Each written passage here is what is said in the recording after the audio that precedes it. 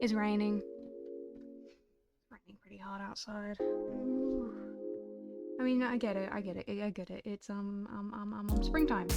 It's springtime, so it's gonna be raining a little bit for a while. It was raining yesterday too. Pretty bad too. What?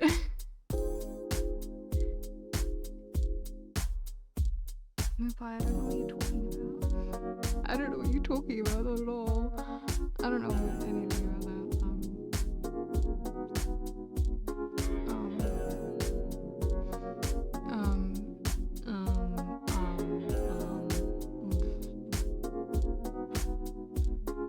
Oh, you mean the nursery rhyme? Well, I don't live with no old men, so I don't live with no old men, so no, it's 9 o'clock in the morning too, so if you're still in bed by now, what you doing there? I mean, I guess some people sleep in and people on the night shift and shit, but you know, I'm a little early bird. I always wake up early. I always have. It makes me feel not good, but productive. You know, exactly. I'm a little boy with my little feathers.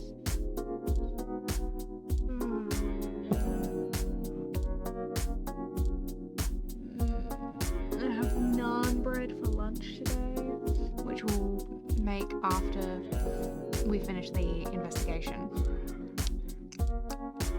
I think what we'll do today. Exactly. I love living with purpose. I think what we're gonna do today is we're gonna finish the case, and I'm not sure if I'll do the one afterwards, because it depends on how long this case ends up going for. Because it doesn't look too long, but it could end up being a fucking long ass fucking time. Considering last time was like, what was last time?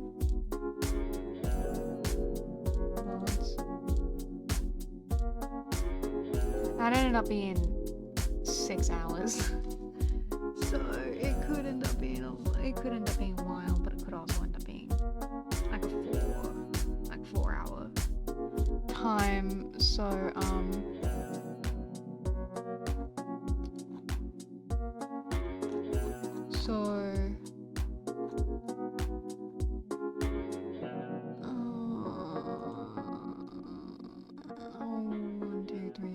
case 4 is so long. That's a long ass fucking trial.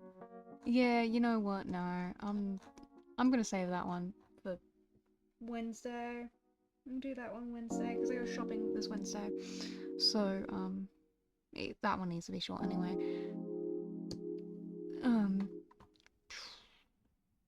How are you guys? I'm not doing a 24-hour stream. I can't stay up that long. Not unless you hang out with me for that entire 24 hours. Otherwise, it's not fucking happening. I do want to do like marathon streams in the future with some games where I play the whole game until I finish it. You know, that kind of thing.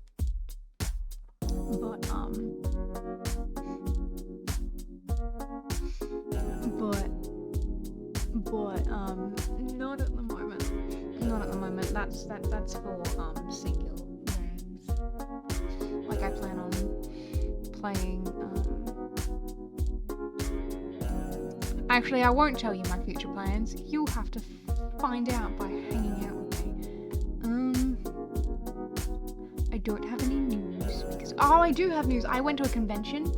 I was gonna show you guys the things that I got at my convention, but I forgot to take a picture of it. Because I had a busy weekend, okay? I got a lot of stickers. You have been trapped, Moopai, my favorite guy in the whole world. So, you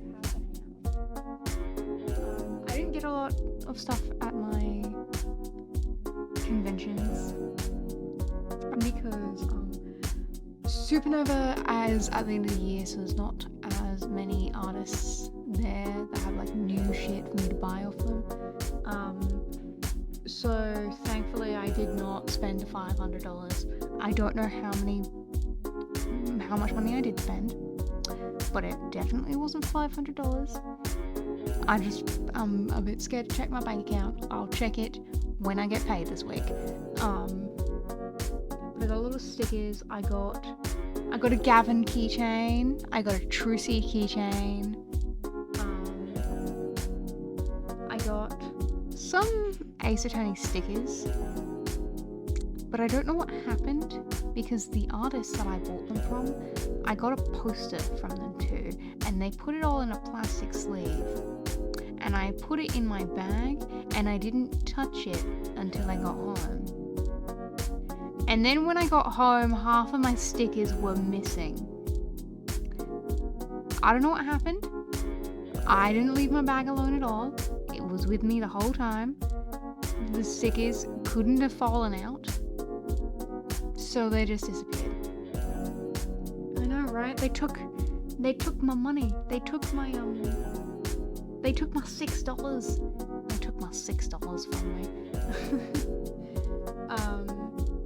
I got a Kazuichi Soda keychain. I got a Psyche poster. I got a poster of the diamonds from Steven Universe.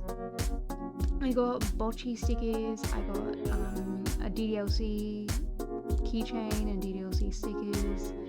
I'd show you a picture, but I forgot to take one. I got a Teto poster. I got my first Teto poster. And it's Utal Teto too, so it's even better. And I pre-ordered a Teto statue that I definitely don't have anywhere to put, but it doesn't come until April, so I've got time to figure it out.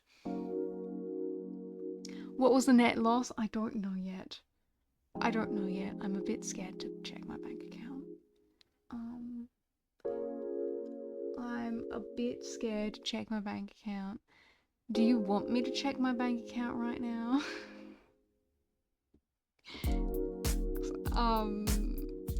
I wasn't gonna look at it until I absolutely had to.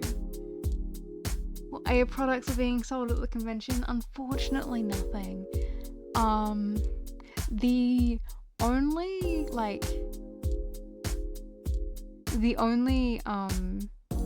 streamer merchandise that gets sold at conventions is HoloLive shit, and I don't watch anyone from HoloLive, so it's like, damn, bro, you could draw other people. I'm sure you watch other people if you're watching a HoloLive. So, but I guess like HoloLive is like one of those super popular things, so which is why they sell them, because you know they can guarantee a sale and shit. A convention when look, my dream is to have a keychain of myself. I would love to have a keychain of myself. I do not have the audience or the funds to justify that. You know what? Sometime in the future, maybe I'll maybe I'll do something like that. Cause like, even just the art that I commission for myself, that's shit I go, man, I want to get that printed and just as a poster for myself. And I want a keychain, and I want badges, and I I love my little guy. I want to make my jacket in real life, and I want to commission because there is like this artist that does like custom headbands with like animals' ears on them. So I wanna get one of those of myself because I think it would be really cute. I think it would be very cute, and then I can wear them on stream, and you guys won't see them, but I'll know that they're there, and I'll feel happy. Man, I'm hungry. I should have eaten. I should have prepared food before I came in here. But I'm foolish and I never think about breakfast.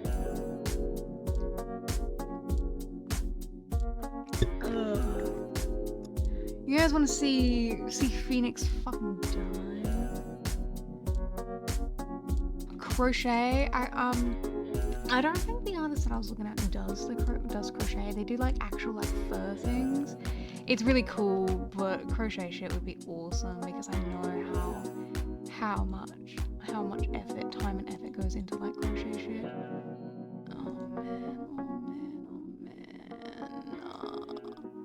Oh man, if only I had the...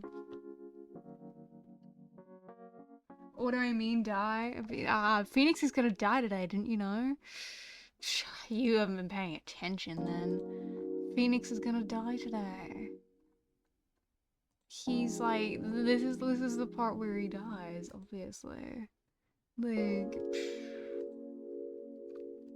what? Win the case? Phoenix, right? That defense attorney, he doesn't know what he's doing.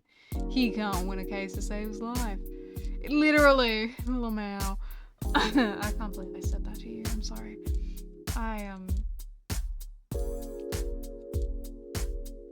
Look, I'm not funny. First thing in the morning, I'm realizing. I'm something. I am something. I am something for sure. For sure. Can you? Thank you.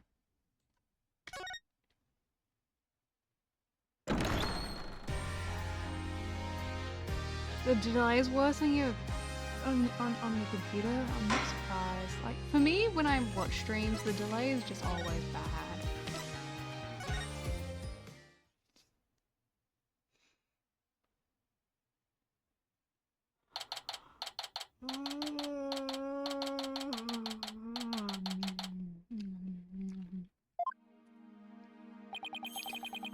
What do I do now?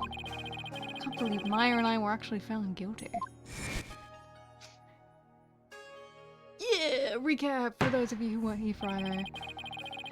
This trial need not be drawn out any longer. The defense has failed to counter the charge filed by the prosecution. In accordance with the law, I invoke the Defense Culpability Act against the defense. Now then, this court finds the accused, Maya Fey, and the defense, Phoenix Wright.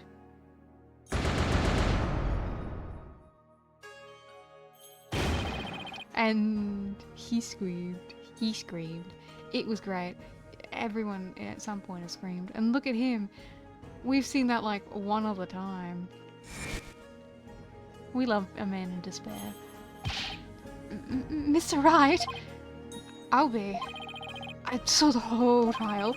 What's going to happen to Miss Maya now? I'm worried about that too. But, right now...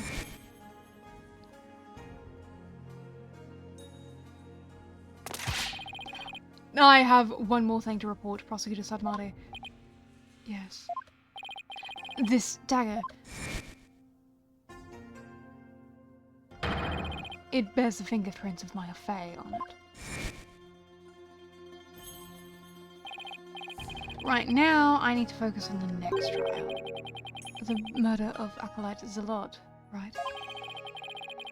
At least the jury is still out on that one, so to speak.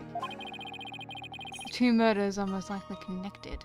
And also, again, how are you pinning the crime on fucking... whatever. If I can get to the bottom of Acolyte Zalot's murder, it might give me the ammunition I need to overturn Maya's guilty verdict. to meet. I help you investigate. I want to assist you in any way I can. I appreciate it, Albie, but we're talking about a murder. Yeah, but it's going to be hard for a foreigner to investigate this on his own. You have a point there. I wish I knew what to do.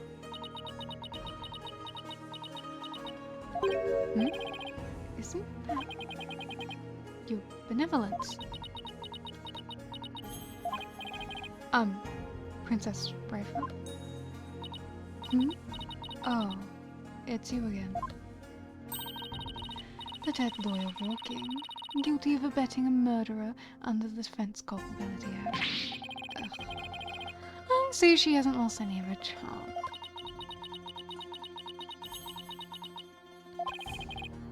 Why the long face? I thought you'd be glad I was found guilty under the DC Act. I am in no mood to take joy in your suffering. For I was unable to defeat you, and I had to leave the job to others. I failed in my sacred duty as the royal priestess. I guess that answers my question.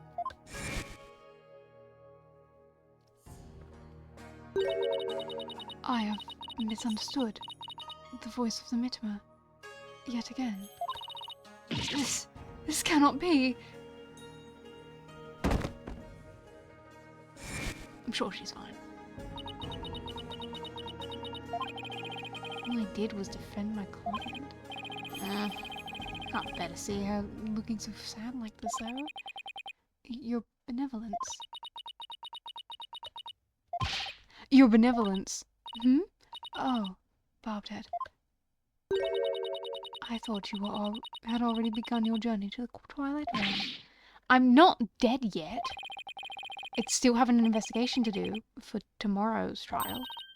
What's this? Do you mean that you have not given up yet? That's right. I'm going to prove my innocence tomorrow. But why? Why do you refuse to give up? I cannot fathom such obscenity. Investigate all you want. I cannot. You really don't mind? But aren't you worried that a lawyer backed into a corner by the DC Act might do something desperate like forge evidence? What's this? If left unsupervised, I'd be free to do whatever I wanted, you know. Oh, Phoenix, this reverse psychology. Okay. Now let's see if she takes the bait. Yes, I see your point. Barbed head. Yes. I know what happened yesterday. You perpetrated some sort of fraud or other misdeed while I was not watching. Huh? That explains why I misunderstood the voice of the High Priest's soul. Yes, of course! That is the only explanation.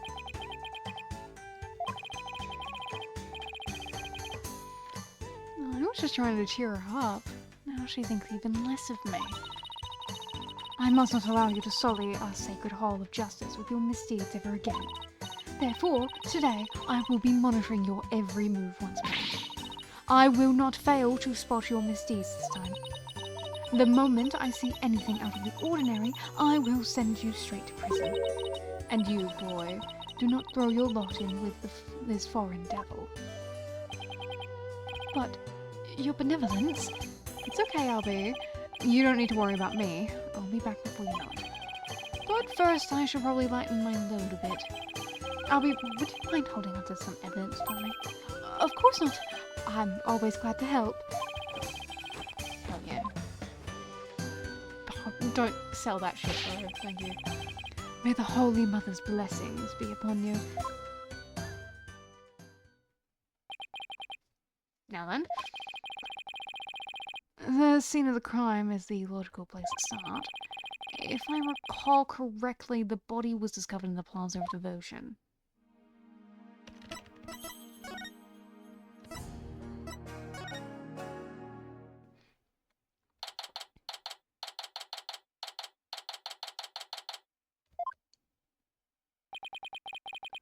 Looks like the police have already finished their investigation. To think someone would be killed here, a place devoted to prayer.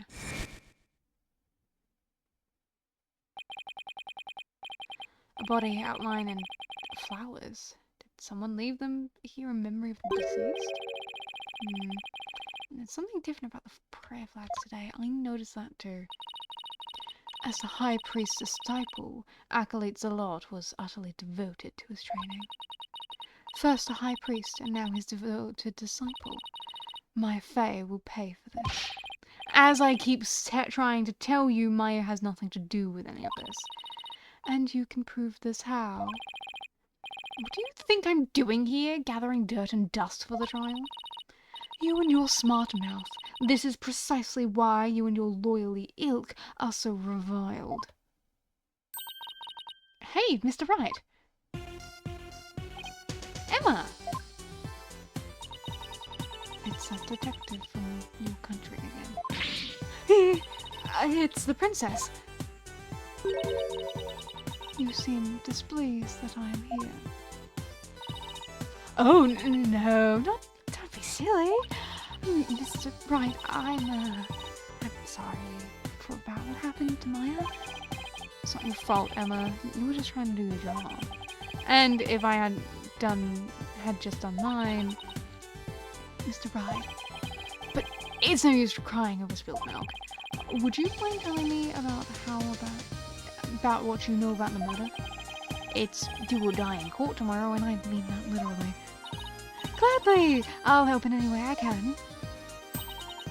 Remember, I have my eye on both of you, so see to it that you commit no mistakes. Of course not. You're talking to a professional here. Let's see, how about starting with an overview of what happened? Sure, the victim was Pare Zalot. He was the high priest's disciple. His body was discovered around noon today, right after the rite wrapped up. So during the priest's murder trial. That's right. Apparently he had been praying here since the day before the rite even started. Talk about serious devotion. Yeah, I barely lasted a few minutes. This is a picture of Zalot's body.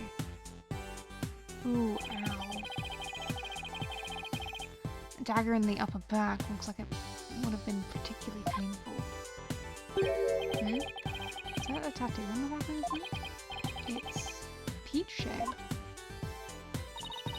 Everyone started leaving when the praying was finally done, but the victim remained bent over in prayer, and when they went to check on him, they discovered he was dead. Right?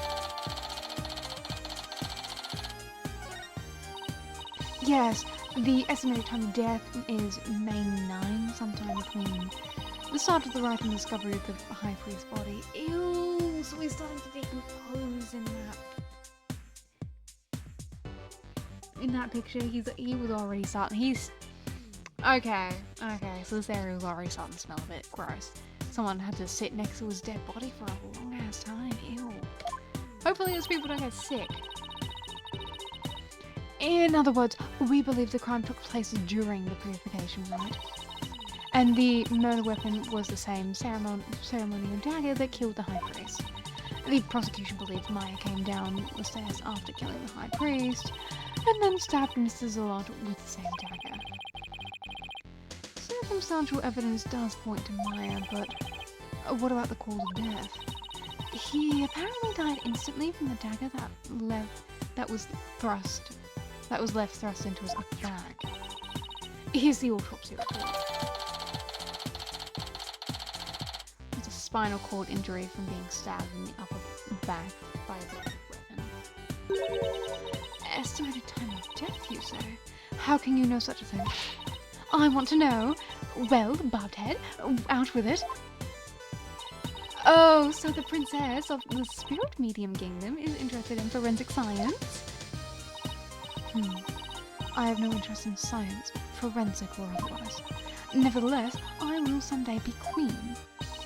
As As such, it would be wise to know what silly things you common folk believe in. There's nothing silly about it. I'll have you know, even Prosecutor Sutton Marty holds forensics in high regard. Does he? Perhaps I should not underestimate the power of science. Still, I suppose it is nothing much compared to the divination seance. She really doesn't have an adorable bone in her body. Emma, I think she's actually interested. Would you mind explaining it to her? I guess I have to now. Okay, there are many ways to estimate the time of death, but the most well-known method uses the change in the body temperature. Interesting. Body temperature drops at a steady rate from the moment a person dies. That means we can tell how long someone's been dead by measuring their temperature. I see. That is quite enlightening. Barbed head, present your forehead now. What? Why? You feel just a little over 95 degrees. It seems you're not dead yet. Of course I'm not dead. It was but a jest. After all, you're still the dead lawyer walking. I fail to see the humour in any of this. Were there any witnesses? With so many people here in the plaza, you'd think somebody would have seen something. You'd think so, wouldn't you? But we haven't found a single witness. How's that even possible? Because everyone was bent over, utterly devoted to prayer, naturally. Oh, right. The back-shattering pose that nearly killed me. Still, you'd think somebody would have noticed something. I thought so too, but with the monk's scarf over his head, no one could see the dagger on top of the bag. Plus, everyone was so absorbed in prayer, they didn't see or hear anything. Can't believe this. What you choose to believe is your choice, but the fact remains that there were no witnesses. However, there is one piece of irrefutable evidence, the dagger. Sadly, yes.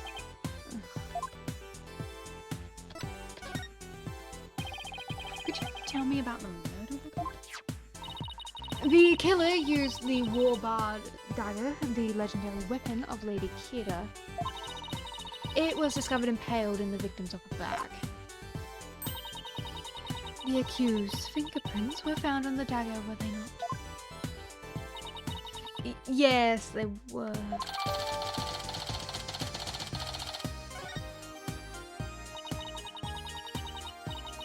With such irrefutable evidence, there is no questioning the accused's guilt. Not so fast. What about the motive? Maya had no reason to kill Alkali Zalot. What do the police think of this matter? Maya had no reason to kill Alkali Zalot. So you say, but let us now hear what the police think of this matter.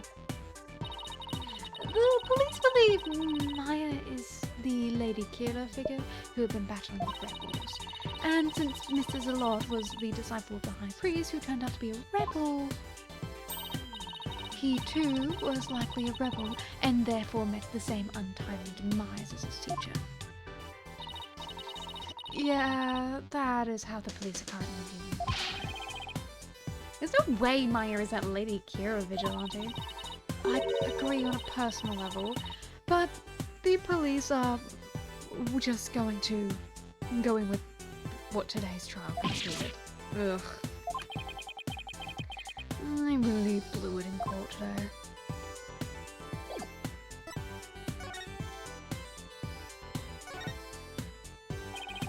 Acolyte Zalot died bent over in prayer.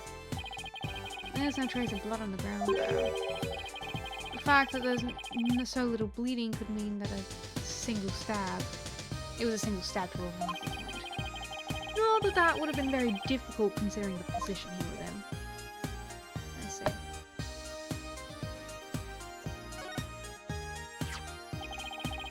So these flowers are left here in memory of Acolyte Zalot. What are they called?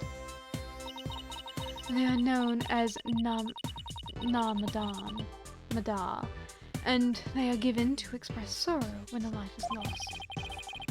Seems offering flowers in memory of the dead is a universal practice.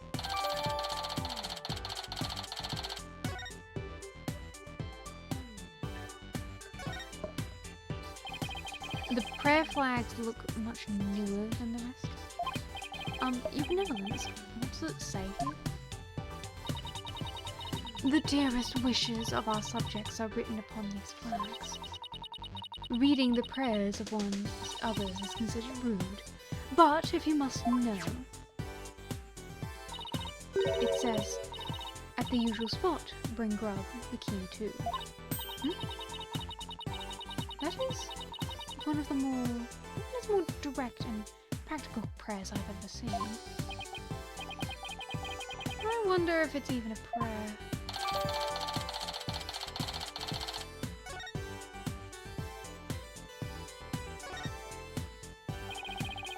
I thought the lot was killed in a prayer pose.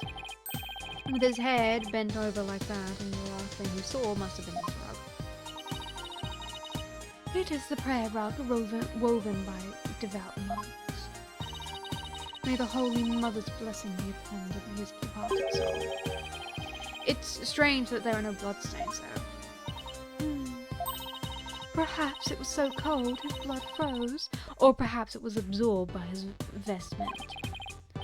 It is pretty cold. Maybe the blood really did just freeze inside his body. Okay. That message on the prayer flag seems a little weird, but I think I've seen everything there is to see around here. You have not found or heard anything of particular worth. Are you ready to give up? No, I'm not calling it quits yet. Does it look like you have any hope of winning, Mr. Wright? Emma. I can't really say at this point. All I know is I have to keep investigating. What are you two sneaks up to? I would advise you to get back to work if you are done here, detective. Otherwise, I will report you to the prosecutor, Sadmadi, for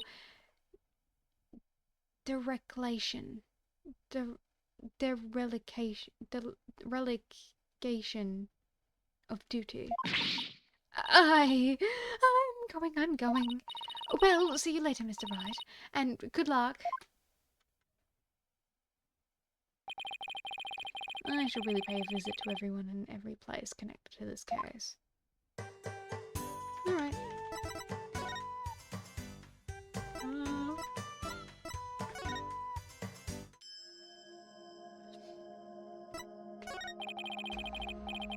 Okay, so well, I guess there isn't really anything else to see here.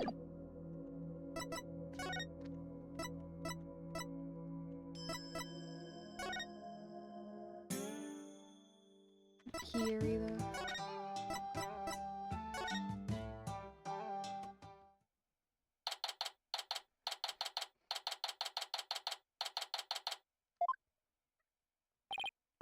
Hello?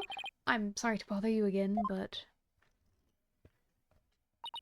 Oh, it's you.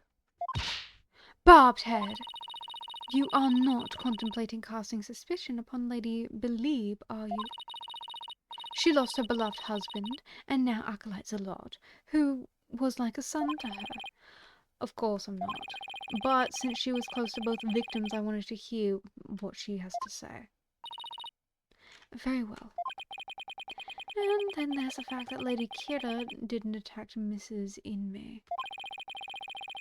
That probably means she isn't a rebel. Is this about poor Puree? Well, I'm sorry, but I don't think I can talk about that right now. But what about Maya? She's innocent. Maya? I heard she was found guilty. First my dearest husband, and now Puree. Miss Inmay, you don't really believe that Maya is the killer, do you? I don't know. But that was the verdict, so what else can I believe? What am I to do? The verdict was already reached in your husband's case, but the truth of the matter is yet to be found. How can you be so sure? Because I believe that Maya is innocent. That is all I have right now, my faith in her. So please, help me understand what happened. So you're defending her based solely on faith? Hi! Welcome on in, guys. Hi. Even though you'll be punished for abetting the accused. That's right. Alright then. Your faith has moved me. I will tell you what I can. Are you sure about this, Lady Believe?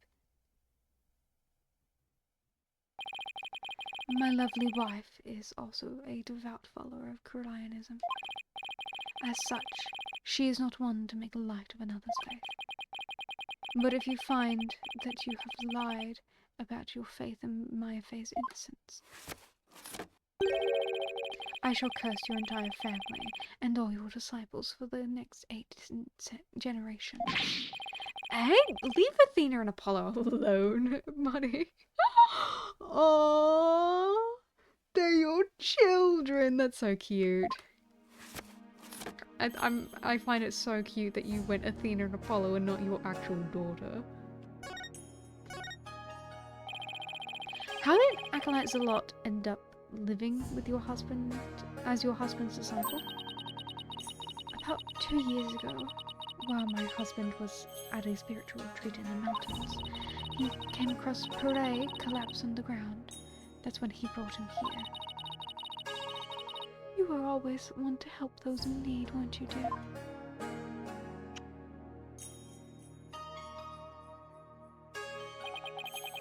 And he'd been living here ever since.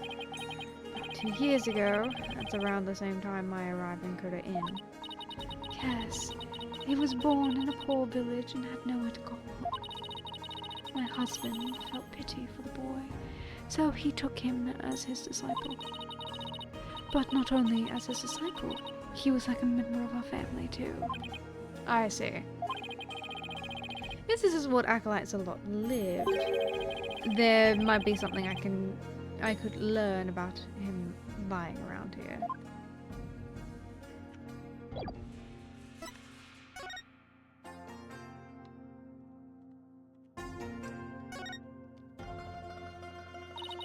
Barbed head. It appears you're quite fond of rummaging through garbage.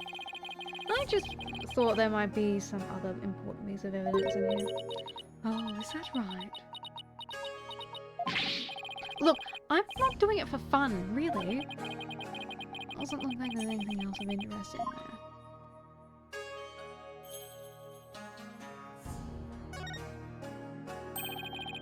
A photo of the High Priest, his wife, and Acolytes Zalot and Maya. Since Maya's in it, it must have been taken the day before the rite. I should ask Mrs. Inmee about it.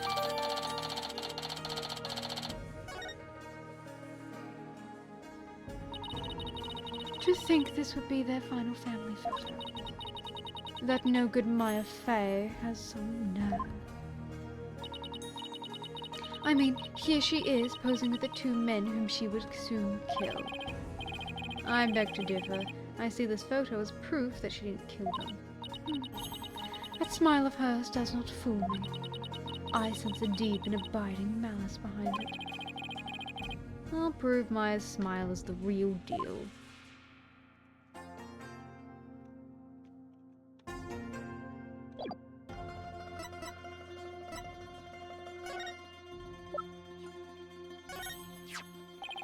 Can I ask you about this photo?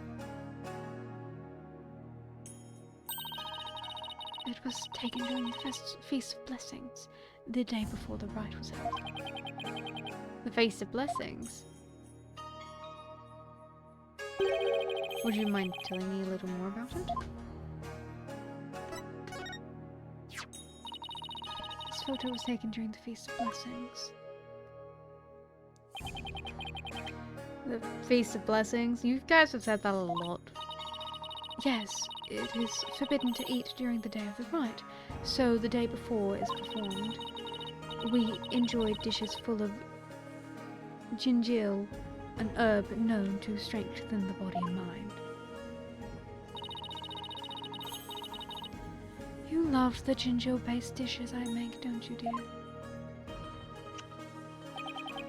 Ginjil. I heard you can go 3 days without sleeping after eating some. Yes, but many foreigners don't care for it because it's strong smell.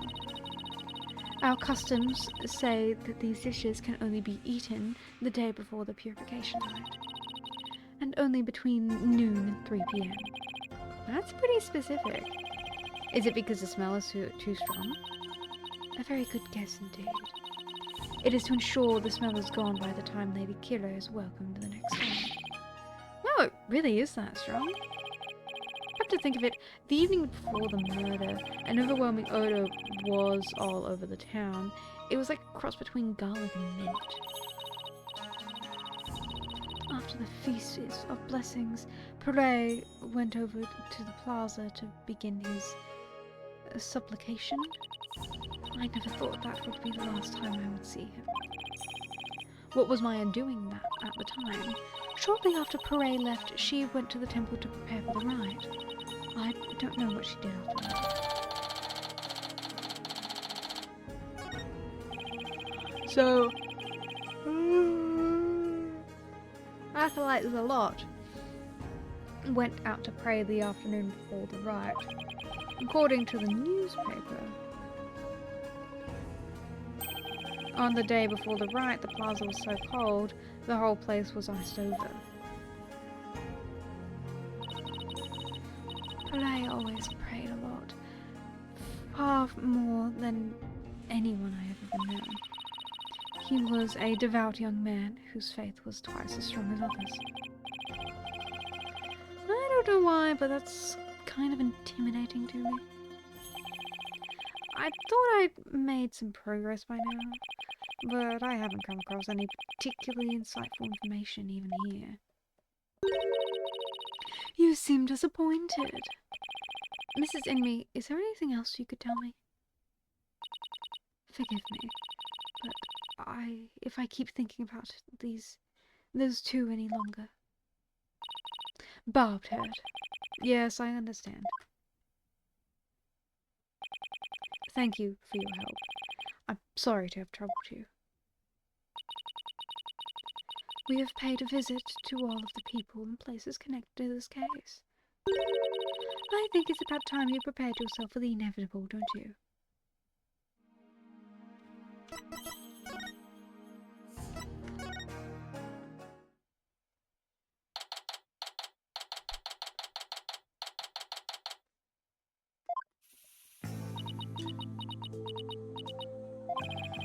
Maya sure looks tired.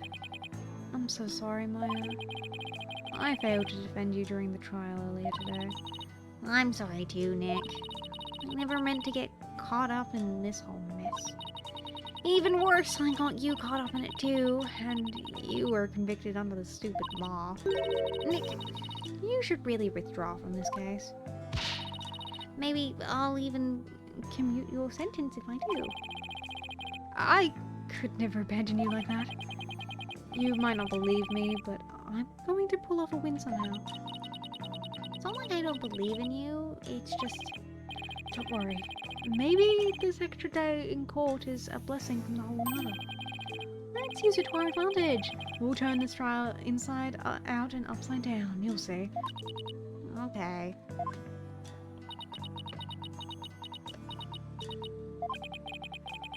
You're awfully quiet, your benevolence. It is only a matter of time until your executions are carried out. I simply thought I would allow you a good talk before you depart from this world. Sorry, but we're not giving up yet, and we won't till the bitter end. There is no need to put on a brave face. Your fates were sealed with today's verdict. Worry not of my affair. The Twilight Realm will cleanse the taint from the newer faith, practitioner's soul. Then perhaps the Holy Mother may finally forgive her. Wait. Was that an attempt at comforting me? Barbed head, further resistance shall come to naught. Stop your desperate struggling, accept the judgment that has been passed upon you. She obviously doesn't know me very well. Then perhaps your sentence will be... Hold it right there, your benevolence. Why do you always have to be like that? Maya, what are you... What is the matter? I was simply showing some mercy upon your souls. Nick here is risking his life to defend me. And that is why I told you it would... No, it won't. Nick is just doing what lawyers are supposed to. He's defending his client no matter what. Enough! This is no place for lawyers in the Hall of Justice. For we have the divination seance. But your insights were wrong.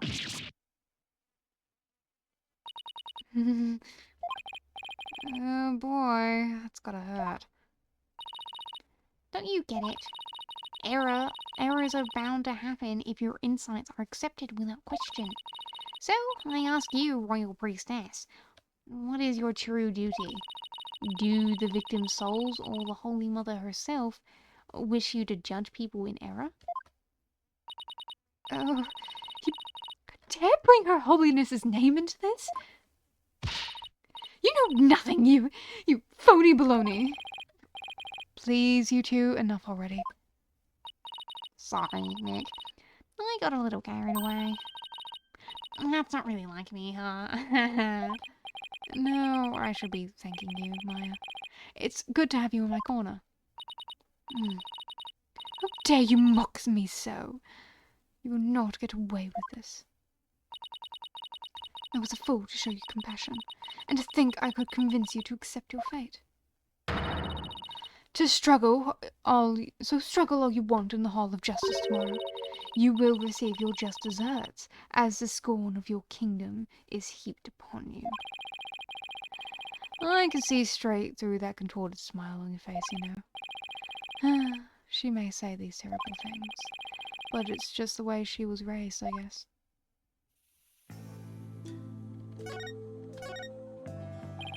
Could you try to remember what happened one more time?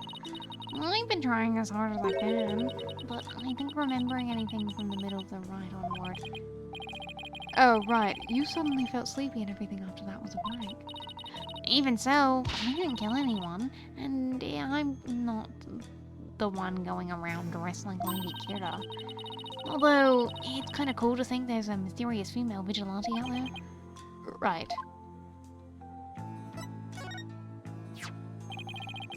Were you close to acolytes a lot? We met several times during the meetings at the right, but I didn't know him very well. He seemed pretty quiet. Didn't you eat together the day before the ride? Yeah, we ate this super stinky dish, but it was actually really good. I wasn't sure I'd like it, but it was love at first bite. Like, you know the salty noodles at Eldoom's Noodles? It's like if you added garlic and herbs to that, and then let it simmer for like a really long time. Sounds more like a hot pot than ramen to me, but at that point... I miss ramen too. So, what was acolytes a lot like when you were eating? He seemed to be enjoying the food, but as soon as we were done, he went to go pray. And what did you do? Oh, I returned to the temple to prepare for the rite. That coincides with Mrs. Inmy's description of events.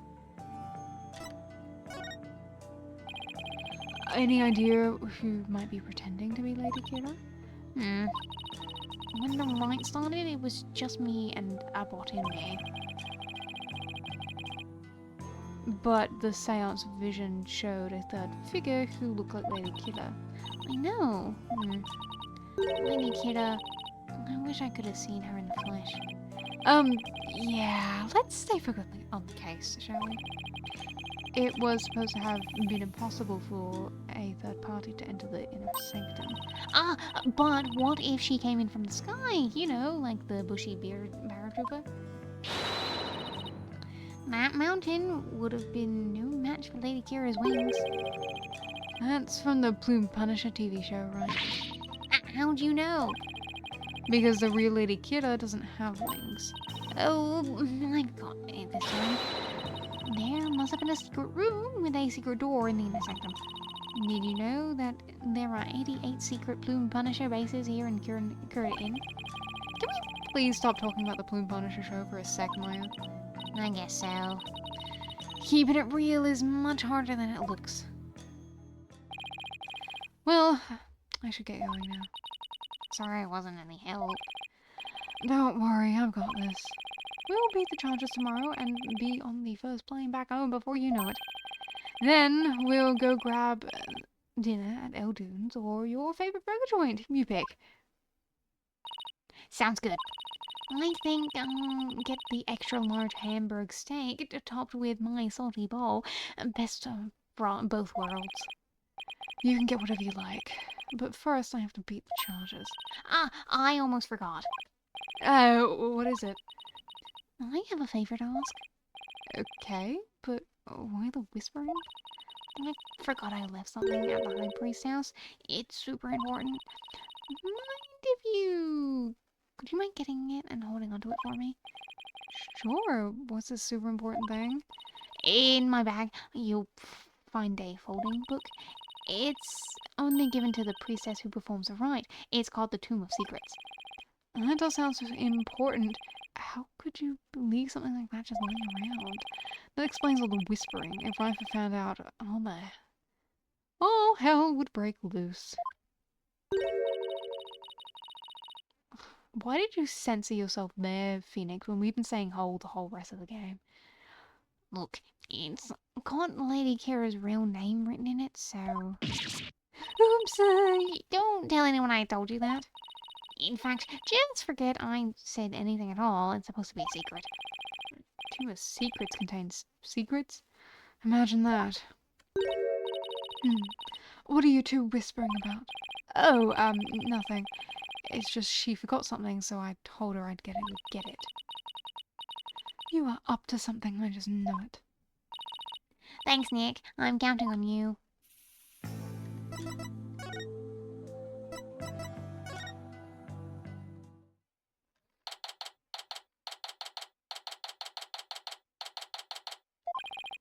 Hello? Anybody home? No answer. Mrs. Inme's probably out right now. Well, I'll just get what I came for. I'm watching you with like a war bad, barbed head. You had better not steal anything. I would never do something like that. I'm just here to get what Maya asked for. Then get on with it. I would if you'd stop interrupting me.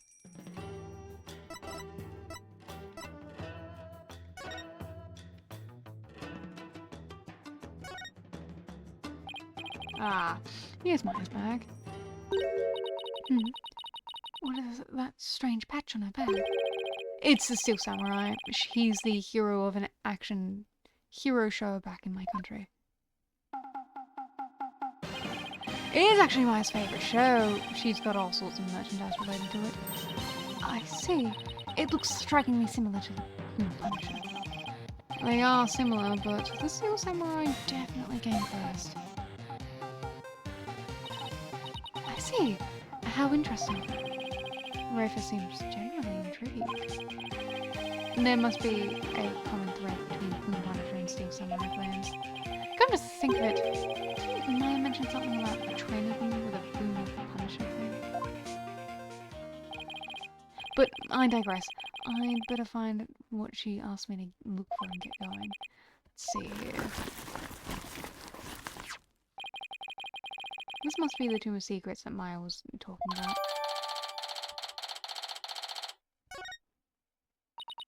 Well, barbed head, are you finished now? Hold on a second, the string around it is coming undone. Whoops! Oh. Oh, don't lay eyes upon it. Put it away, quickly, before we go blind. Relax, my hand just slipped. This is a tomb of secrets. Are you trying to get cursed? Lady Kira is liable to swoop down and gouge out your eyes. Oh, right. This book is related to Lady Kira, isn't it? Your benevolence, would you mind if I ask you some questions?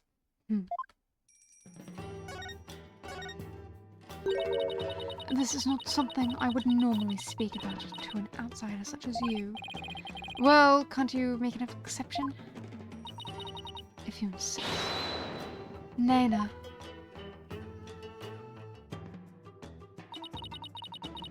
What of this folding book?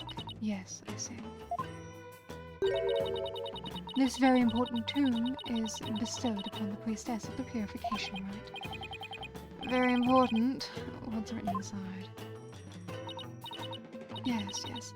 Yes, I see. Really? Is it alright to reveal that? Your benevolence. Patience. The book contains Lady Kira's true name. Her true name. Is a name really that important of a secret? To a Koreanist priestess, a person's name is one of the most important things to know. What's so important about a name? Without a name, a priestess's voice will fail to reach a person's mitima. It is much like trying to send a letter without the recipient's address.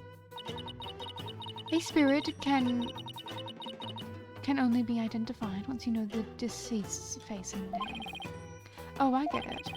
It's like when you see someone in a crowd you recognize but you don't know their name. It makes it impossible to get their attention. Indeed. You must know a spirit's face and true name before you can commune with it. It is the same for Koreanism. Most secrets art, one that my mother alone may use. The Queen has a secret art. It is something a foreigner such as you could never hope to guess. In Koreanism, spirit channeling is a secret art that can only be performed by the Queen. No one else is supposed to be able to do it. I should pretend this is all new to me, because I get the feeling she secretly really wants to tell me all about it. Could you tell me about the secret art of the Queen you spoke of? Come again. Oh, sorry. Maybe we shouldn't talk about this. It is secret after all, right? It is the secret art of spirit channeling. But I suppose those words are meaningless to you. I'm pretty surprised how willing you are to tell me about it. Third-rate lawyer could not channel spirits simply by learning of the technique. Third-rate is a bit harsh. I'd even settle for second. What is it? You have that look of a tangled hag frog upon your face.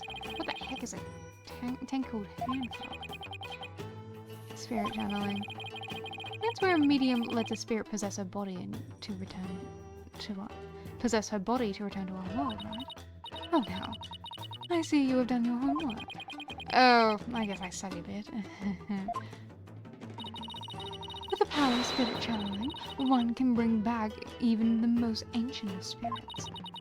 It is quite a magnificent power, is it not?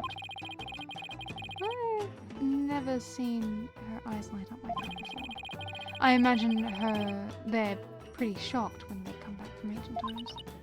Indeed.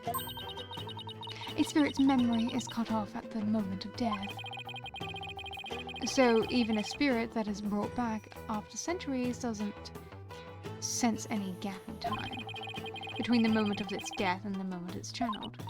Yes, and yet it clearly recalls all of the memories it had in life. Thus, even heroes and scholars of antiquity can be channeled and directly learned from. Our queens have also used this power to help the rulers of neighboring lands seek counsel. That is why we have never been invaded, and how we have maintained our unique culture. So spirit channeling is a really effective tool for international politics. It is indeed. And that is why only those with the power to channel spirits may rule our kingdom. But of late, there has been an endless influx of illegal immigrants from neighboring lands. The fools come seeking the same great power as my mother. Illegal immigrants? Yes, it is becoming quite a problem. Some have lost their way in life and look to Koreanism for their salvation. Among them are also those of dubious nature, who have been driven from their own lands. Dubious nature? Driven from their own lands. Gatsby Payne definitely fit that bill. But they sure weren't treating him like an illegal alien. Can you channel spirits, your benevolence? I am but the royal priestess. There is still much that I must learn. As of now, the divination seance takes me to the very limit of my ability. So her spiritual power doesn't measure up to Maya's. You were just mocking me in your mind, weren't you? Don't be ridiculous. It is written all over your face, you impudent nincompoop. The divination seance was once one of the important roles fulfilled by the Queen. That is what my mother taught me, and when I was little. So the Queen can perform the dance of devotion. That'd be a sight to see. Someday I will be a powerful priestess and queen like my mother. And the divination seance is a vital part of my training to prepare me for that day. Forgive me for my ignorance, your benevolence. You shall see. It will not be long before I, too, master the sacred art of spirit channeling. I will be a magnificent queen who unties her people from the greater good of Kurlain. Unites her people for the greater good of Kurlain. Now I see. Spirit channeling is something she really aspires to. I'm going to ace that test and become the next master. After all, I can't let my clan and the other villagers down. It looks like she actually has something in common with Maya. Are you quite through now? There are more important things to do than stand here and talk about the spirit channeling. That's true. It doesn't have anything to do with this case as far as I can tell. Or does it? If the Queen is a spirit medium, are you about to suggest that my mother was channeling Lady Kidda? I guess she sure saw that one coming. Lawyers are indeed a witless breed. On the day of the rite, my mother was engaged in other duties at the palace. Of course. My mother is a very busy woman, and the idea itself is preposterous. Do you truly believe the Queen of Kurlain would personally battle the insurgents? This is precisely what makes you third-rate. Another dead end. This is bad. Anyway, I need to continue looking for leads, so... Over there! After him! Don't let him escape. What is all that racket?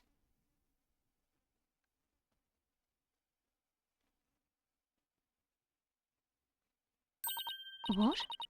That escaped prisoner has surfaced here in town. Escaped prisoner? The guy with the bushy beard. There is no reason to panic. The police are on his trial. He is no longer a suspect, but he might know something considering he was at the scene of the crime. Let's go take a look. Wait!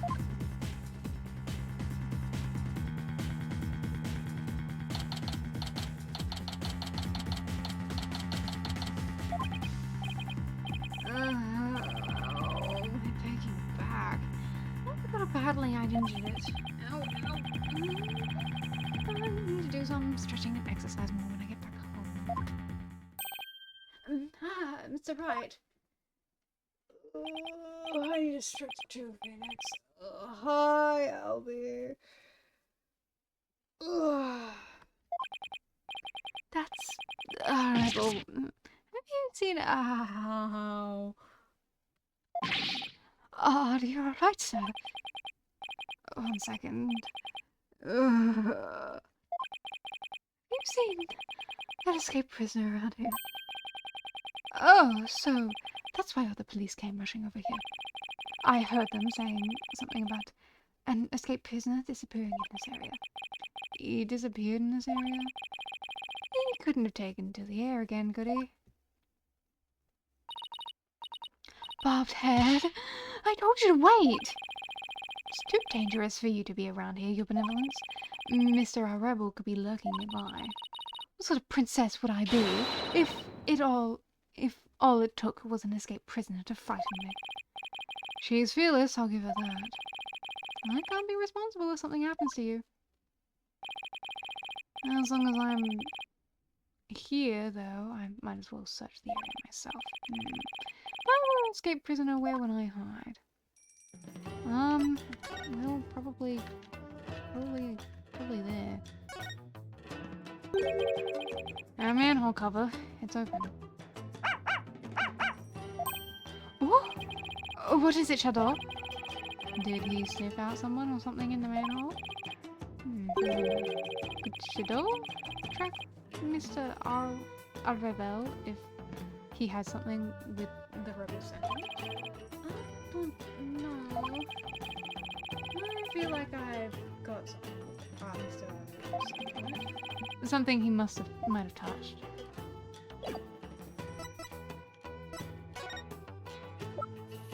Something he might have touched, huh?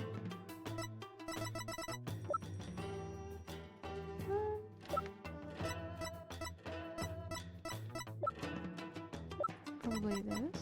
Huh? Here, Shadow. How about this? It works. I think he's picked up a scent.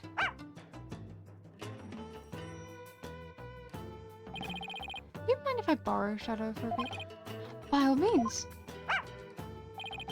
I had no idea you could do this. Yeah, go get him, boy.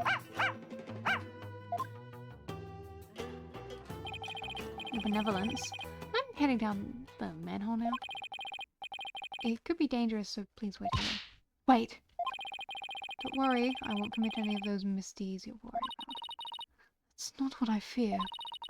There may be a vicious insect lurking down there. Oh, are you worried about me?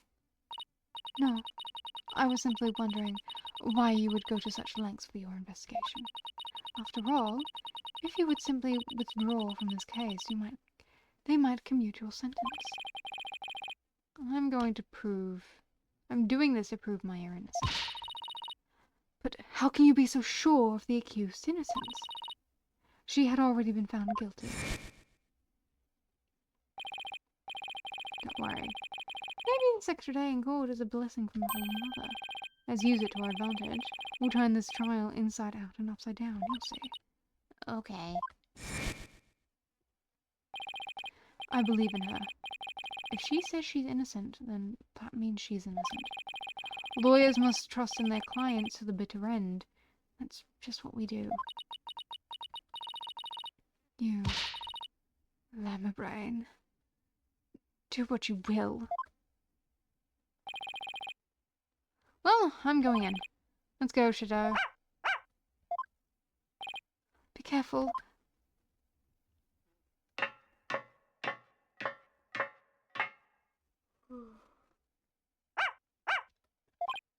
Wait, come back here. It's pitch black down here. I can't see a thing. Ugh. Well, he's dead now.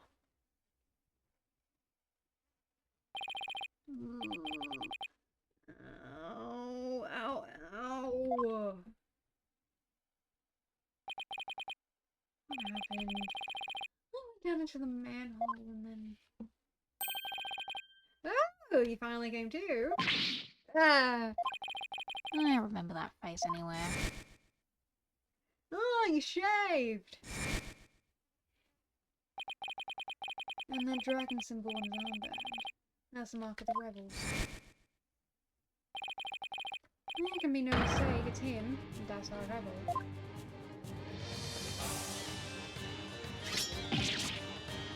Yikes!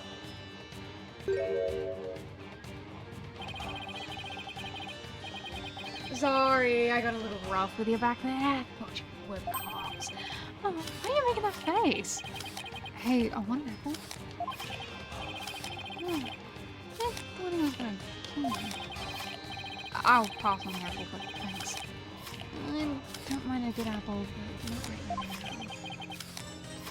Oh, what is this place? It's the office of my brother-in-arms, Derek! But right now, we're using it as a rebel safe house. Wait, back up a sec. What kind of office is this exactly? A law office, what else? Really? Derek used to be a lawyer? Yep, just like you! Critter Inn's public enemy number one as an ex-lawyer? Didn't see that coming. But I don't suppose I'll be coming around here anymore. You won't? Are you planning to flee with me? It's just, I want to get out of the rebel business. Tired of being hounded by the cops and all that. So I came by today to pick up the last of my stuff. Really? I'm gonna sell Dirk's info to the Minister of Justice and slip out of Kura Inn. Wait a sec. You're a key person of interest in this case. You can't go running off like that. Relax, will ya? I'll tell you whatever you want to know. Oh, and sorry about punching the lights out of you there. My bad. So, Mr. Lawyer Man, what do you want to know? Tell me about the murders of the High Priest, Karust in me, and Acolyte Perazalot. Sure, I'll tell you whatever I can. Don't know if it'll be much help, though. I mean, I'm not a rebel anymore, so... I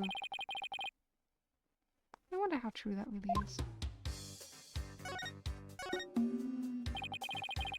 Tell me everything you know about the High Priest's murder. Well, as you know, I don't remember much about that. I banged my head on a rock as soon as I parachuted from the inner sanctum. So, when I told you I had nothing to do with the murder, I meant it. Okay then, where were you when you came to after banging your head? By the time I came to, it was already dawn. I must have been out cold the whole time. So you didn't see the crime happen at all. You got that right. So, why did you say you did when you testified? Oh, about that. Since I didn't remember a thing, I was afraid I'd seem suspicious, so I came up with that whole story.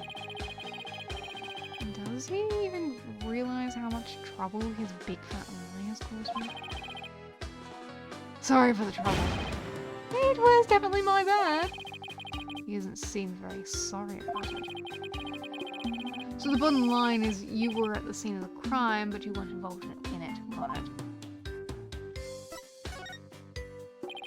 So, Derek used to be a lawyer.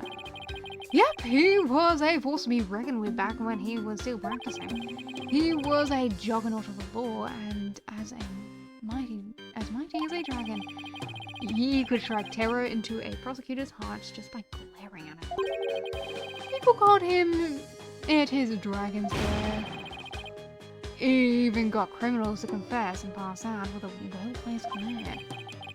You've got to be kidding me. But most important of all, he would never surrender. He'd fight for the accused no matter how the odds were stacked against him. Is that what you mean by the will of the dragon? Yep, yep, that would be it, actually. Your work in court yesterday was mighty impressive too. You didn't give up no matter how hard of a beating you took. Not unlike Dirk, I might add. Oh, thanks. Even if a big part of that beating I took was because of you.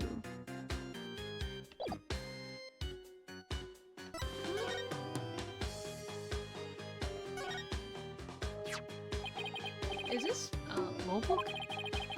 The dragon mark's been branded on the cover.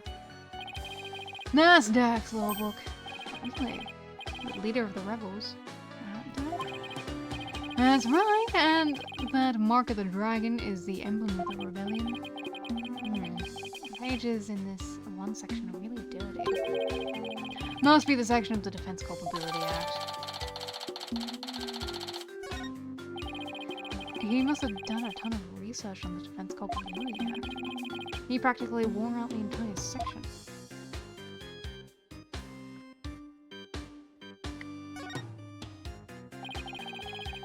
There are bowls and platters of food here. It's still warm, as if it was all recently prepared. You must have a pretty big appetite, Mr. Ryan. Guys as big and strong as me got even bigger appetites, you know? And you just fled from the police. I don't know how you could eat this much after all that excitement.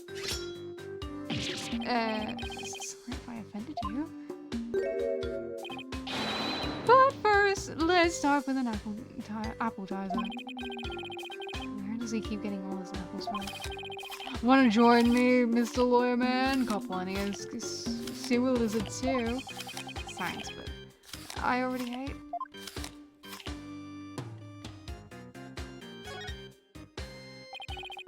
Looks like a photo of Dirk and his compatriots. And here's one that looks really old.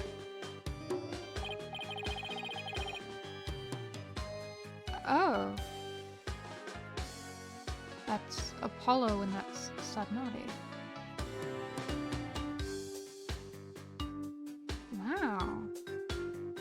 This was taken about 20 years ago. Those are Dirk's sons. Really? So this is the rebel Dirk in the center. He doesn't look so evil.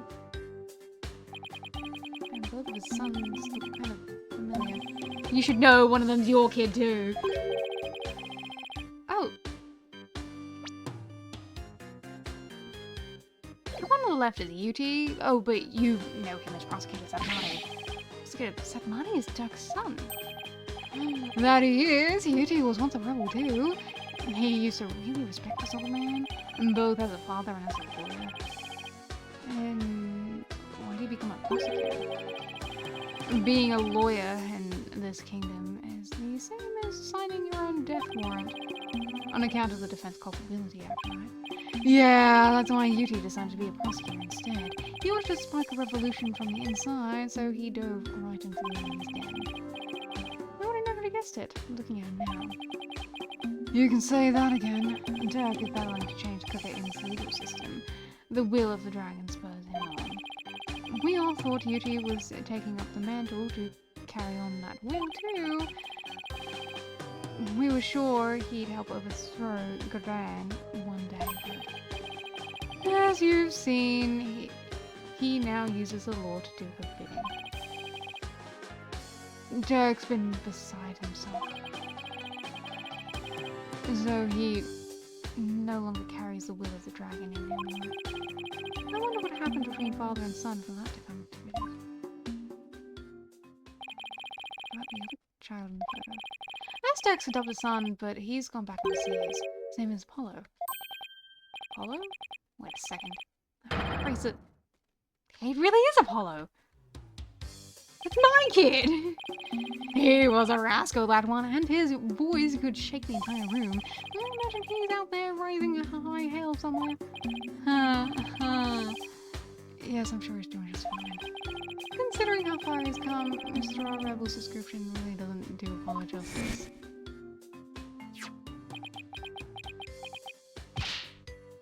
Apollo, I've been watching you grow over these past 2 years. That's why I know you're ready, why I know I can leave Trucy in the office to you. I believe in you, Apollo. Thank you. I'll be fine. Everything will be fine.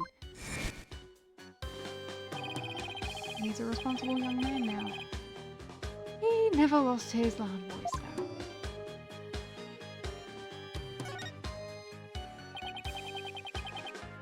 Incense and white flowers. The flowers are still fresh. They must have been put here maybe today or yesterday. Did you put these here, Mr. Arable? Something wrong with the flowers? Oh, no. It's just a traditional thing here in Cover Inn. Pay it no mind. Well, I gotta start packing. Who knows when they might catch up with me if I don't scram soon. Please, wait, I still have to ask you something. Go ahead, shoot! What are you rebels trying to do? And why were you at the inner sanctum in the first place?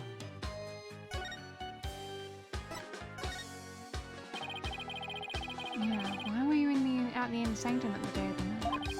Or more precisely, what were you trying to do there? I was trying to escape from prison, that's all.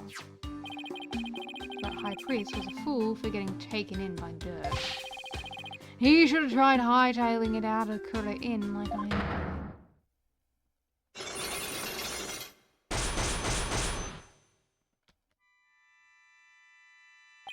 doing. Psyche bots.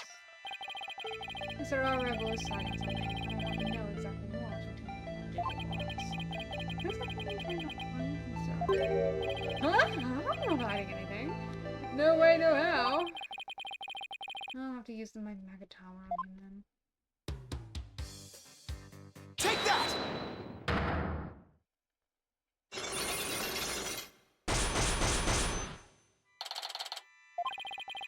I'm going to ask you again. Why were you at the inner sanctum on the day of the murder? Or more precisely, what were you trying to do there? You can keep asking, but the answer's still the same. I was trying to escape from prison, that's all. But that high priest was a fool. He fell for Dirk's lines and sold his own country out. How can you say such a thing about him? He helped you escape, didn't he? Don't you even care about what happened to him? Nope. No, I was getting out of the rebellion anyway. He should have opened his eyes. We never stood a chance against the Gorian regime. Hang on. Do you really believe what you were saying? Didn't the high priest's death really hurt you on the inside? Like I just said, I couldn't care less about the whole thing. I beg to differ. This wouldn't be here in the room if you didn't feel that way. Take that! I heard these flowers are offered in memory of the dead here in Cover Inn. The high priest's death hit you hard, so you've been grieving here alone, haven't you? Well... Ew! Those flowers don't mean anything. It's just a Curnese way of saying bye. Why hide the fact that your mourning's death? You're reading into this too much. I told ya, I'm done with the rebellion. I haven't even heard from Dirk and all the rest of them for a few days. And tomorrow, I'm planning to kiss the kingdom goodbye. Now, I know you've been in contact with the other rebels lately. And how exactly do you know, and do you plan on proving that? A piece of evidence ties you to the other rebels. Take that! I found this prayer flag at the Plaza of Devotion. You wrote a message on it and left it behind for your fellow rebels, didn't you? They brought this food for you at the request. So you're lying about leaving the rebels. You're still involved with Dirk and the rest of them, aren't you?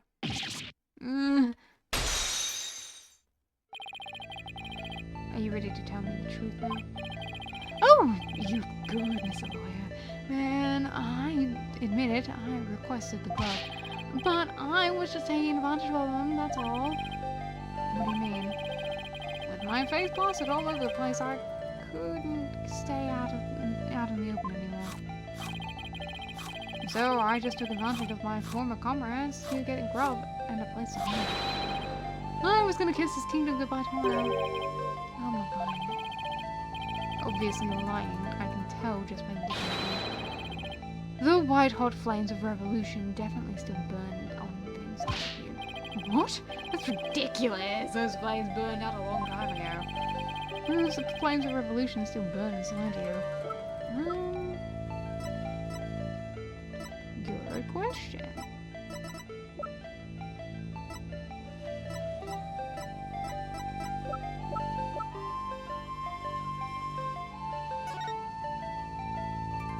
In the name of her eminence, those who who support criminals will be deemed a justice guilty. Defiant Dragon Mark demonstrates a safe rank of judge convictions.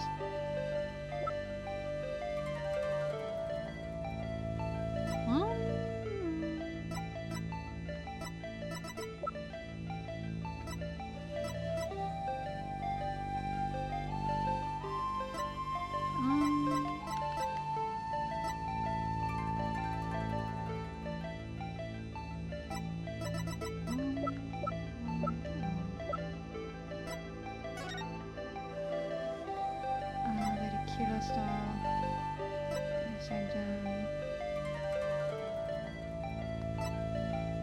The escape prisoner.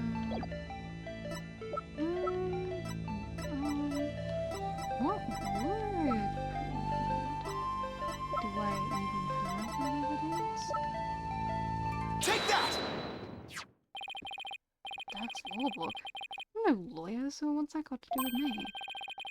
Look at the mark branded on the cover. This mark that stands for an unwavering commitment to the revolution. It is Dirk's way of representing the will of the dragon. Yeah? So what of it? You have the same mark on that scarf tied around your left arm. But you wouldn't be wearing that if you were no longer a rebel. I forgot to take it off, that's all. No, as a wanted man, that should have been the first thing you took off. The fact that you haven't hidden that mark yet proves you're still a rebel.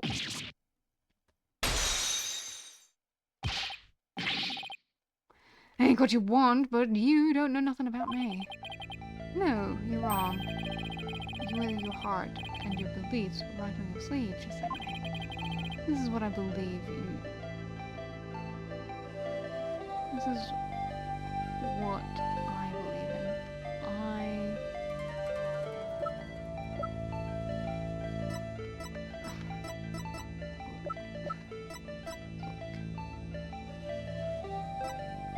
Good question, Phoenix.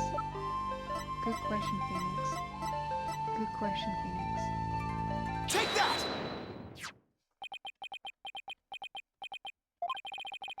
When a person's back is against a wall, they always fall back on what they believe in. Just as I always have my badge, you always have the will of the dragon with you. And would you risk your life for your beliefs? No, I wouldn't. No. No. Because I wouldn't be much use to my clients dead. Now admit it. You never once thought about leaving Defiant Dragons, have you? Look in your eyes. It's just like Dirk's. Looks like you've got the will of the dragon inside you too.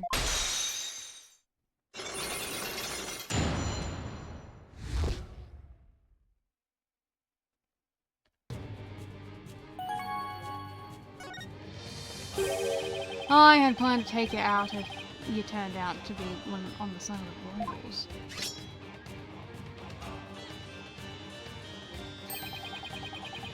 But I think I can trust you.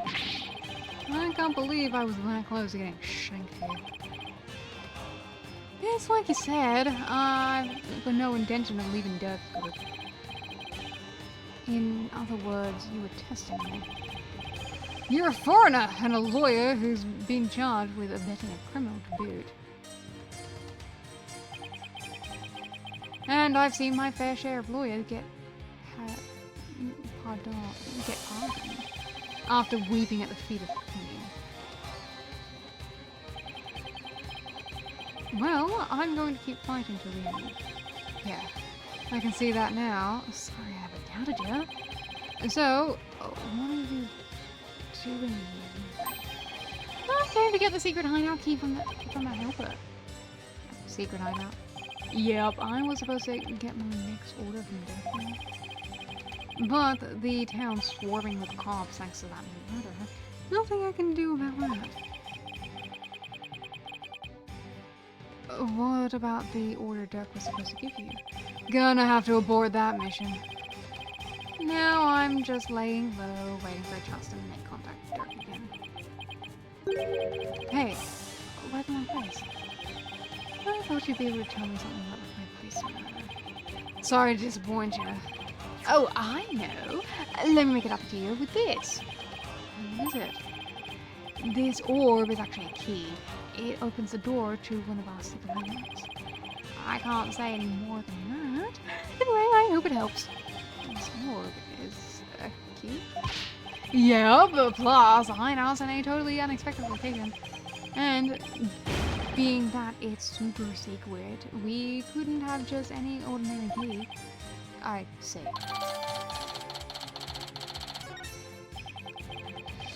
Maybe this will help me unravel the truth behind this case. Thanks. Don't mention it. Besides, you're a fellow brother in arms. How powers that be? If it'll help you, feel free to pick my brain a bit more. Everyone's been talking about the return of Lady Kira lately. Well, my friend Maya's suspected of being the rebel hunter disguised as Lady Kira. You wouldn't happen to know who she really is, though, would you? Beats me, but whoever she is, she bushwhacked me and hurled me back to prison. Even worse, on top of attacking us and delivering us to the cops, she's been watching us like a hawk and framing us for different crimes.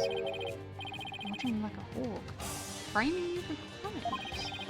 Why would anyone go to all that trouble? Our kingdom likes to pretend that its people are free to think what they want. Because of that, the authorities can't arrest you just for sympathizing with the rebellion. So they resort to framing people for things they didn't do. Then that Lady Kira is... Yeah, she's just some lick spitter working for the Garan regime.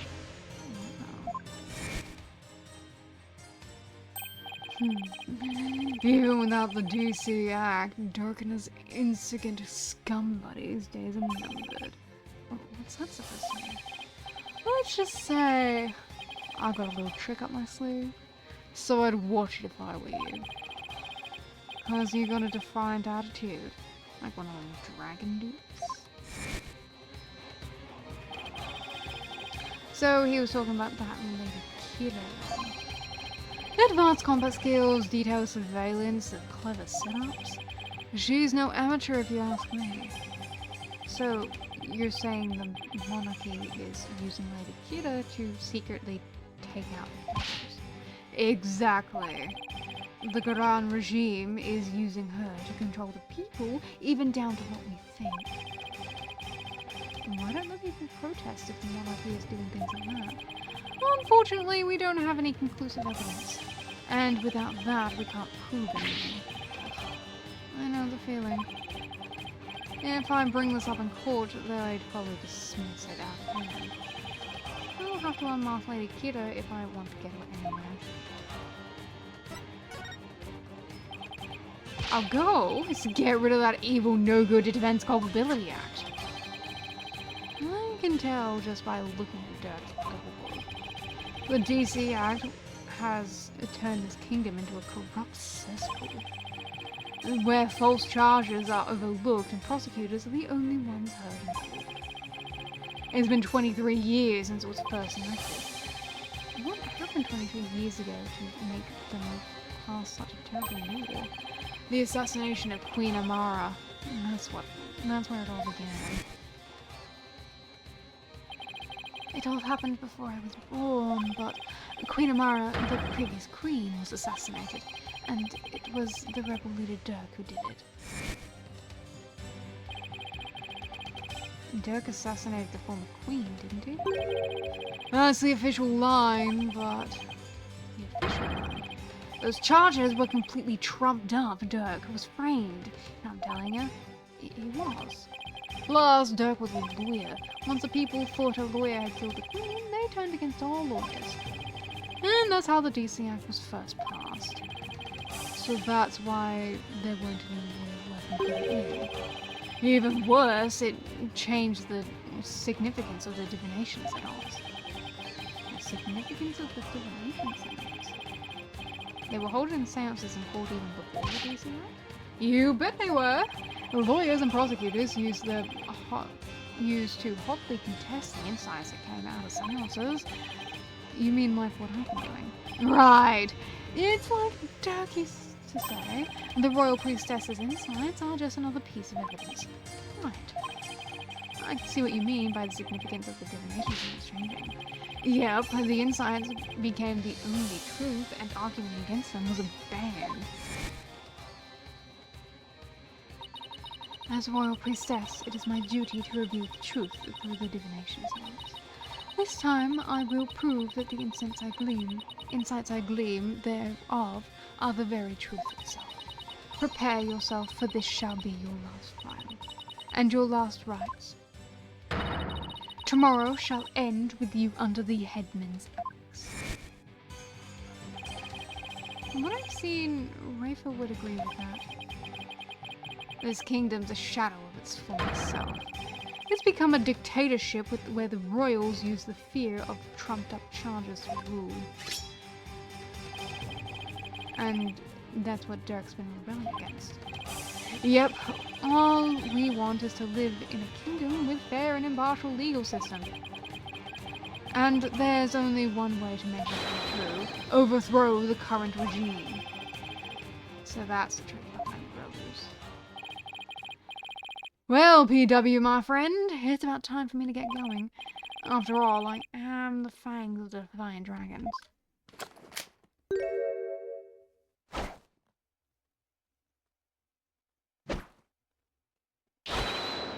Das a rebel.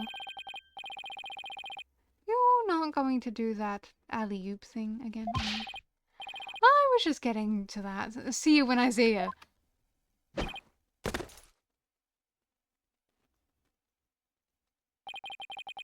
me see if we jump like that before running off. Well, I guess we're friends now. But enough of that. I've already spent too much time here.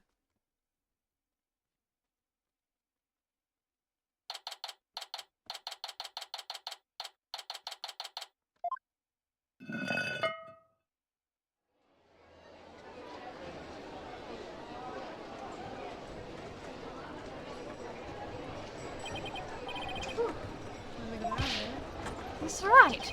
I'm so glad you're okay. I was so worried about you.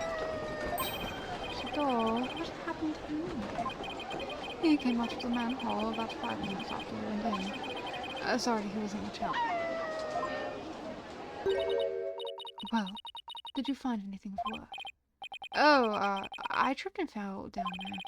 I must have been out cold for a while. I'd better keep things to myself for now. I figured as much. I have to find that secret hideout Mr. Rebel was talking about. I should probably start with places that have something to do with the High Priest. Okay.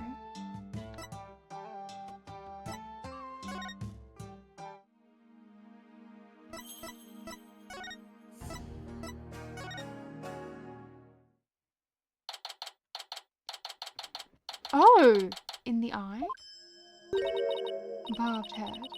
You already searched here, did you not? Oh, I just thought I'd look around again, you know, in case I missed something. Probably shouldn't tell her I'm looking for a secret rebel hideout. We have a saying back home, leave no stone unturned. Hmm? Oh, yes. You cannot stump me, I know that one. Actually, I don't know, a clue was written all over your face.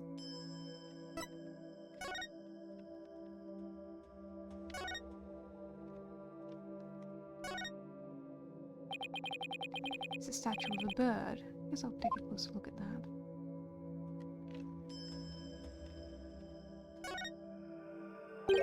Hey, this eye is missing. What are you doing? You must not touch that for no reason. Sorry. That shape, I wonder. Take that! I knew it.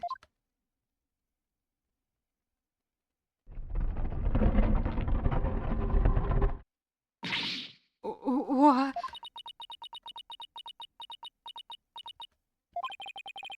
She must be at a loss for words. That doesn't happen too often.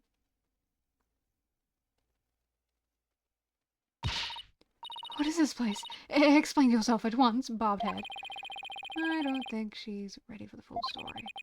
I don't really know much myself, but seems like a secret rebel hideout. If I'm shocked there's a secret door here, I imagine that was double for Rafa. A rebel hideout in the inner sanctum? Somebody must pay for this. Well, for now, I think I'll have to look around. Wait, you must not enter before the police. Don't worry, I won't disturb anything. Or at least I'll try not to. Besides, with you watching over me, I should be fine, right? And you see. Fine. Just please stop pleading your case. I can understand so much loyally drivel. But I will be presenting all information I gleaned from your efforts here to the police. Of course. Now, shall we? I will go no further. Oh, right. You're not supposed to come into contact with the taint of Lady Kira's battle. Very good, Bobhead. I commend you for remembering. Oh, well, thank you. Wait, why am I thinking of? I may not be able to enter, but I will allow you no misdeeds on your part. I will be watching you like a war bard from the entrance here. I told you I'm not going to do anything. Better hurry before she changes her mind.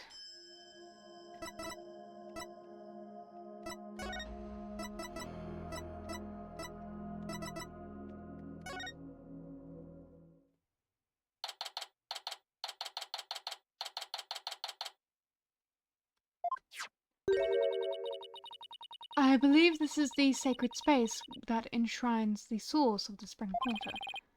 That makes sense. The rebels must have converted it to a secret hideout. But what about the warbard revolving door?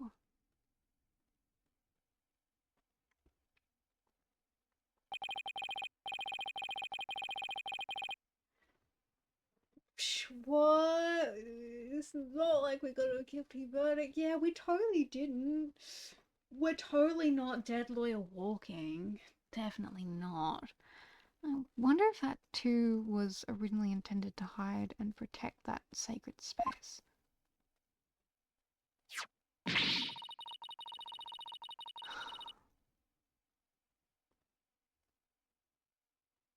Yeah, I guess you're right, Zedius. To think those filthy rebels were scheming their schemes in this most sacred space. It is a desecration upon Koreanism itself. The defiant dragon shall pay for this. I suppose it's only natural she'd be upset, but the investigation must go on. I think I'll start by taking a picture of this place. Good thing I brought my camera to snap some souvenir shots. Stop that! You must not take photos without permission. Make this really fired up. She's sticking her head in as far as it will go. I guess she will be tainted as long as she doesn't touch anything.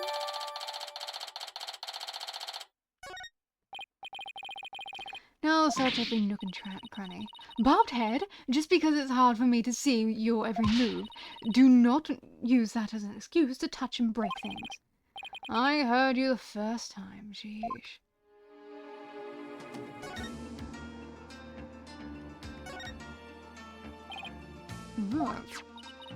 What is it, Bobhead? It's a Bloom Punisher clock.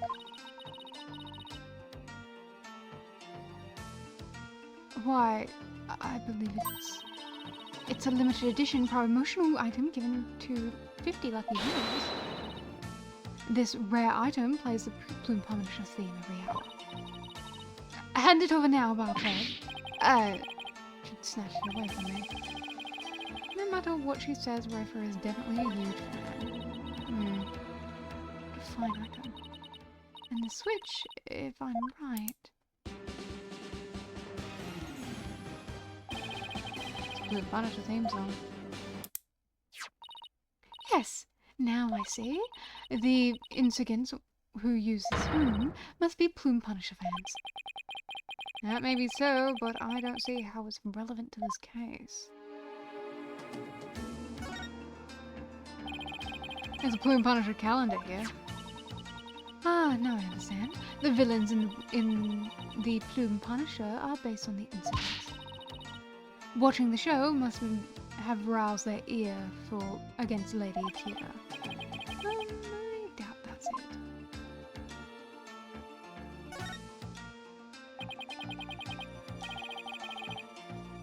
A large stone slab, shaped like a magatama. It looks rather unstable. I better tip over in an earthquake. What's that earthy grass that smells? It's the smell of the moss that covers the stone. Oh, so the shaggy green stuff is moss. Looks like the moss about halfway up is disturbed. I wonder why that is. Quick touch can't hurt, right? Whoa. Started to wobble. What happened? What have you done to the sacred space? Nothing. All I did was nudge it a little. I knew it looked unstable, but probably not best to touch again.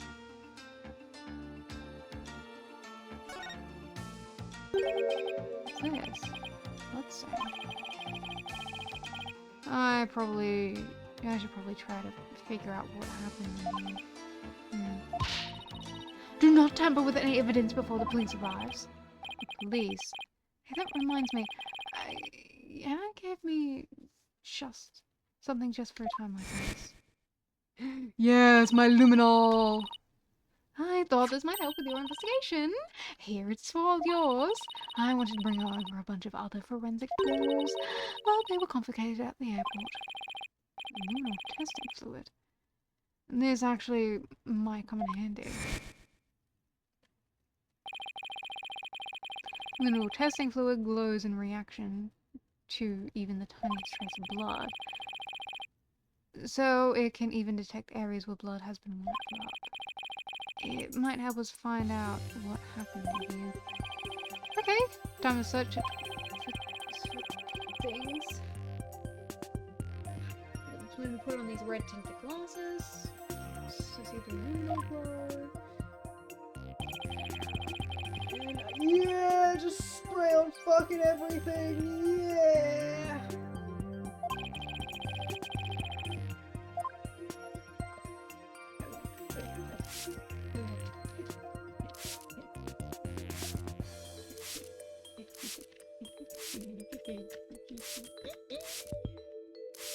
Oh, Miss Luminol, I miss you.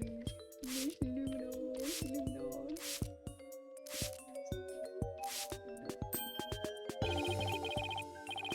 A huge bloodstain. Something big must have happened here. Perhaps the High Priest's blood flowed in from the other side of the warpath. There was definitely a lot of blood here. But it's impossible to say much else at this point. I'll just take a picture for now. Oh, right. Luminol reactions don't show up in photos. I'll just have to take some notes. That should do it. I didn't know this before, but the bloodstain looks like it smeared away in one place. Is it because the warbad revolving door passed over it?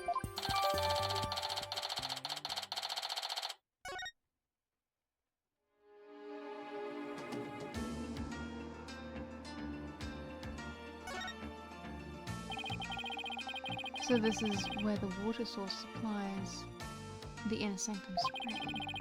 It flows through the channels built into the floor before heading outside. Lady Kira uses this sacred water to wash the taint of battle from her body. It's also not red like the water in the spring.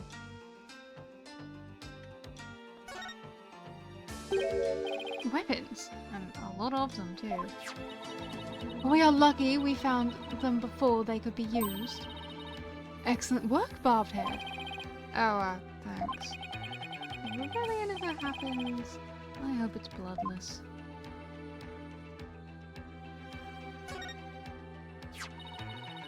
How dare those filthy insignificants raise their banner amid such a sacred place? Barbed head, you must burn it at once. Didn't you tell me not to touch or damage anything? This is an exception. Very well. If you will not do it, then I will. But your benevolence, I thought you're not supposed to come in here. Once the strange customs of this kingdom are working in my favor. There's something behind that. Microphone? What's this doing here?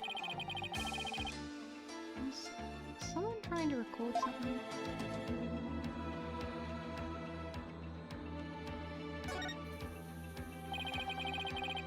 It's like an order from the government. What's this? Let me see that. I thought you were not supposed to touch anything.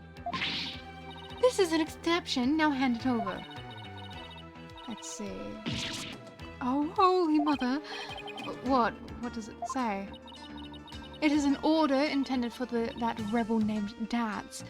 It reads, after the rite, infiltrate the palace under the guise of returning Lady Kira's costume, and search for clues about that incident from 23 years ago. 23 years ago? He must mean the assassination of Queen Amara. I wonder what the rebels are up to. Oh yeah, Dats, my thoughts on Dats, I don't know, I think he's fine. He's a fine character. He seems like he'd be a pretty good guy. I'm not really like, attached to him in any sort of capacity. He's just kind of there, I guess. It's intriguing and all, but it doesn't seem really the case at hand. This will not do. I must warn my mother at once. No need to do that. This order will never be carried out. Lady Kira's costume is still here, and Adabot in me is no longer able to aid the rebels. I knew that. Well, I think that covers about everything here. Mr. Wright, you shouldn't have come in here before the police. Sorry, but I was in a hurry. I didn't do anything I wasn't supposed to. My benevolence can attest to that. It was your fault for being so slow. I expect the police to work faster and more efficiently. Sorry. Well, Barbed Head, have you not already seen enough? I guess it's about time I go back to the temple and go over everything I've learned.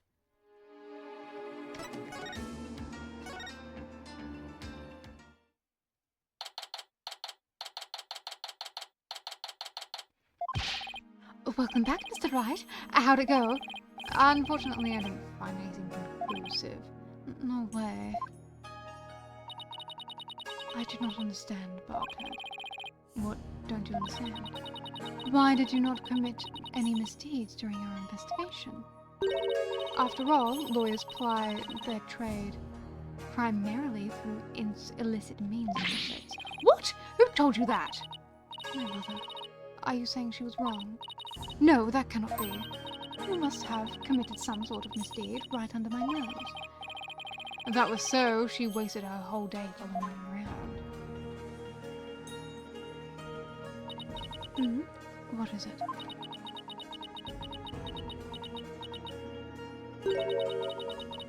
Prosecutor Sadmani has need of me. What's going on? I must go perform a divination seance for Professor Lot. It is our custom for the prosecution to reveal its contents before the trial begins. I see. Third time will be the charm. My insights will finally bring you to your knees tomorrow, and I will teach that neophyte practitioner a lesson. Looks like the royal priestess is back with a vengeance. She's made a full recovery from when we started the investigation. We got introduced to Zalot last time, so I already knew about him. I look forward to seeing you in court, your benevolence. Your overconfidence will be your downfall. You will not look so confident when I am finished with you tomorrow. Actually, I'm not really looking forward to seeing her tomorrow. Especially without any solid evidence. Why don't you go over everything we know so far? Alright, let's see here. Acolyte Zalot was killed during the riot with Lady Kira's dagger. And Maya's fingerprint was found on it. That doesn't sound very good. I know. It's the very definition of being up a creek without a paddle. The day before his murder, Zalot enjoyed a meal with the High Priest, his wife, and Maya. I've also learned about the spirit channeling here in Kuda Inn. None of that sounds very helpful. Oh, but I did hear something interesting. That the rebel hunting Lady Kira might be working for the Justice Minister. What? Really? Our kingdom is supposed to be ruled through faith and laws. I can't allow people to be controlled by fear and violence. Albeit, that sounds like something a rebel might say. It does. But if that Lady Killer might be one of the minister's inward subordinates, that would exonerate Miss Maya. Unfortunately, I have no way of proving it in court. Oh, that's too bad. Oh, I almost forgot about the secret rebel hideout we found in the inner sanctum. There was a blood stain inside. I don't know if or how it connects to the case, though. Whoa! A secret room in the inner sanctum. That would be a huge hit with tourists. This kid really is an entrepreneur at heart. What I mean is that the hideout could be important to your case. Maybe, but it's still too early to tell. Ugh. Looks like I'm heading into court without any useful evidence. We'll just have to pray something happens during tomorrow's trial. Princess Rafa's divination seance might be my only hope. There could be some new information that might help. The divination seance? But I thought it always works against the accused. Not always. Right, it's like Dirk used to say. The royal priestess's insights are just another piece of evidence. Really? I never heard anyone say that before. It's hard to figure you out sometimes, sir. Divination seances work both ways before the defense culpability act. It's only now that people of Kuda Inn find it strange. Mr. Right. I just want to say, good luck tomorrow. Thanks. Can't afford to lose this next one. I've collected all sorts of information, but I haven't even started connecting the dots. If I could do that, I might have a shot at pulling off a win. Rafa's insights will be the deciding factor. It's a huge gamble, but it's on with God.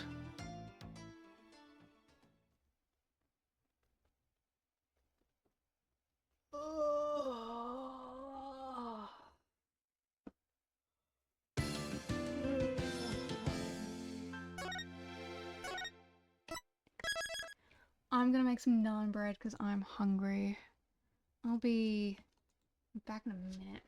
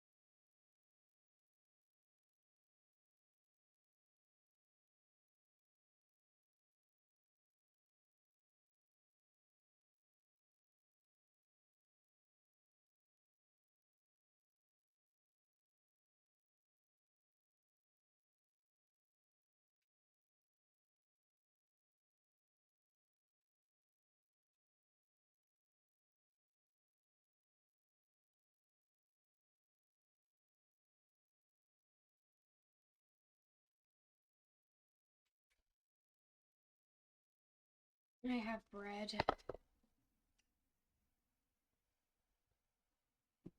I have bread. Ugh.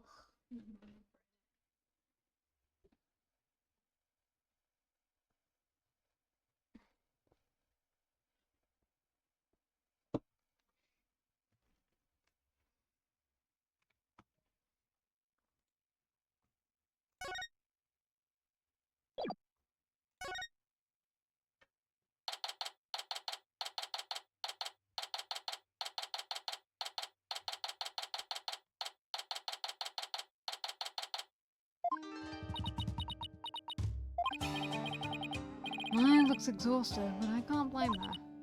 Nick, I was just thinking about it all day yesterday. I never properly asked you to defend me, did I? It doesn't matter. I'm on this case till the bitter end. I know. That's why I wanted to officially ask you for your help. You got it, Maya. Let's do this. We gotta wrap this up and get back home so you can make your dream show come true. Steel Samurai versus the Plume Punisher, right? You bet. You look as if you did not sleep last night, Bobhead. It is written all over your face. How can you expect to put up a respectable defense like that? I'm all fired up and raring to go.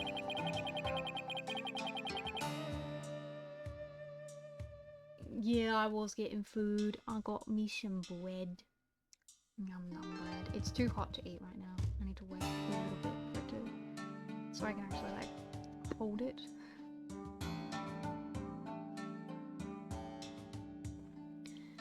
I guess Maya's not the only one looking exhausted.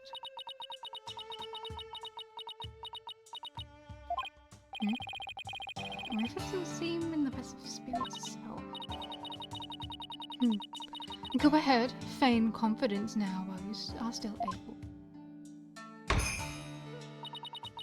For I will see to it that your last rites are read to you this day.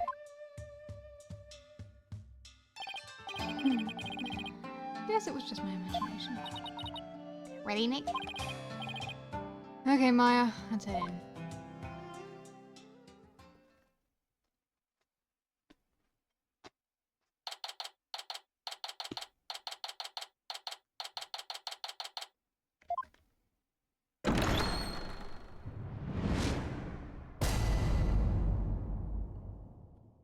Alright, Sad Marnie, let's go. Now then, if everyone is ready. The defense is ready, your magistrate. The prosecution is ready. Let us begin without further delay. Oh! No prayers this time, Prosecutor Sad Marnie? I already offered my prayers for the latest victim during my visit to the crime scene. Being that the accused has already been found guilty of the first murder, let us hasten this trial so we may put this dead lawyer walking out of his misery. I could not agree more. In yesterday's trial, the accused was already found guilty of murdering the high priest. And today she will be tried for the murder of his disciple, Praise the Lord. Now then, Prosecutor Sadmani, your opening statement, if you would. Certainly. The accused has now slain 2 of the most devout clergymen of the Cryanism. Even the lowest level of hell, the hell of tickling, would not be punishment enough. Then, what terrible fate awaits her?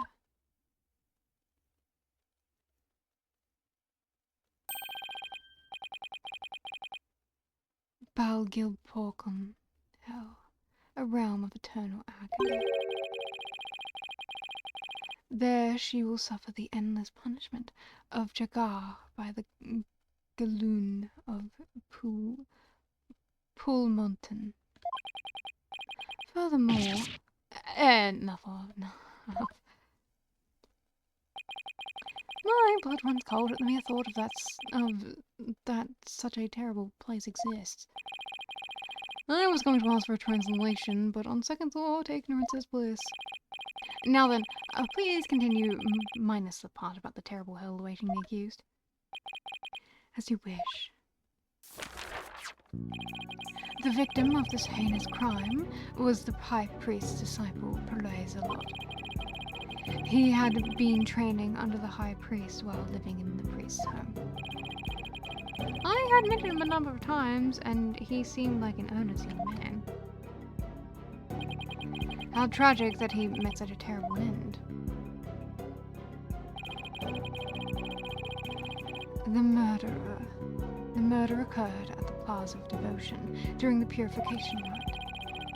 It was a bold crime carried out while the plaza was full of the faithful deep in prayer. The war-bar dagger was found impaled in the victim's arch back. The stabbing caused spinal cord injury that killed him instantly. Ah, the war-bar dagger. Lady Kira's weapon of choice. We have already established that the accused prints were on the weapon. Incredibly damning evidence in itself. No, I didn't do it. Objection! Hold your tongue. Now, being that the accused, my affair, is a serial killer. The prosecution believes that the death penalty is the only possible sentence. Would the defense care to respond? The accused is innocent and nothing can convince me otherwise. After all, the crime scene was packed with worshippers. How could my client possibly have committed this murder without a single witness?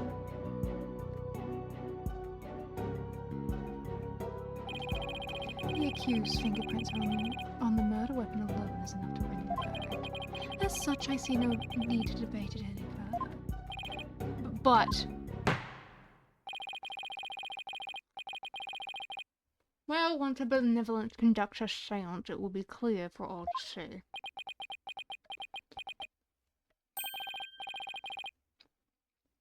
Your Majesty, might I have a word?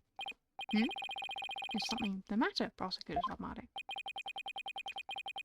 It is about the divination. That's enough! Your benevolence! Stop right there, Prosecutor Suddenmardy. As you wish. Forgive me for overstepping my bounds. What is that all about? Barbed head, have you made peace with your fate? For this time, the divination seance will bring you to your knees. I'm ready, and I accept your challenge. Only problem is, I have no weapons at my disposal. Our only hope is that what we can glean from the seance vision and Rafer's insights. Very well. Divination seance, if you please, your benevolence. Yes. Let us begin. Naina.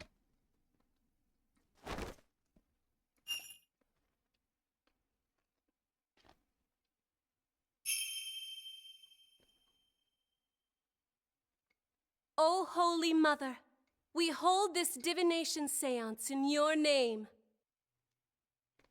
Let the eyes of everyone here be clear, and our ears be unstopped. O dance of devotion, guide the victim's soul to me, so that we may receive their final memories in the pool of souls.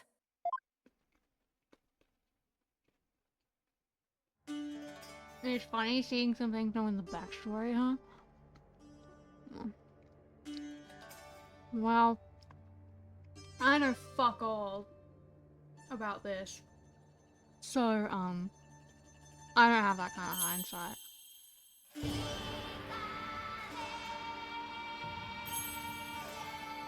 Yes, watching it again, because I want to eat my food without having to do it in the middle of talking.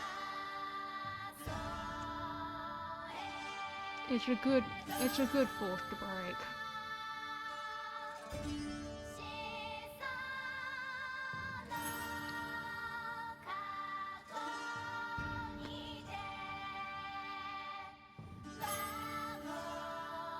Love for damning that transcends time and place, truly.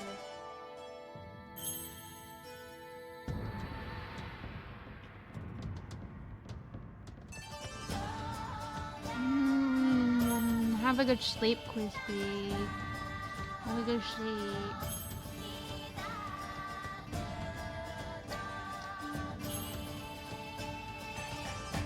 You know what? I could definitely cosplay Rayford.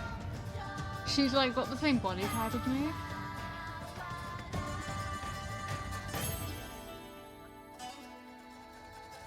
And I think I'd look really cute with that hairstyle.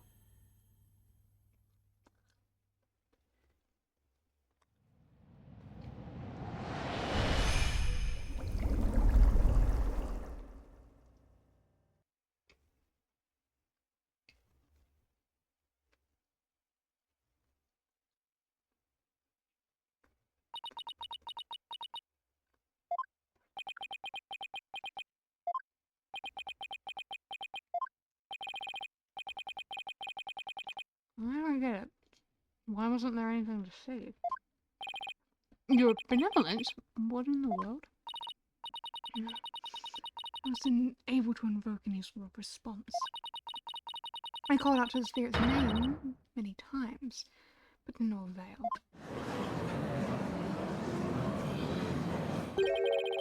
Just as I thought. Wait, what does he know that we don't? I had sought to confirm the contents of today's divination seance. After all, it is customary for prosecutors to verify it beforehand. Come to think of it, yeah, you did mention that yesterday.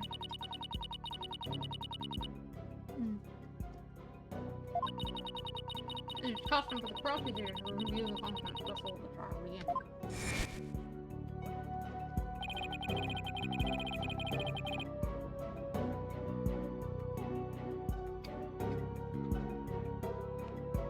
And that is why I sought to stop her benevolence from performing it here. However, she insisted it to be done. She was to try one more time here in the hall of justice. It would appear her benevolence is tired from her manifold duties. I am not anything of the sort. The victim's spirit will not answer my call, and I know not why. It is my sacred duty to convey the truth through the divination seance. Rayford. What a way to do without a divination seance. I suppose I shall have to deliver the last rites without them. The prosecution has already taken that into account when preparing for this trial. I am fully capable of proving the accused's guilt, with or without a divination seance. You never fail to impress, Prosecutor said Marty. The reasons why it failed, it's either A, that's not his real name, or B, who we think it is, isn't actually who it is. But that'd be lame because that was the twist last. Because that was the twist for the last one. So I think it's that it's not his real name. This is bad. Divination seance was my one and only hope.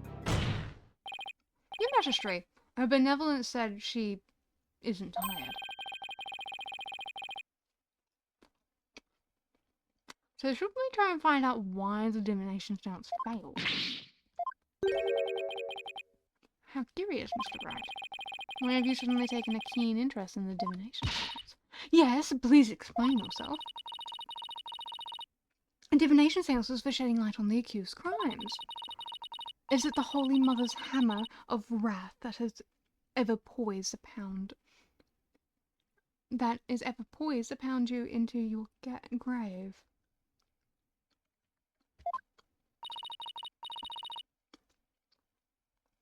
We should fear it, not plead for it. I believe in my client. Yes, yesterday somebody told me something that changed my mind. The divination seance was once thought of as another piece of evidence. if we were to correctly interpret the vision through careful analysis, then they would lead to the truth behind what really happened. And the truth will show that my client Maya Fey is innocent. The truth is, you don't think anything else to fall back on, do you, Nick? Maya, please, you're not helping. How dare you! The voice of a Mittima is to be feared, not utilized by vile lawyers such as you. Seances exact a heavy toll upon the royal priestess. It would be best not to burden her any further. What does the defense feel that it can pose no counter-arguments without the seance? No, of course not. He's all right through me. We'll have to find a way to make the divination seance happen, or we're toast. Well, since the divination seance is not possible at this time, I see no other choice. Let us proceed with the trial without the seance, as Prosecutor said mine is suggested. Thank you, Your Majesty. Why you... I will not forget this barbed head. This will not be the last you see of me.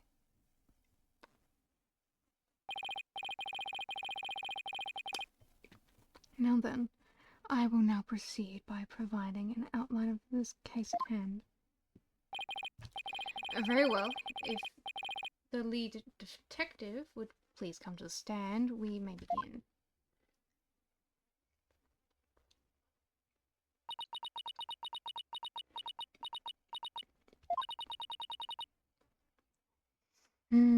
Sorry, Mr. Wright. Detective Sky, I understand how you would wish to save the accused from the defense. But they are your friends, after all. But you must let them go and move on. But there is only one way to save them now. By giving their souls the chance to burn away the taint of their sins in the infernal flames. Oh, I can't do this.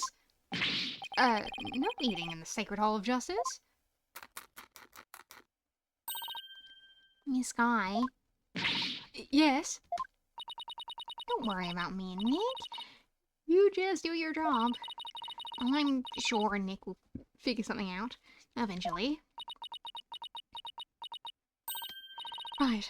Thanks, Miss Fay. How very brave for a criminal with a tainted soul. Very well, Detective Sky. Please proceed. Okay, I can do this. Let me start with the overview of this case.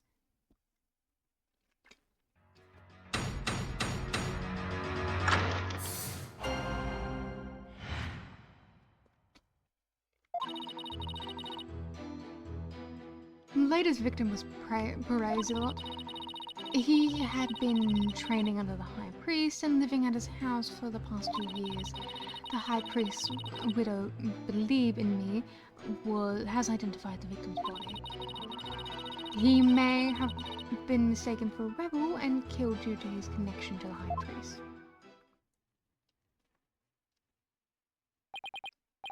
I see. Well, that certainly makes sense. Will the defense care to respond? Well, I didn't spot any inconsistencies in our testimony so far. And I don't have any evidence in my arsenal.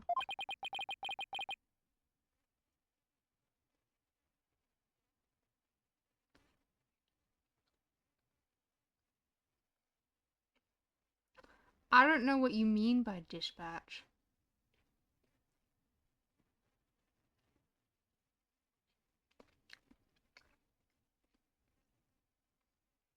Oh, the game. I don't know, did I look at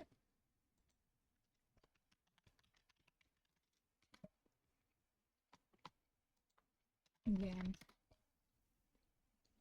Oh, that game. That game that's like super popular right now.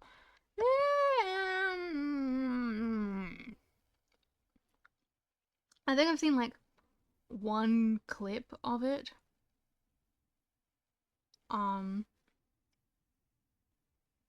I'm not overly interested in it, so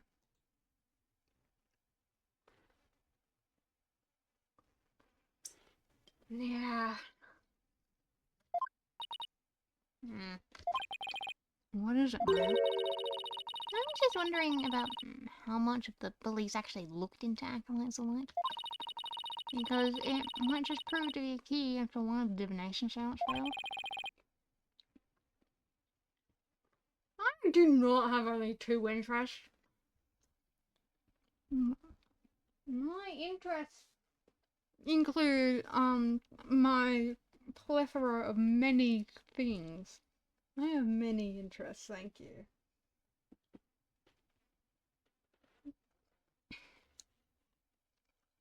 What are you getting at? Well, it's just a hunch.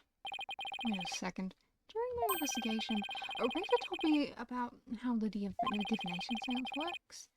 If I could figure out why it failed, maybe she could try again. Okay, time to press for some more information.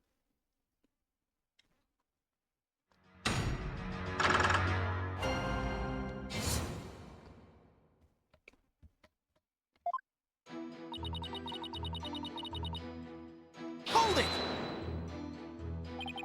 What kind of person was Acolyte is a lot? According to the neighbors and others who knew him, he was a deeply devout youth. I too have heard his name mentioned as one who was a fervent practitioner. I suppose you might say he was a high priest star disciple. Furthermore,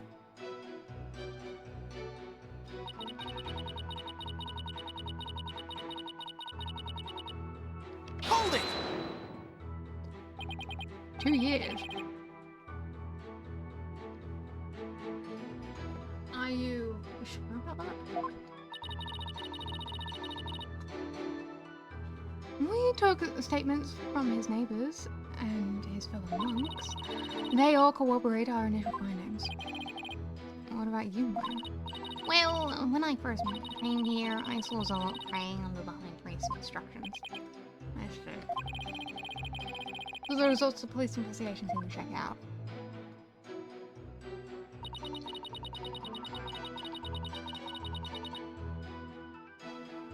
I have never played a game from Telltale. Not once. So... Hold it!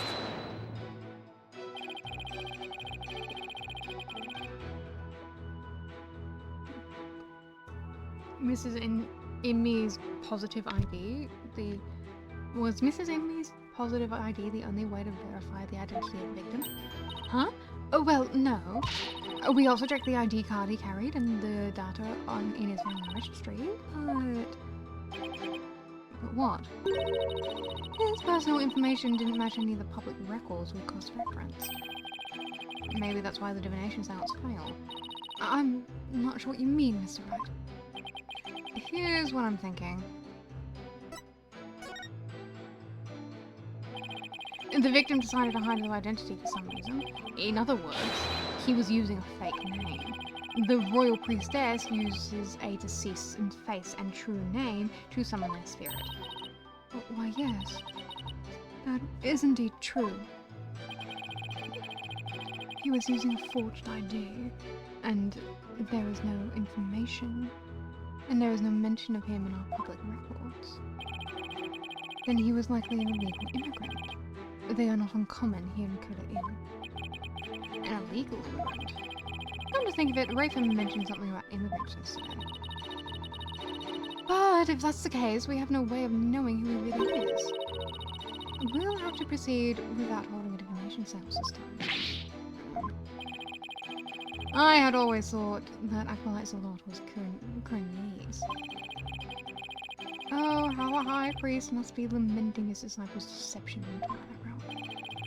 Well, Mr. Wright, what do you think? Should we add this to the testimony? This is important fact. Please add to the testimony. I would seem to be a fact most inconvenient for defense. But if you insist, Detective Sky, please add what you just said to your testimony. Yes, Your Majesty.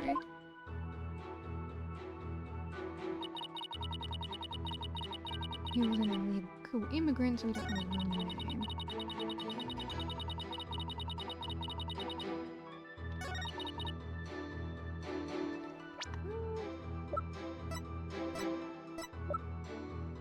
Do I have anything that might like?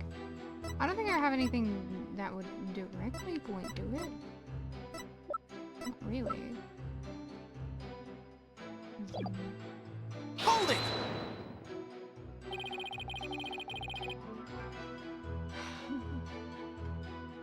Zedius, don't bully your fellow chatters. You're meant to be on their side. You can't just be some fence-sitting guy. You're either against me or you're against them. You gotta pick someone's side to be on. Don't worry, Rod. I care about you. You're doing great.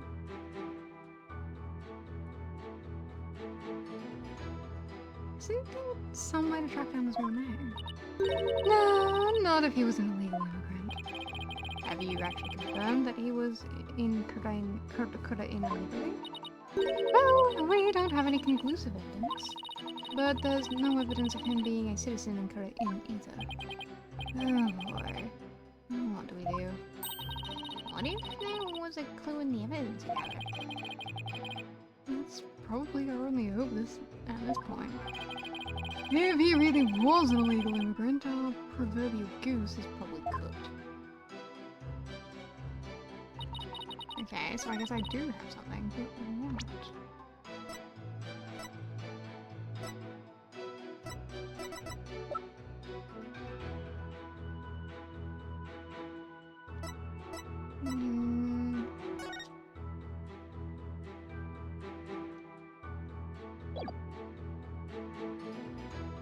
Jacksepticeye and Moist Critical are voice actors in the game. I don't give a shit about Moist Critical. What do I care about that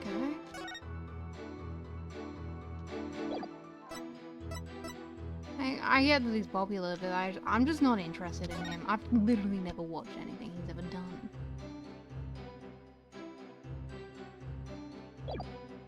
But Jack does a lot of... Sean does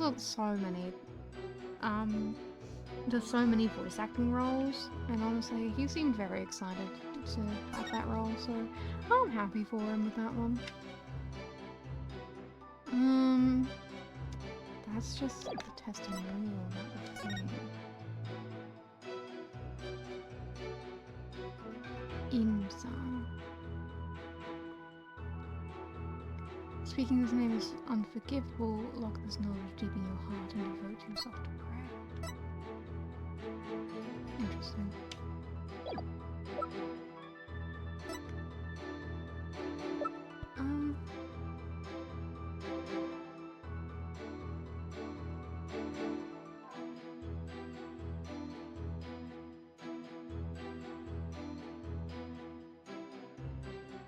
Clue to his name?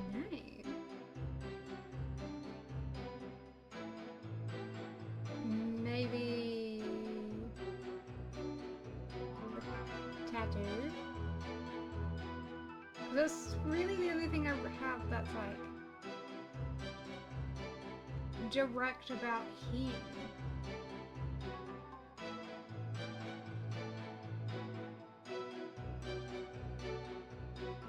I can't think of anything. Because if it's not that, then I wouldn't really know what it is.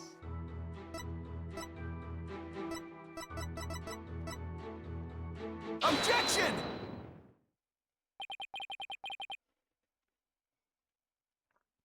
Sorry, Detective Sky.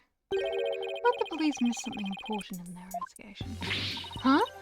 What are you talking about? The victim was undeniably a Kurinese native.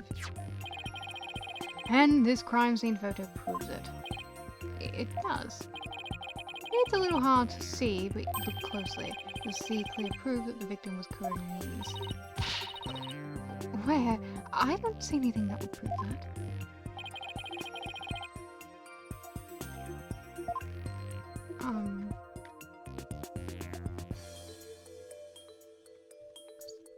Like, why else would it? Take that!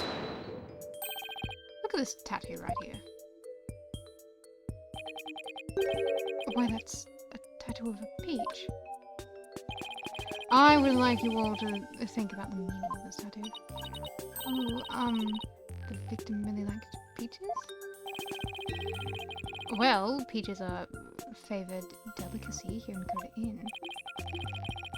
They happen to be a personal favourite of mine. The sweetness of their abundant nectars and the softness of their perfectly ripe fruit. They are a blessing from the Holy Mother herself. Nick, I'm suddenly got a craving for peaches. After the trial, Maya. Right now, we have bigger fish to fry. Unfortunately, that is not a tattoo of a peach. It is not a peach, you say? Then what is it? Take a closer look.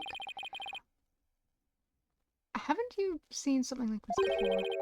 Namely, the tattoo on the High Priest's brow. Oh, what? This mark is only borne by members of the Kuraniest. Objection! So that is what you believe it to be. But are they not truly utterly different shapes? Sure, they're shaped differently, but there's a reason for that. The victim had a peach-shaped tattoo inked over an existing tattoo for some reason. However, the dark red portion is exactly the same as the mark of the Kuraniest clergy bear. Hey, you're right. Until about 20-some odd years ago, everyone did get one, didn't they? Myself, there was entirely too much information, Your Majesty. Information on everyone who enters the clergy is maintained at the temple. All we have to do is look up a monk with a mark on the same spot. I'm on it. I'll let you know if I get any news. That will not be necessary if you seek information on the clergy. I have it all right. Oh my! You never cease to amaze. So, tell us, is there anyone who fits the bill?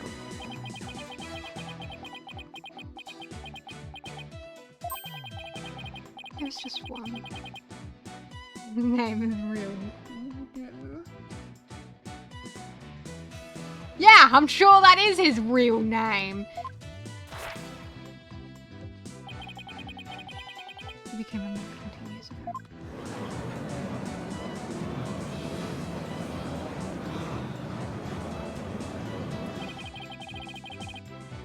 Then that must be the victim's real name. But why would he have tried to cover up his tattoo with another one? Yeah, there must be some reason. Nick, that's not important right now. The important thing is we know his real name. Right. Your Magistrate, what if we know the victim's real name? The divination seance might finally work. Really willingly syncs the sounds. This is entirely unprecedented. Oh, but digging around there.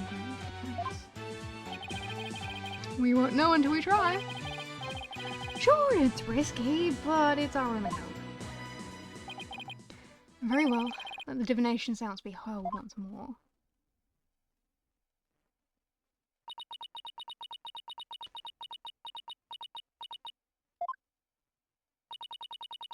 Why would a lawyer work so hard to see the divination sounds be held once more?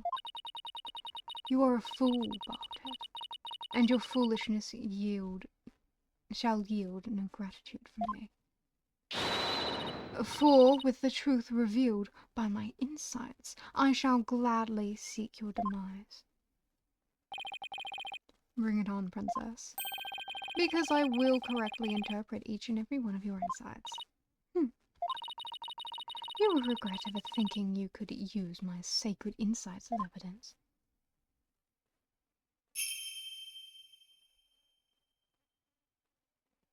O Holy Mother, let the eyes of O dance so that we may receive. You already saw it once. You don't need to see it again today.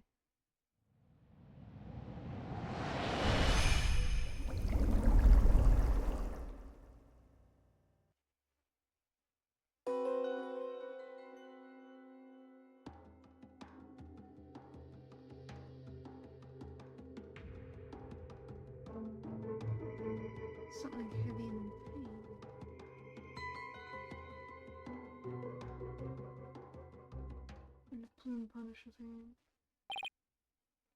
Definitely behind the statue then. Oh my. It is just as Mr. Wright surmised, Paradise Lot wasn't the victim's true name. Now at last we have seen the victim's final moments. But all I could see was the ground. You seem terribly disappointed. I take it you did not find any fodder for one of your infamous turnabouts.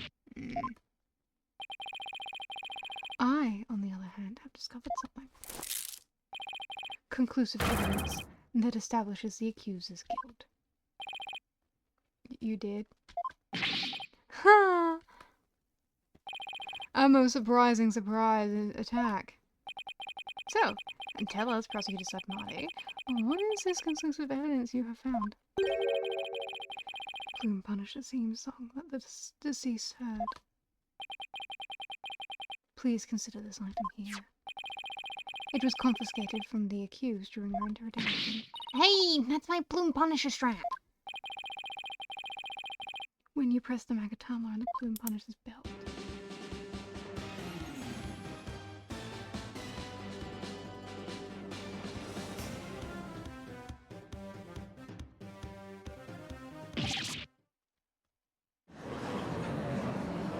Phoenix, calm the fuck down. We've got this. I can prove that he wasn't where we think he was.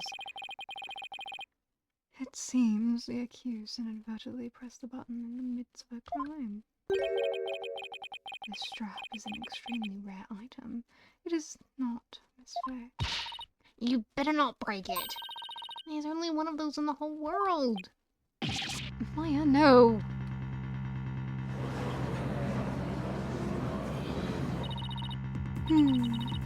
It is just as I said. Your flight to fancy have come crashing down on you. She sure seems to be enjoying this.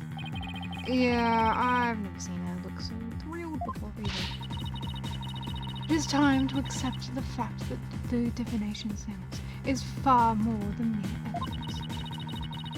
It is the very truth that brings the hammer of justice down upon the accused. That is as conclusive as evidence can get. Now then, if there is no further Objection! Slow down there, your majesty. At least let me make a counter-argument. What's this? Do you take issue with the divination seance? Oh, I have issues with it. I just don't know what they are yet. But that's never stopped me before. The divination seance is not the absolute truth. It only becomes the truth after it's been interpreted correctly. You do not know when you are beaten, do you, foolish lawyer? I am the only one who speaks for the mittima of the deceased. If you believe there to be errors in my insights, then let us see you prove it.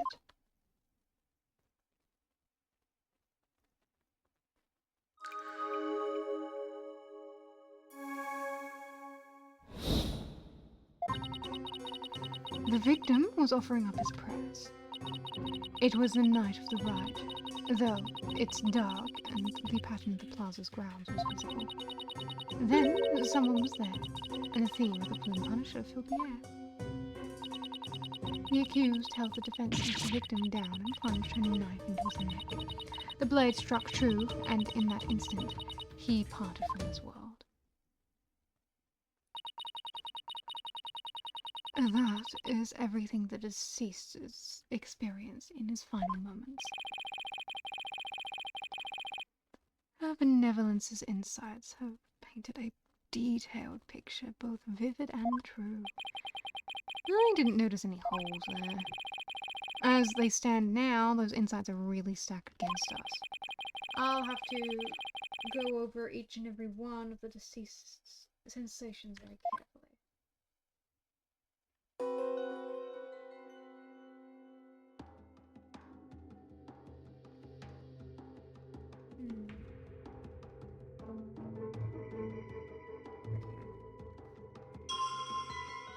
Victor was offering up his prayers. It was the last night of it was the night of the rite. Though it's dark, the pattern of the ground was visible. Then someone was there. Theme song filled the air. Accused held the defenseless victim's neck down and punched him into his neck.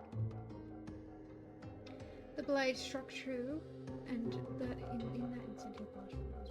Not doing that.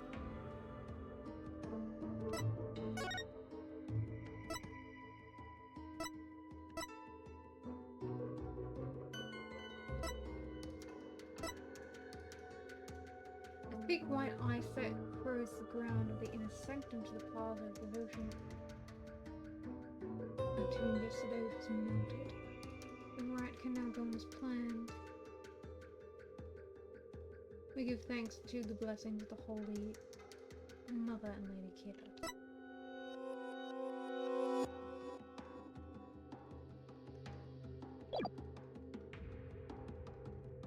Wouldn't that mean that the ground would have been, you know, frozen white instead of the green that we're seeing there?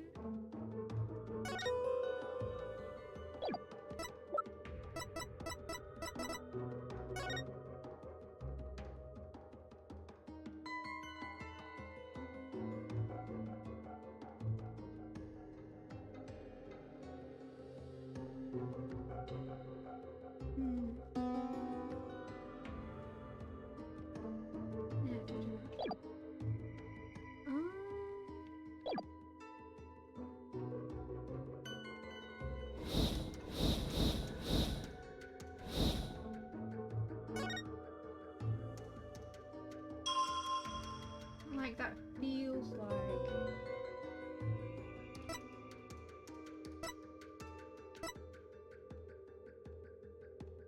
the night of the rite, so no, it would be fine. When was the rite again? So I know the timeline. It was the same day. Okay.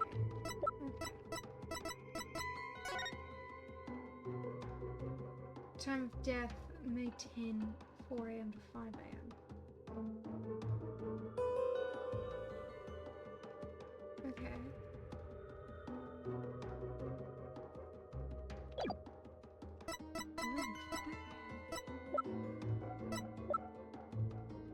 Interesting.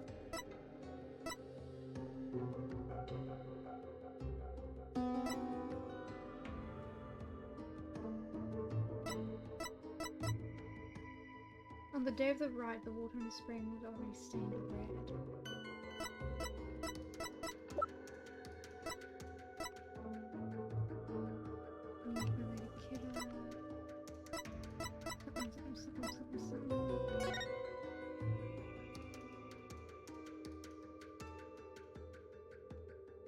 Oh, you traded with her.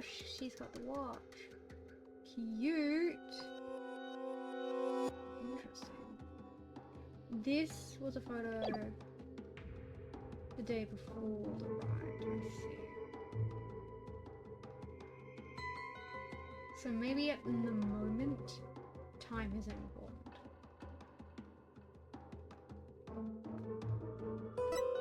And I should consider other things.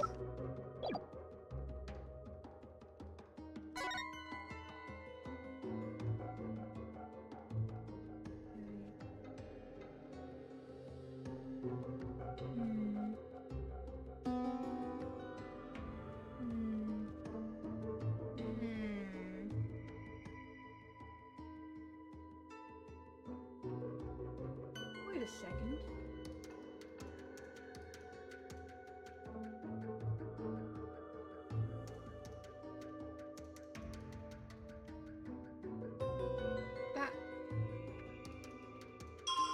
That isn't that this? It must be. Because that explains why the hands are there. And that explains the heaviness that he felt. Because the thing was unstable. So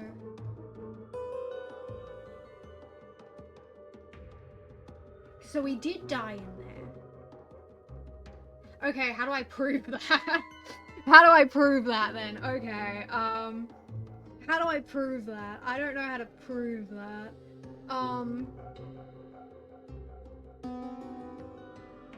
How do I prove that? Based on your insight. What's an inconsistency in your insight?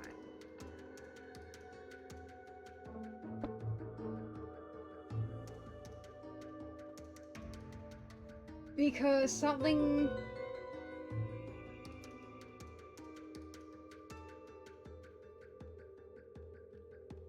Yeah, like, I know, I can't... I know that if I try and be like, this is what it is, it's not gonna let me. I have to, like, take the steps towards that until Phoenix figures it out. So it's just like, okay, so, what's the obvious thing that's wrong here? The victim was offering his prayers. It was a man to the right. Oh! Oh, I see. You shouldn't have been able to smell that. Objection! Was it really the knight of the right? What do you mean? It could not be otherwise. The accused slew acolytes a lot after killing the high priest during the purification rite. The only problem is the deceased spirit does not corroborate that. What's this? Take a good look at what the victim smelled. Do you see how it says ginger?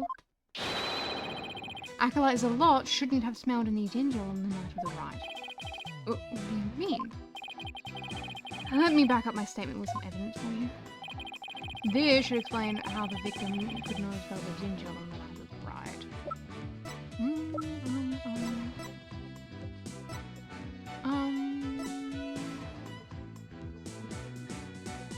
Take that!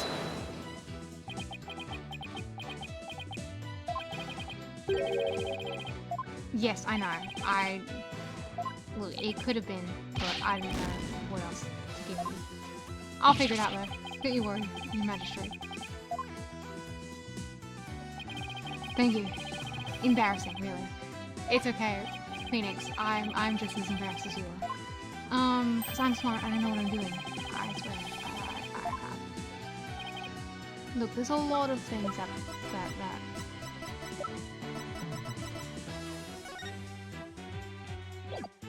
Take that!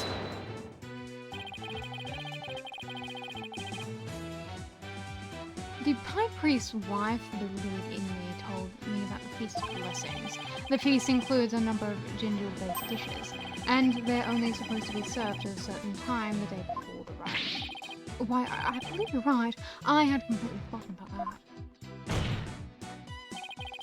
During the feast, the unique smell of ginger pervades the entire kingdom. The fact that the victim smelled it means he was murdered between noon and 3 PM of the day before the purification rite.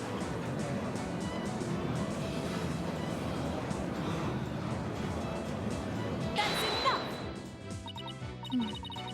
I'm not so easily fooled. Did that autopsy report not make it clear? The estimated time of death was during the rite. Right. I told her about that yesterday.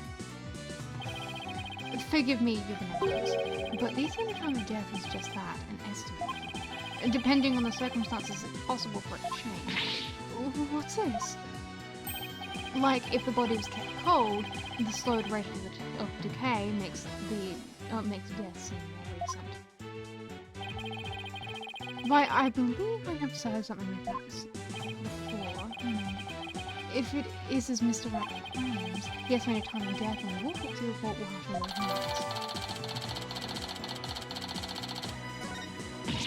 revised. Bobbed head, you blinded me with science. Sorry. Wait, what am I apologizing for? No matter. The murder may have occurred in the afternoon hours of the day before the rite. Nevertheless, the murder weapon with the accused's prints on it is incontrovertible evidence. I will now amend my insight to account for this new truth.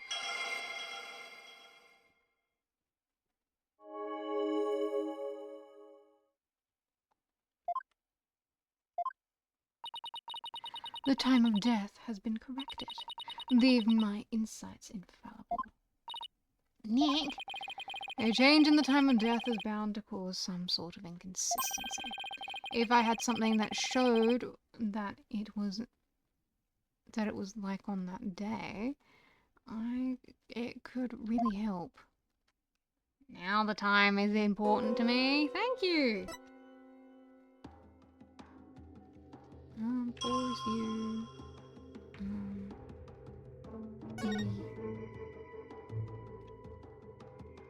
Objection!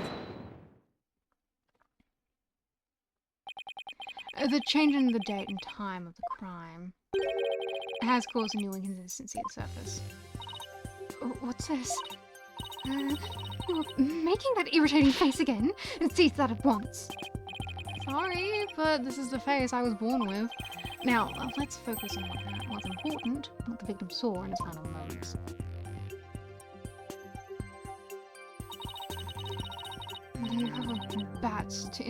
Do you have bats in the belfry?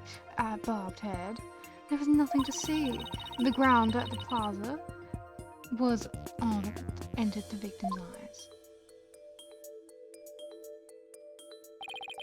And that's what I find so strange. On the day before the riot, it should have been impossible to see the pattern on the ground. Impossible, you say? Do explain. The newspaper. Take that! The newspaper has an article that is tiny in size, but huge in importance. It says that the ground was covered in thick white ice the day before the riot.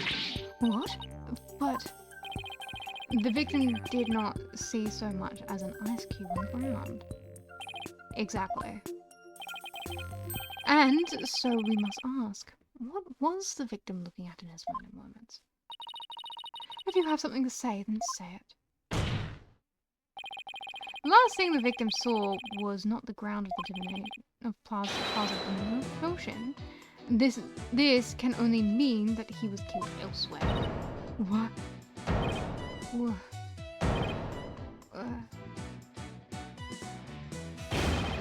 What? Then, where do you propose the victim was actually killed? Yes, and tell us where, otherwise your argument is worthless. About that. I haven't gotten to that part yet. Any ideas, Maya? Let me think. Well, it's somewhere green and shaggy, right? Right. Where could that be? Don't worry, Phoenix, I figured this out ages ago. Oh, what is it, barbed head? Giving up already? Not at all. Now, where have I seen something green and shaggy? This shows where the victim was killed. Take that! The secret hideout the rebels were using. The rebel hideout? There was no such place on the floor in that chamber. You're absolutely right. There's no such place on the floor anyway. Then, what did the victim see in his final moments if not the floor in the rebel hideout? You know what it means? That the fact that whoever killed him could cover up the place of the murder despite the silence?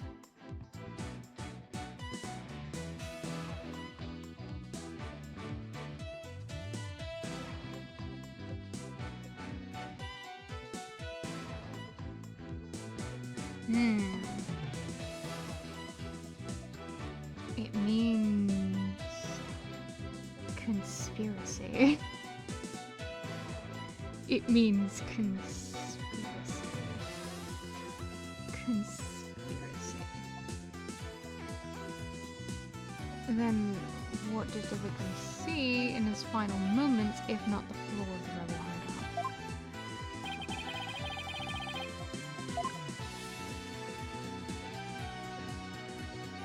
Take that! The shaggy green surface the victim saw was one of the moss-covered stone slabs. As you can see, there are two distinct hand-shaped impressions on the moss here. I believe the victim was killed while he stood there with his hands pressed. Objection! It does agree with the same explanation. However, one cannot definitely declare that they are one the same. I concur. There is no proof that the murder occurred in the rebel hideout. Indeed. What evidence do you have of this? I already showed you the evidence. What do you mean? Please take a look at the second version of the photo I just showed you. You can see the results of the luminal test I performed on the rebel hideout. This is proof positive that someone had been bleeding in front of the stone slab. That is true. This information has already been provided to the police. Detective Sky, to whom does this belong from? Oh, we thought it was the High Priest's blood that flowed from outside, so we haven't tested it yet. Then you must do so, yes. Yes, Your Majesty.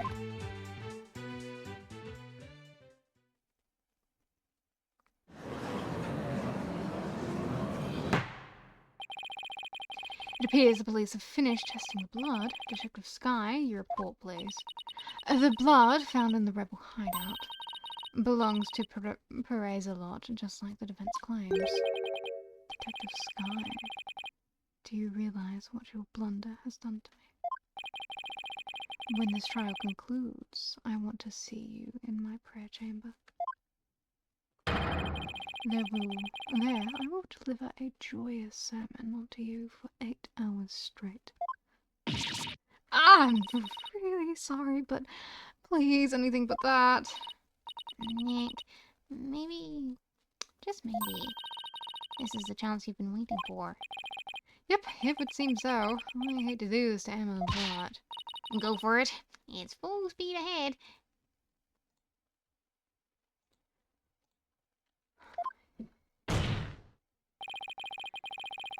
The victim was killed in the rebel hideout the day before the purification run. Then, his body was moved to the Plaza of Devotion by someone who we've yet to identify. So, when we thought we saw Ayaluna praying doing the rite, he was already dead.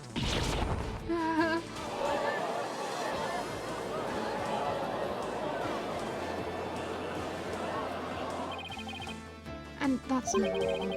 If he was killed in the inner sanctum, that would explain one more thing. And that would be... how the time of death was made to look later than it actually was. The proof of which was left behind at the sanctum. This points to how the time of death was made to appear later than it actually was.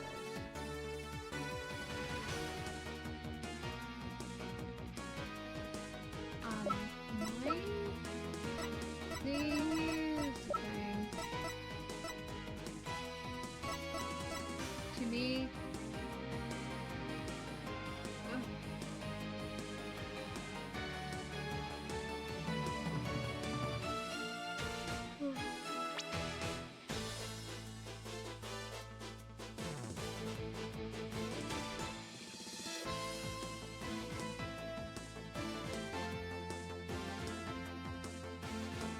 so behind at the sanctum.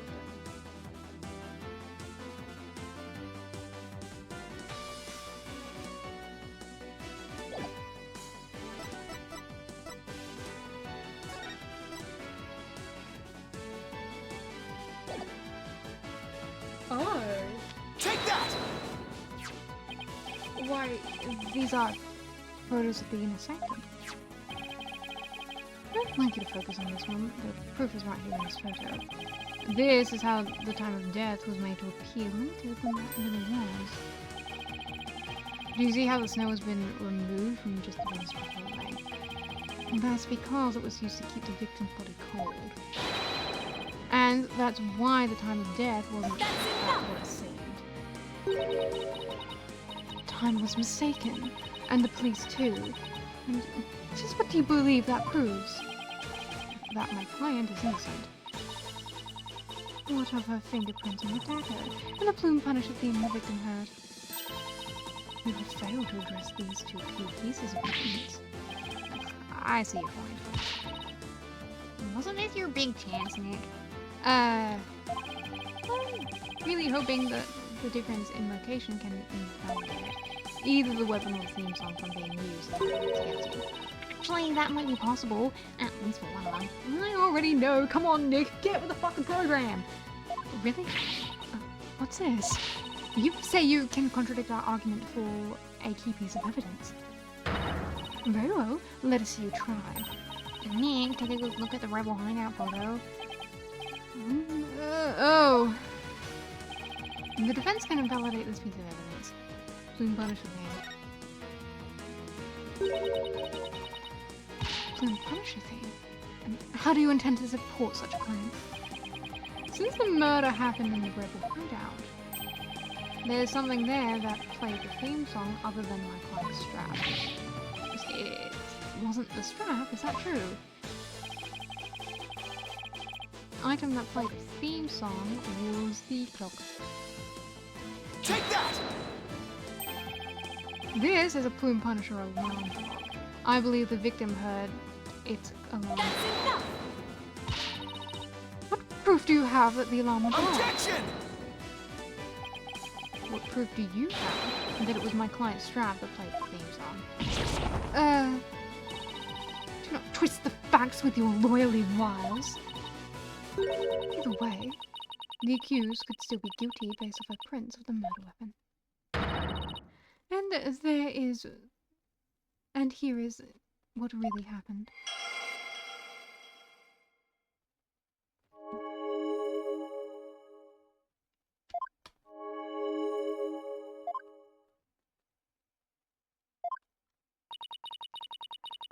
There have been some twists and turns.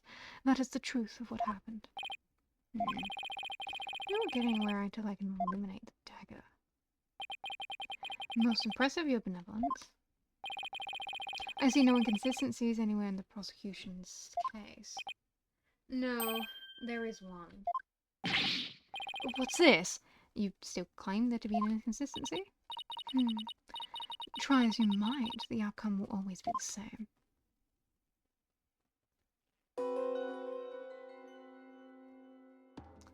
Still with his hands to Sloan Slam and hideout.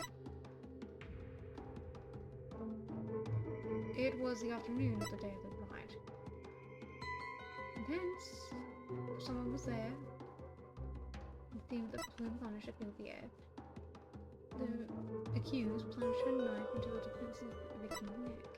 They struck true, and in that instant he departed from this world.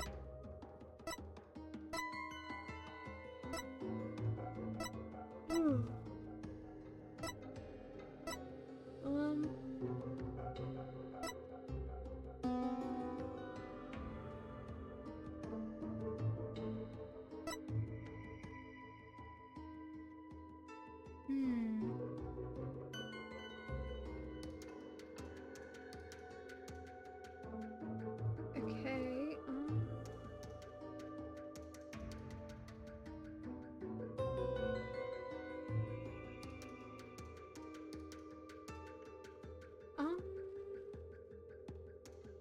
another inconsistency.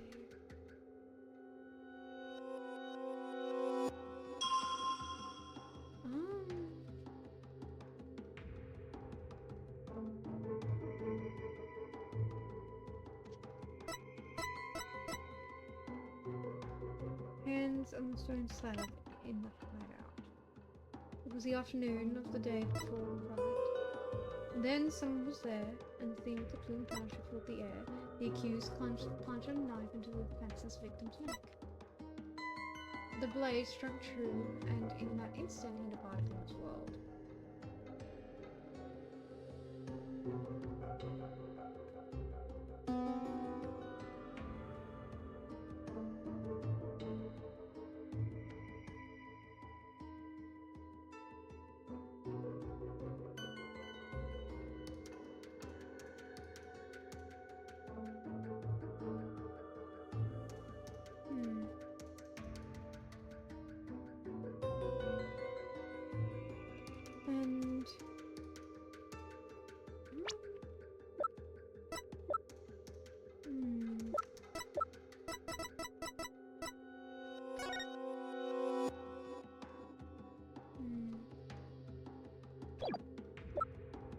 sure that'll be important.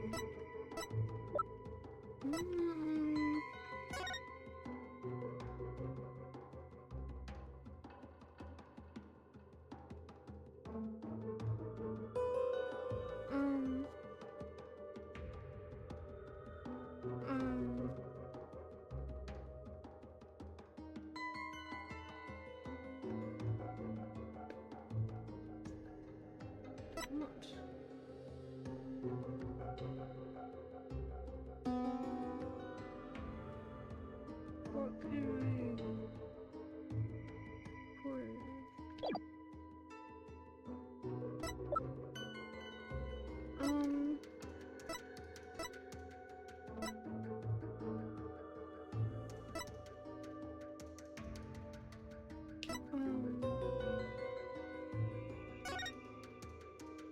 May 8, 12 p.m. to 3 p.m.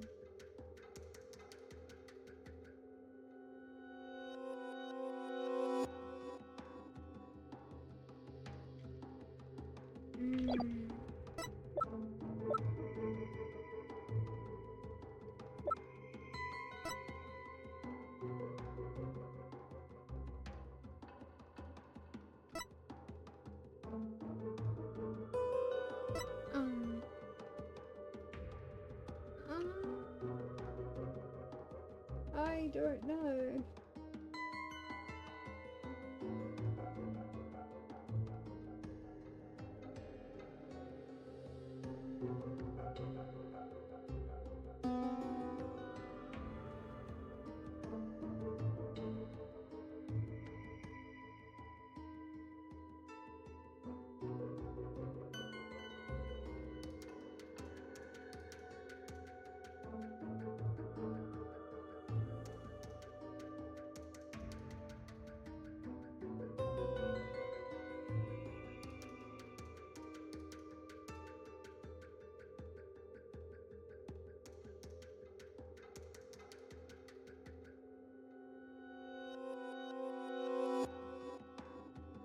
I have no fucking idea. Holding the stone before he died, what would have happened to someone like Miles planning on stabbing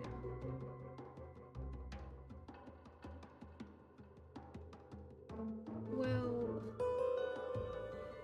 see, based on the heaviness that he experiences, my thought is that he was holding it up and then he died. But I don't know how to prove that. I don't know, like, what I can say. Like, that's my big problem with this sort of thing, is that I don't know how to point that out with what I'm provided sometimes.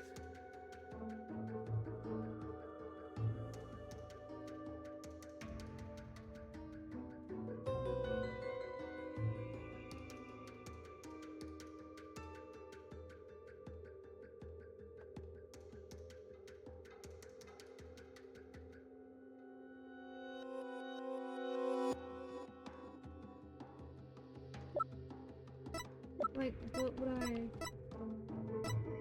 present to it anyway? What would my argument be? How do I explain that with what the game has given me? Because the game has not given me fucking anything to work with in terms of proving this shit.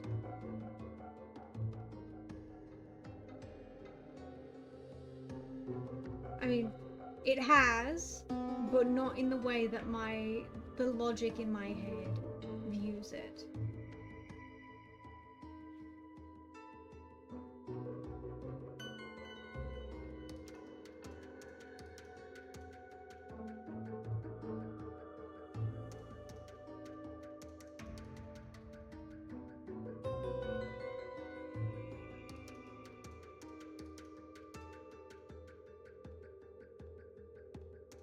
Yeah, we haven't proven that he was holding the stone yet.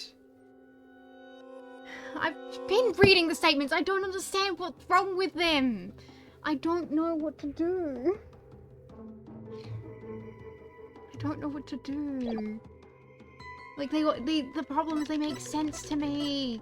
They make sense. They make sense. So I don't know, like, what else to say.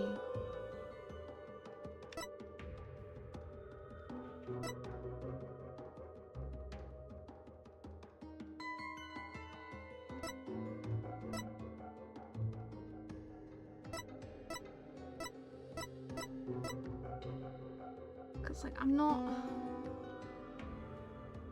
I don't know. Objection!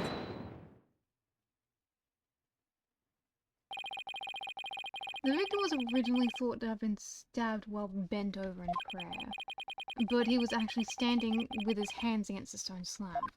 It's bullshit! That's bullshit! Fuck this!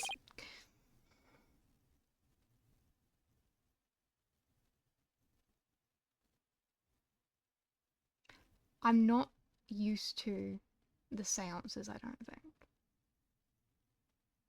I like them as a game mechanic, but they have come into the game far too late for my brain to get a hold of.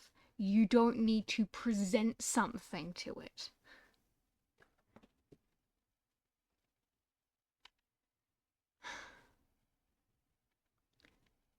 So the question is, where did the sensation of something heavy come from? Yes, I see your point. Like, this is what my brain isn't understanding is that with the seances,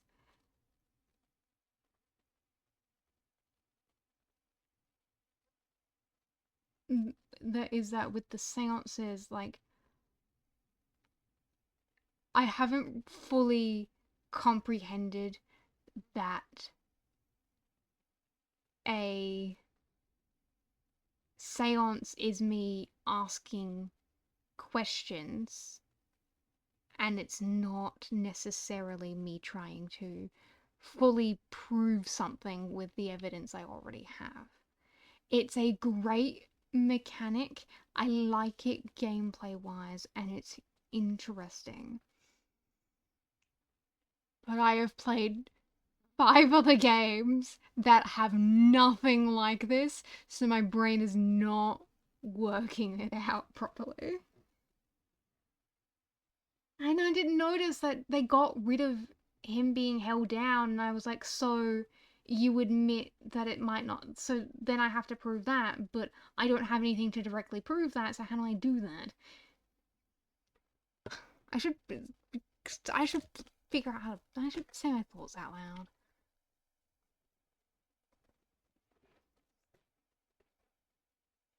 Well, the mood matrix, I can just go like, well, why are you happy when you should be sad? That's like that's a lot easier for me to grasp. This, it feels too much like cross-examination for my brain to grasp it. Since the victim was standing, he couldn't have been held down. Then tell us, Mr. Wright, what was the heavy sensation felt by the victim? Of course, the heavy sensations of what felt. Any thoughts, Maya? I agree. That sense of heaviness seems important, but there's also a matter of Zolot's hands on the stone slab. Why were they even there? Could it be related to the cause of the heavy sensation? Well, Mr. Wright?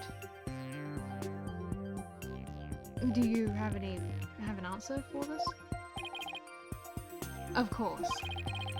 If I just envision the state Zolot was in when he was killed, the cause of the heaviness the victim felt was the falling of the stone slab. The only inconceivable cause is the stone slab falling over, trapping the victim underneath. What? Oh! The stone slab came falling down on him, crushing him underneath. Right. That was the cause of the heavy sensation. Objection! While your theory is impressive, you have avoided a key fact. The victim was not crushed to death. Neither. Rather, he was stabbed. Oh yeah. Probably stabbed in the statue.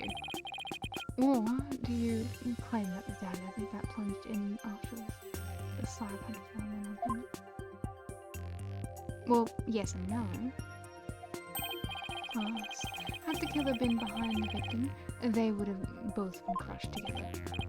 Well, would you care to explain? Sure, I'd love to. Doesn't mean I can. How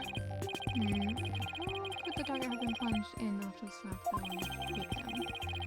The killer couldn't have plunged the dagger into the victim after the slab fell on him. But what if the murder weapon wasn't what we thought it was?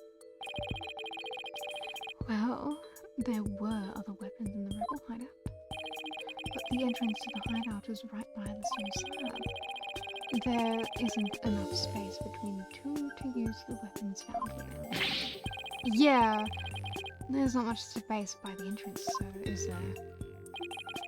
So, what was the real murder weapon then? I better think of something. If the murder weapon wasn't the dagger, then the dagger must have been plunged into the victim after he was already dead. That means he was stabbed at least twice, but the autopsy didn't mention that. Then he must have been stabbed in the same spot with something shaped like the dagger.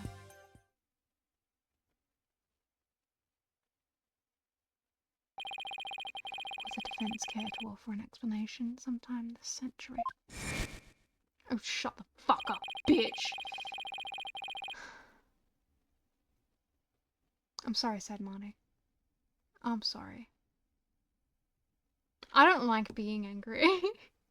I don't like being angry. Not at you. Not at this game. I like it too much. I like this franchise too much. I'm fine. I'm normal. I'm enjoying myself. Wait. Wasn't there something dagger-like near the scene of the crime? Something that had a shape similar to the Warbad dagger?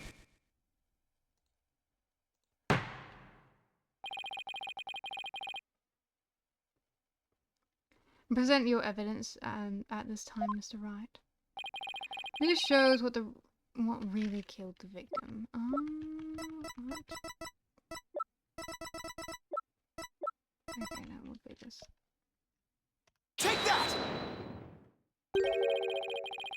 Is that not the photo of the scene of the High Priest's murder? Are you suggesting the murder weapon is hidden herein? This is what really took Perez a lot out. Take that! But that is the Warbad statue. Exactly. The Warbad statue has dagger-like feathers protruding from it. That is what really took the Objection! You imbecilic fool. The statue is outside of the hideout. How do you propose it impales someone who is innocent? Haven't you heard? The Warbad statue also functions as the hideout's door.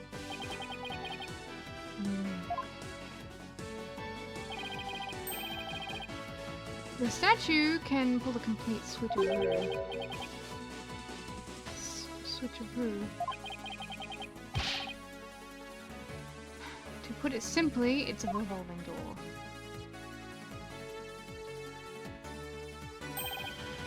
A revolving door? Oh, why, that makes perfect sense. Therefore, I believe the truth behind the divination seance to be this. The victim entered the secret hideout. The stone's sculpture came toppling towards him. He threw up his hands to stop it, but its weight forced him backwards. Unfortunately, the Warbad statue was right behind him. This cannot be!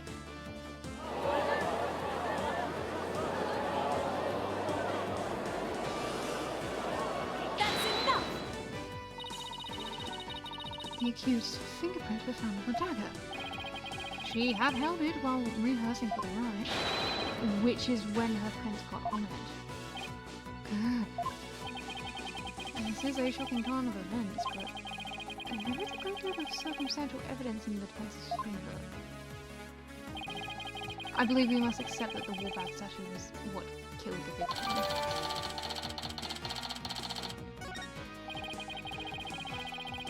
Now that we know how acolytes a lot really meant his surroundings, there's no basis for claiming my client committed this crime. What's working? Goodness, keep happening it again. The divination seance is the only truth. No, Your Benevolence. It's not the truth itself, but it is a means for shedding light on the truth. Mm. Do you understand now? Your kingdom needs lawyers so they can interpret your insights. What? That means I have been misinterpreting the voices of the spirits all this time. Your Benevolence! Are you unwell? Oh, the colour has drained from your face.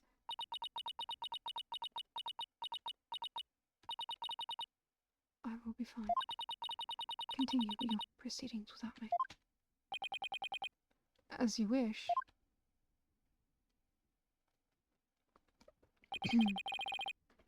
I feel kind of bad for her. Well then, we would have the defense continue. Please explain what you have learned now that we know how the victim actually died. Acolyte Zalot was killed in the hideout before the High Priest's murder. That means the body found at the Plaza of Devotion was moved there by the real killer. But only after the Warbad dagger was thrust into him to make it look like the murder weapon. That does seem to agree with what we now know. But why would the real killer go to such lengths? I believe the stabbing Acolyte's body with the dagger and moving it to the plaza was to make it look like a serial murder?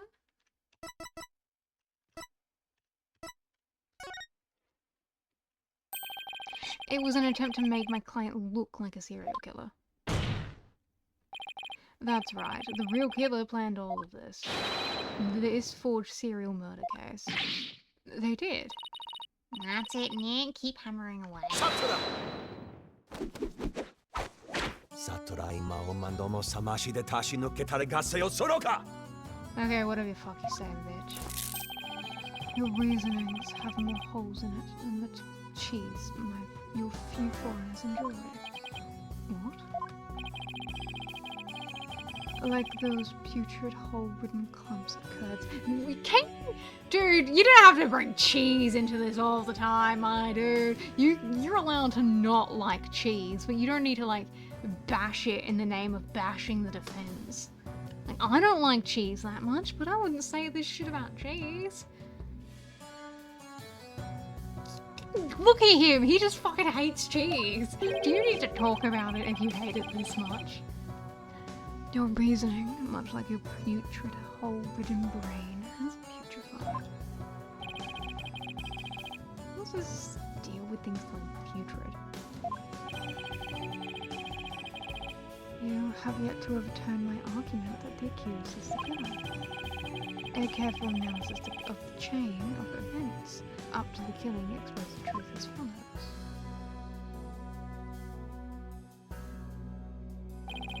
Disguised as Lady Killer, the accused found the rebel hideout the day before the riot, but Acolyte Zalot had followed her there after noticing her suspicious behavior.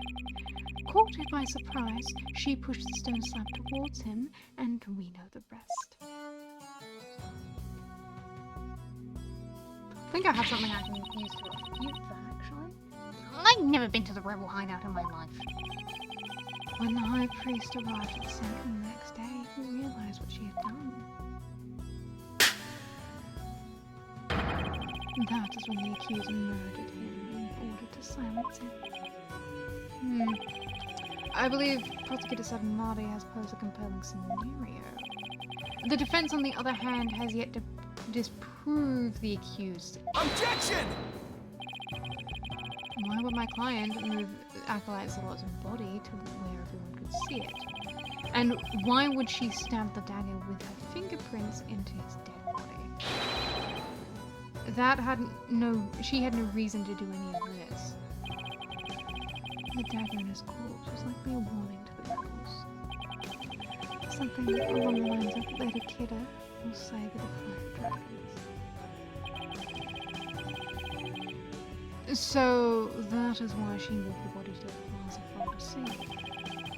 Now we as the judge convinced too. I thought I'd finally made some headway. Well, Mr. Wright, about time for one of your groans of distress, is it not?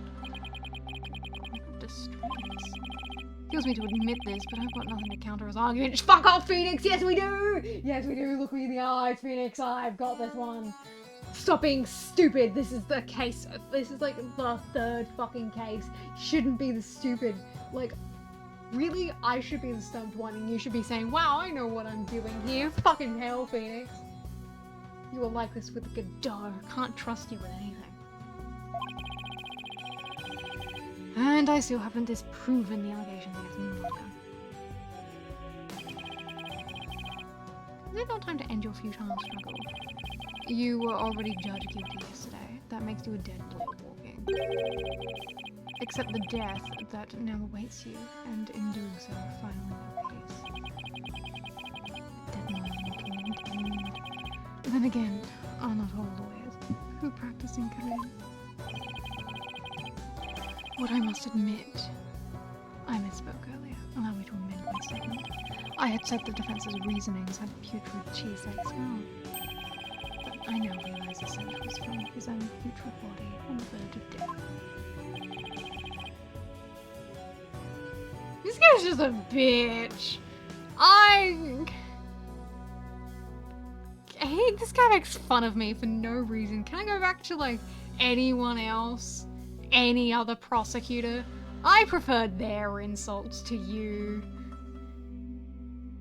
Now I'm a rotting zombie. Think, who could have killed Zalot the day before the night? Who knew about the rebel hideout and could gain access to the inner sanctum? Only those involved in the riot could enter the sanctum, so... Wait a second. Only a rebel would have known about the secret hideout. And the only person who was involved in the riot, who had access to the sanctum, and was suspected of being a rebel is... Did somebody come to mind? Yes, except... There's one huge problem. A huge problem? What are you two going on about? Plotting your escape from the sacred hall? I would not put it past you, considering you have no means to raise further objection. If I don't do something, Prosecutor said, Marty will have this one in the bag. I'll just have to bluff my way out of this regardless of that huge problem. Your Magistrate, I believe there is another suspect in Paradise murder. Objection!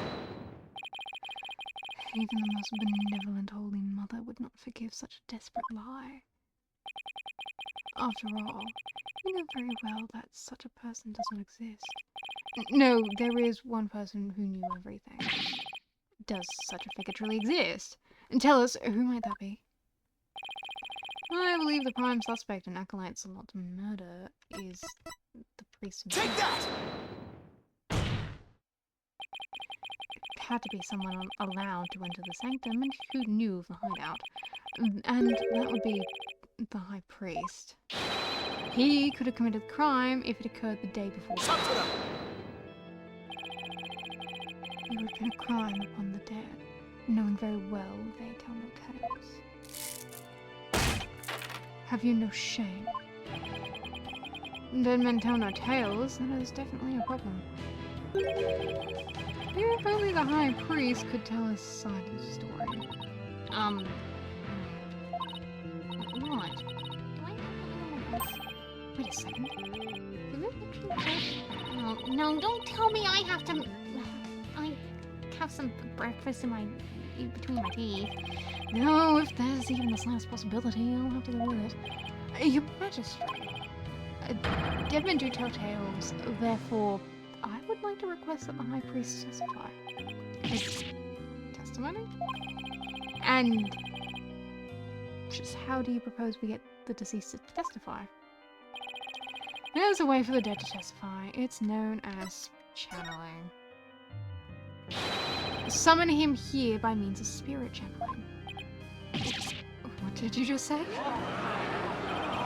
Spirit channeling? Has this lawyer finally gone insane? This is sacrilege. May the Holy Mother strike him down. Peace. I am frankly astonished you even know of such a thing. But spirit channeling is a secret art that only Her Eminence Queen Garan can perform. And Her Eminence is far too busy with other duties to perform it for at our pleasure. I suspected as much. That means our only opens. Pretty please, Maya. Pretty please, so we don't die today. It's okay, Nick. You can tell them. But Maya, I thought you wanted to keep it secret here and code it in. Don't worry. It's not like it's against the law or violates some religious precepts, so I don't think we'll be punished. At least I hope not. But this is a crucial period for you. It'll decide whether you become a master of coding. We don't have any other choice, do we?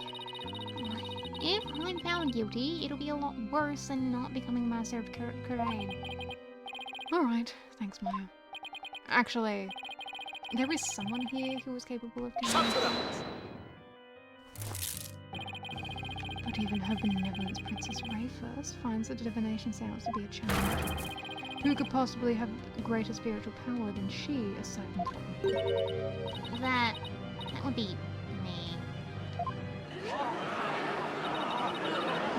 Some sort of joke! A Veronica cannot possibly have such a power. Even the royal priestess isn't capable of such a feat. Peace. Peace, I say. Is this true? Is the accused capable of performing the secret after spirit channeling? Well, yes. Yes, I can. Now, Your Majesty, we'd like your permission to begin. That's enough!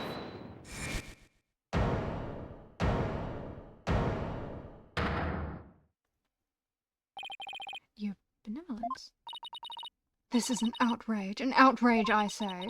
First, you make a mockery of the divination seance, and now spirit channeling. Benevolence speaks the truth. Spirit channeling is a sacred right. Foreign devils, I say you must be put to death immediately. Still your voices. Barbed head, spirit channeling is the most sacred and secret of arts. Are you prepared to face the consequences of what you propose? Yes, I am. Don't you worry, I've cross-examined a ghost before. Your Benevolence, are you saying you approve of their use of spirit channeling? I will judge whether their claim is true. If this is but another of their lies, they shall be executed on the spot. Very well then. Your Benevolence. What if the accused accidentally calls forth an evil spirit? Do you truly believe this foreigner is capable of channeling spirits? Oh, no, but I wanted to be sure as I am responsible for the safety of all present.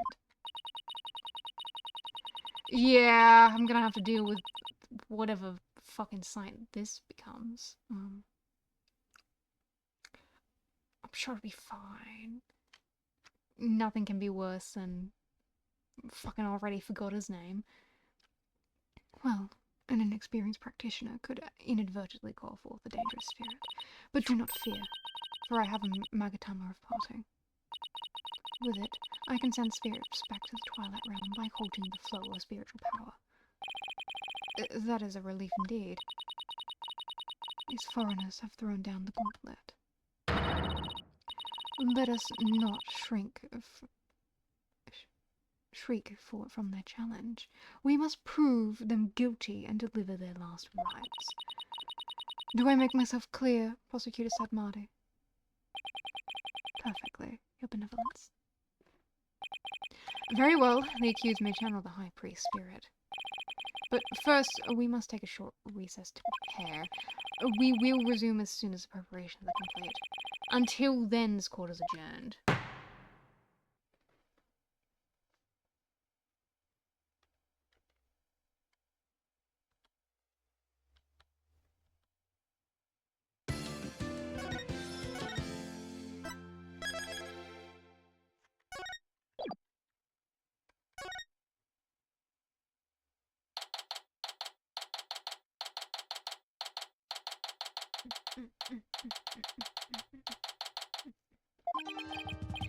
Sorry, Maya, but this is the only way.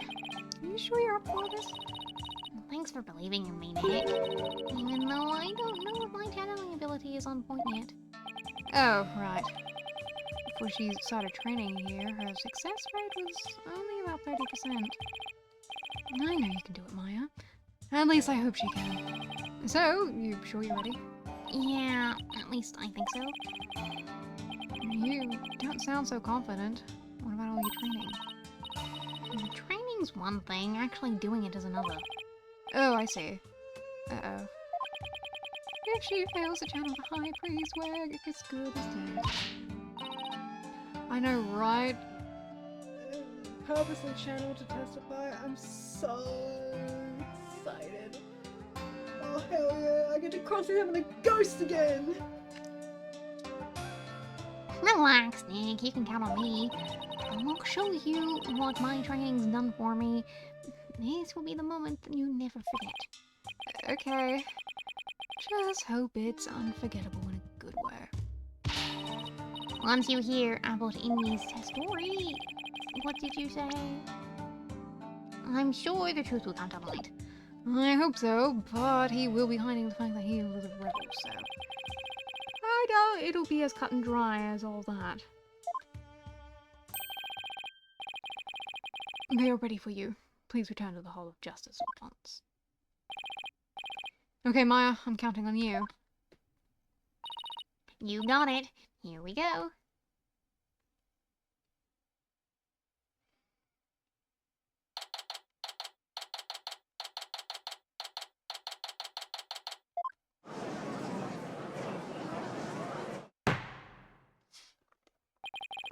We have received official approval for the accused to channel a spirit here today.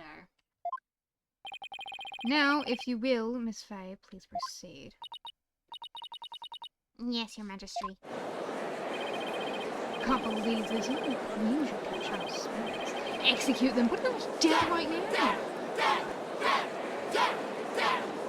Guys, come on. It's just some spirit channeling. Come on, Maya. I'm counting on you.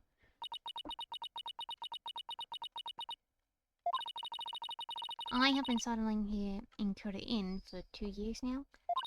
So, that one day I can become the Master of Kurain, a village of spirit mediums back home. But first, I shall show you all the fruits of my training in your kingdom. Wow. She seems really confident. A neophyte practitioner such as you could not possibly channel spirit. Okay, Your Benevolence. How about this? If I succeed, will you stop calling me a Nephirite? Neophyte. Very well, if you succeed. Oh, I will. Just you watch.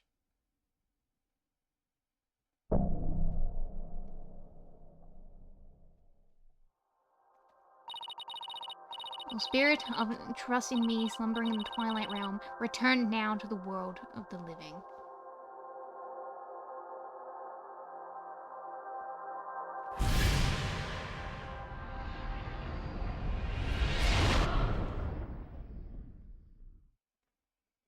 RNG of her failing, that'd be fucking hilarious.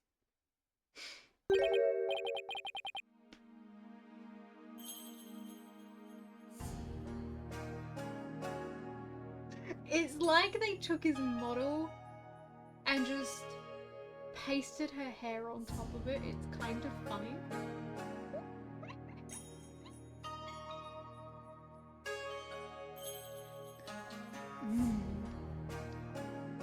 What is this place? Oh, my. No, this cannot be.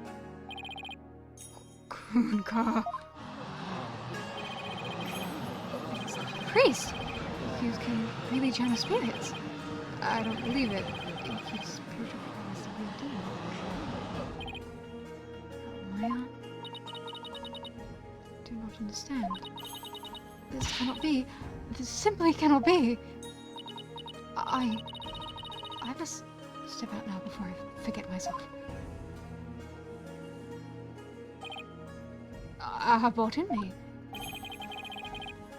Would this be the Twilight Realm? And what of this luxurious maid of hair? It's perhaps a gift from the Holy Mother for decades of faithful service. Abbot in me? My! What if it isn't his majesty? Have you two shuffled off the mortal coil? Please do not count me among the dead. It is only you who has passed on. But the spirit medium Maya Fey has brought you back among us today. Why? Acolyte Fey has mastered the secret art of spirit channeling. I suppose that explains these gorgeous locks. Then, when I pass from this world, I too hope to be channeled with a full head of hair. Though, it be for the briefest of moments. I give thanks to the splendid... What the fuck, my dude? Praise be the Holy Mother. However, this kimono was a bit too snug for my taste. If you would excuse me. Okay. Didn't need to do that. You could have been a bit more respectful to our clothes. There. That is better.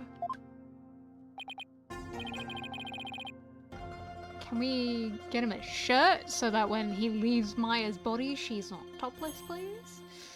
I'd appreciate that. Could we get to his testimony now? And I wish he'd kept this top on.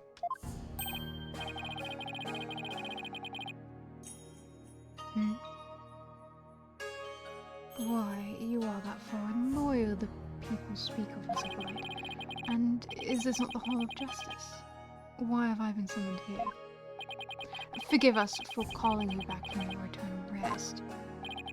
But you have been accused of murder. Might we ask you to testify on your own behalf? I have been accused of murder. That is troubling indeed. Born to be a female model, forced to be a monk. That's hilarious. What's with the crazy post? Is this really the cause of such astonishment? Even the lowliest of monks can achieve such a body control with the proper training. Oh. I wonder if Albie will be able to do that someday. Phoenix, I think you just need to do more daily stretches. Will the defense please explain the situation to the High Priest?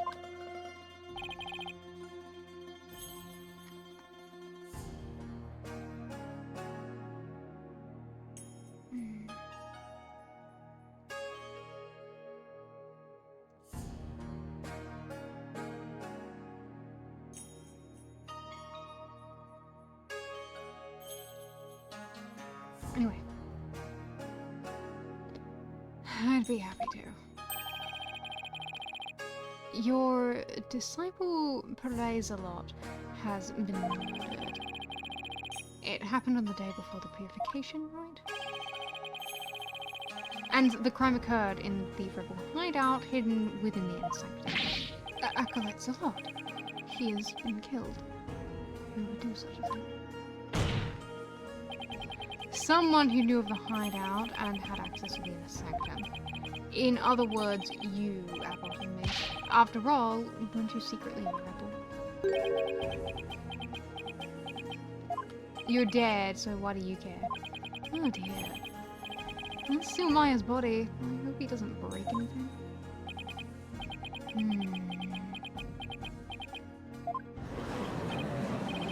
Wow, this is amazing. I think he's much as such an advancement for us students.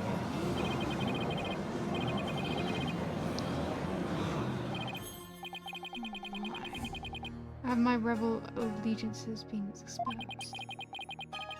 Not even my wife knew of that. It seems to rest in peace isn't my fate.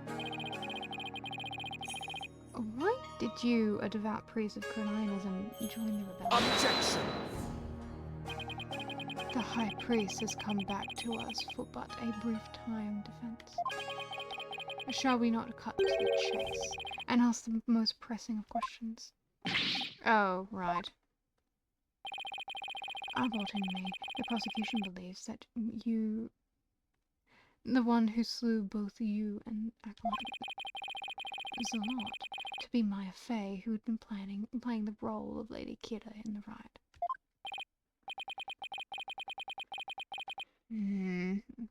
Being that I was dead just a moment ago, my memory's a bit hazy. Could you please do your best to remember? Objection! The High Priest says his memory is fuzzy. It's all coming back to me. It was, as Prosecutor Submani concluded, I was slain by Maya Fey. High Priest's statement has proven my assertion with regards to his murder correct. No! But what about Acolyte Zalot? You were the one who killed him, weren't you? I don't know what my disciples want. Furthermore, I have an alibi of my own. An alibi? Seriously? It seems the testimony the defense had been looking for is working against him. Now, Abbott and me, your testimony, if you please.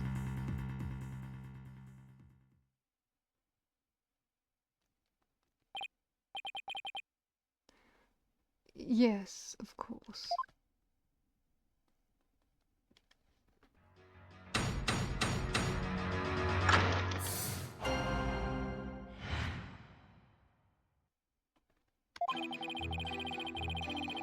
I have an ironclad alibi at the time during which the murder took place. Just past noon on the day before the ride, I was entertaining guests at my home. And I believe my guests can corroborate this. Your guests? Just past noon? That's right about the time Zalot was murdered. Are you sure about that? Absolutely. Come to think of it, Rafa told me about the spirit's memory. A spirit's memory is cut off at the moment of death. So even a spirit that is brought back after centuries doesn't sense any gap in time between the moment of death and the moment channeled. Yes, and yet it clearly recalls all of the memories it had in life. High Priest seems to know exactly what he's talking about. So the question is, what would be the best angle of attack?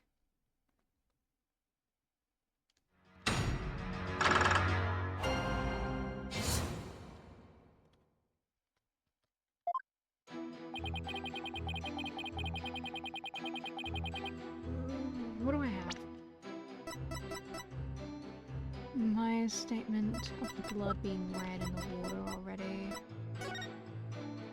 But it was taken during the feast of the blessing, where it is customary to partake in dishes being made of ginger. Okay, so that's just all about that.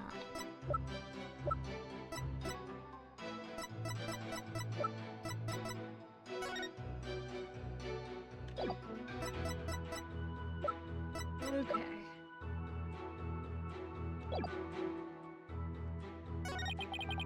Just past noon the day before the ride, I was entertaining. Yes, Hold it! Yes. And you were entertaining them personally?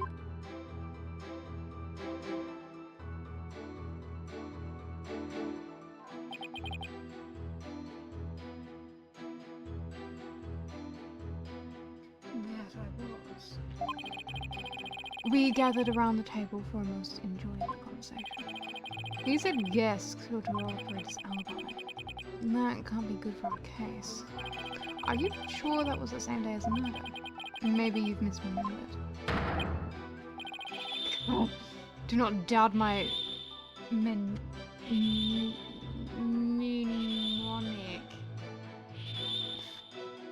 Faculties.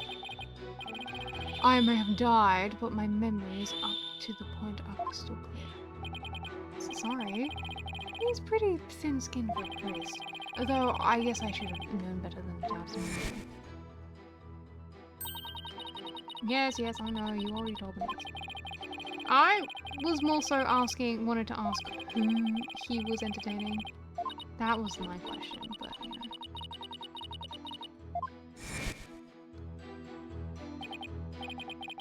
Well, there's nothing better than enjoying ginger cuisine with dear friends. That way, everyone's breath becomes equally malodorous. Right.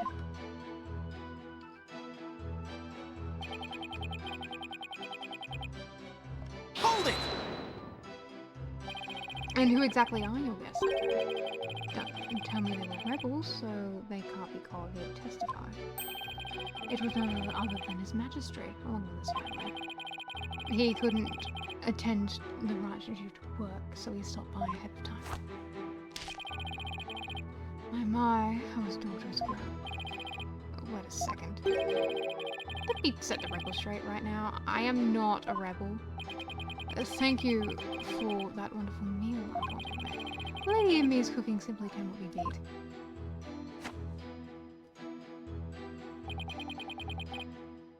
So there you have it.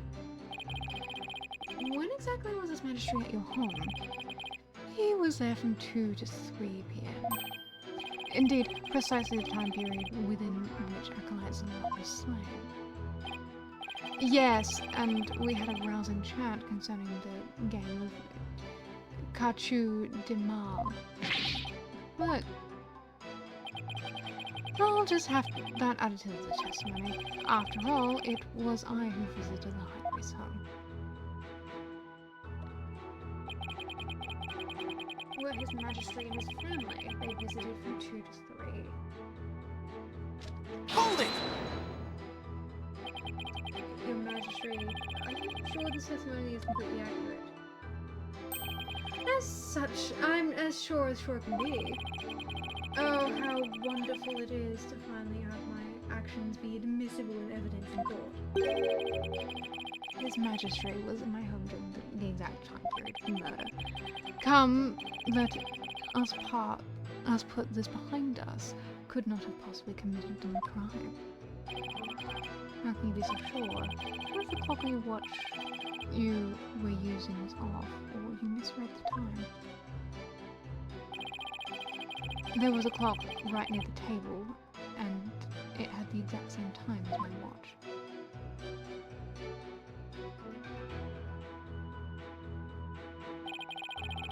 Now do you understand, Lloyd? Am I going to attack his alibi? I already... right. She's kind of busy right now. What? Is there something wrong with this? Not at all. I'll just have to start clipping away at the statement about his alibi. Okay.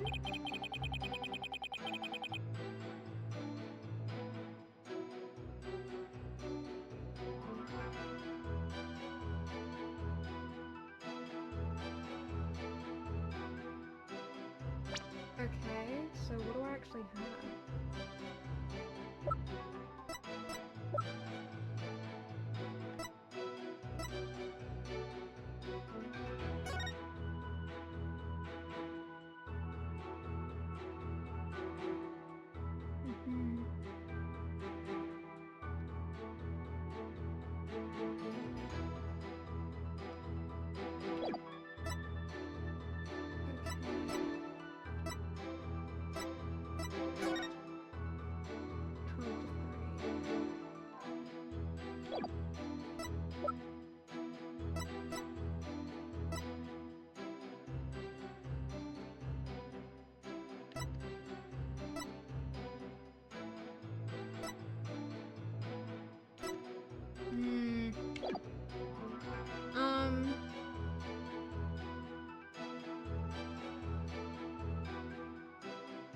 how do you attack that alibi? That's a good question, Phoenix.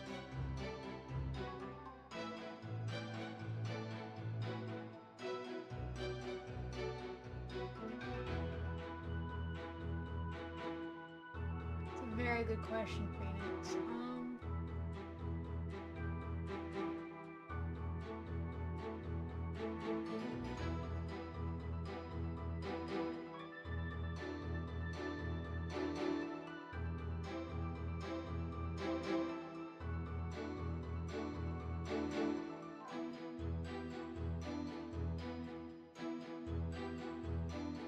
I don't know. I don't know. My mind is blank completely.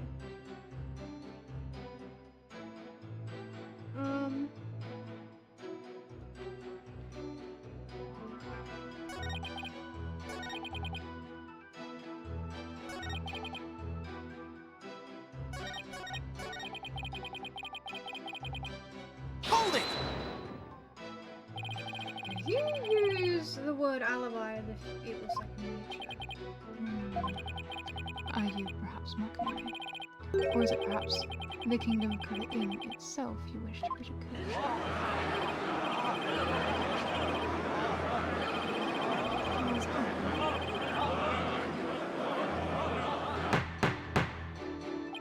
Peace, peace. Peace, I say. Mr. Wright, would you care to clarify your little statement? Please don't take it the wrong way. It's just alibi is a rather technical term for a priest to use so naturally. I assure you, I know how to use the term.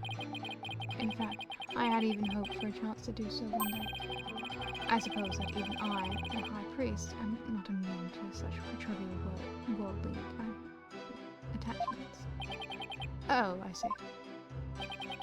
Still, he seems unusually calm and composed. It's almost as if he had prepped himself for something like this.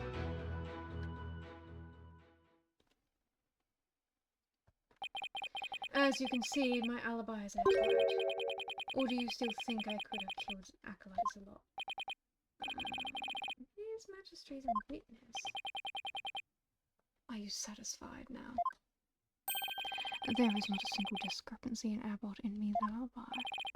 If I give up now, it's all over. No, hold on a second.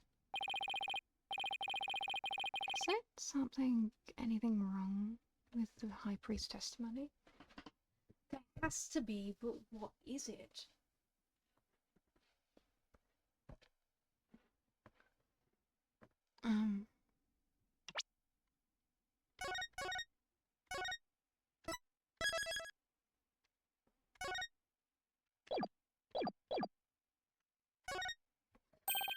There is a discrepancy in the High Priest testimony.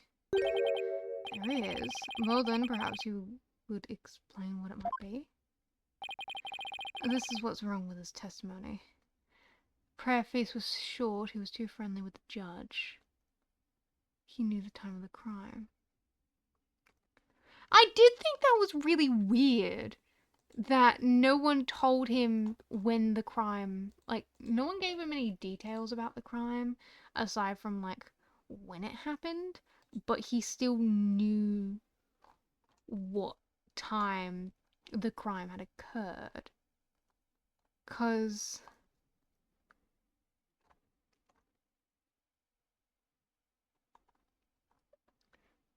it's really, because, you know, you were dead, mate. You haven't been here. You don't know fuck all.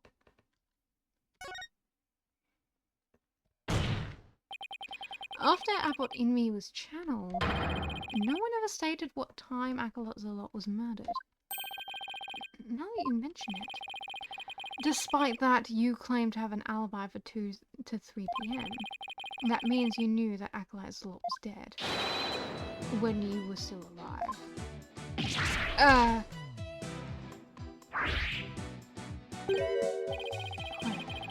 think I saw something else now. No, that must be nothing else. So tell me, how did you know what time the crime had been committed? About that. Open your heart. Let the Holy Mother in. Oh, why? We've been blessed with the High Priest's sacred words of prayer. All who serve her holiness must strive to banish worldly desire from your heart. Open your heart. Let the Holy Mother in. Purge your mind of greed. Well, I feel as if my very soul has been cleansed. You can't fool me. Prayer may banish worldly desires, but it can't make it contradict.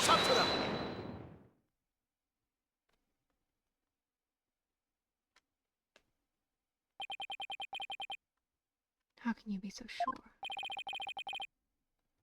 What's that supposed to mean? This lawyer seems to think little of the power of the Kurlionist prayer. Huh? サトライマオマンどもさましで出し抜けたれがせよそろか Abbott in me was at home during the crime, but knew of what happened at the hideout. I believe this can be explained easily. He must have had a way to monitor the hideout from his home. What? You never cease to amaze, prosecutor. As he surmised, there was a listening device installed in the hideout. It enabled me to instantly learn anything unusual, even when I was not there. Remember, the rebels had been using this as a top-secret hideout. It would be perfectly natural for them to install such an apparatus. Wait, come to think of it, when I was searching the rebel hideout... There's something under the banner. A microphone. What was that doing here? Someone trying to record something like... That was a listening device? It starts recording whenever it detects movement. And I heard just such recording after His Majesty and his family left. If you look at the desk in my study, you will find the tape in question. Alright then. Bailiff? Yes, Your Majesty. Go retrieve the tape in question from the High Priest's home. At once, Your Majesty. Power of the Kurlionist prayer. Even a putrid brain such as yours should understand it now. It's like the contradiction really did vanish. We shall ascertain the content of the recording once we have the tape. In the meantime, I would ask Abbott Inmee to continue his testimony.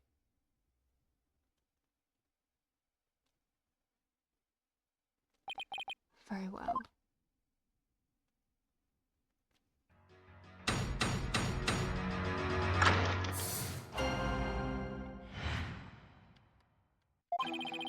I was entertaining His Majesty and his family when the crime occurred. When I listened to the tape later, I heard a man and a woman quarreling. It sounded like an altercation between acolytes and Lotte Fair. After that, there was a loud noise, followed by a haunting silence.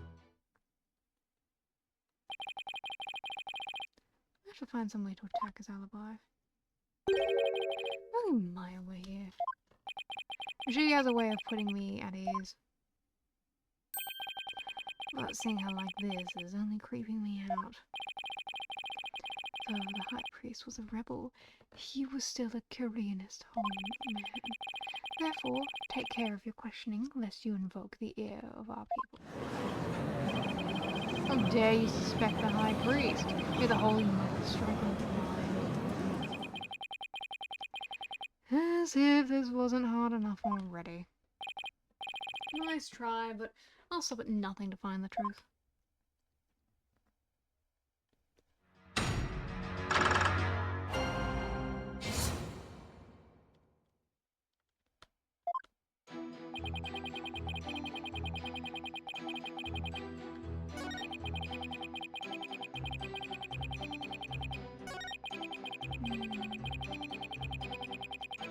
Hold it!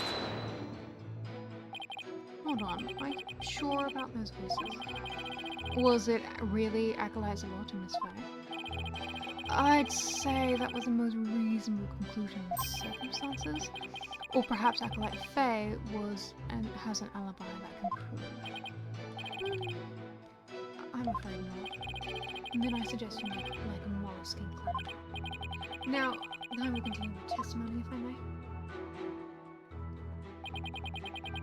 After that, there was a loud noise followed by a wooden silence. Hold it! I have to ask what kind of noise. You heard everything from the recording. Indeed. Each night I would secretly check what the listening device had recorded. I would have been in serious trouble with my lovely wife had she discovered my secret. Can you really tell what happened by this audio alone? Long years of aesthetic training has sharpened my hearing. It is but a simple matter for me to ascertain a situation by sounds. I believe practicing Kurdianism improves your hearing. Hearing is but one of the senses it can improve. If one can focus and attain inner peace, all 5 senses can be sharpened. Why, the warbird over the bazaar just cried. Did you not hear it? Give me a break. Hold it! A loud noise. I'd say that's worth looking into. It was a terrible crashing sound. The poor acolytes a lot. It must have felt so heavy.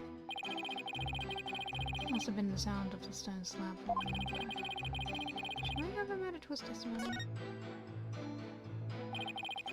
Please add the statement to your testimony, as you wish. I would describe the noise as a terrible crash. Hold it!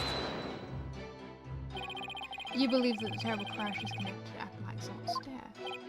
Yes, the sound, no doubt, was poor Zolt's death to heal. Such a tragedy. He was a fine disciple.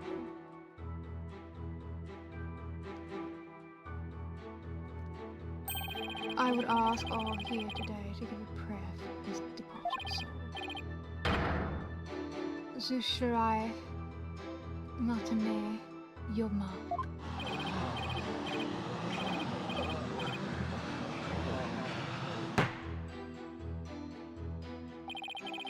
I had high hopes for that young man's future. Zushirai Matame Yoma. Why do I feel like such a jerk for just trying to do my job right now? So all he knows about the crime is what he heard on the tape. And he was with his magistrate and his family the whole time. Now that I have proven the soundness of my lie, I believe it is about time for me to return to the Twilight Realm. What's the rush? Why not enjoy some more time and living? I better find a way to tackle that otherwise soon. I'll just press harder and hope for something useful comes out.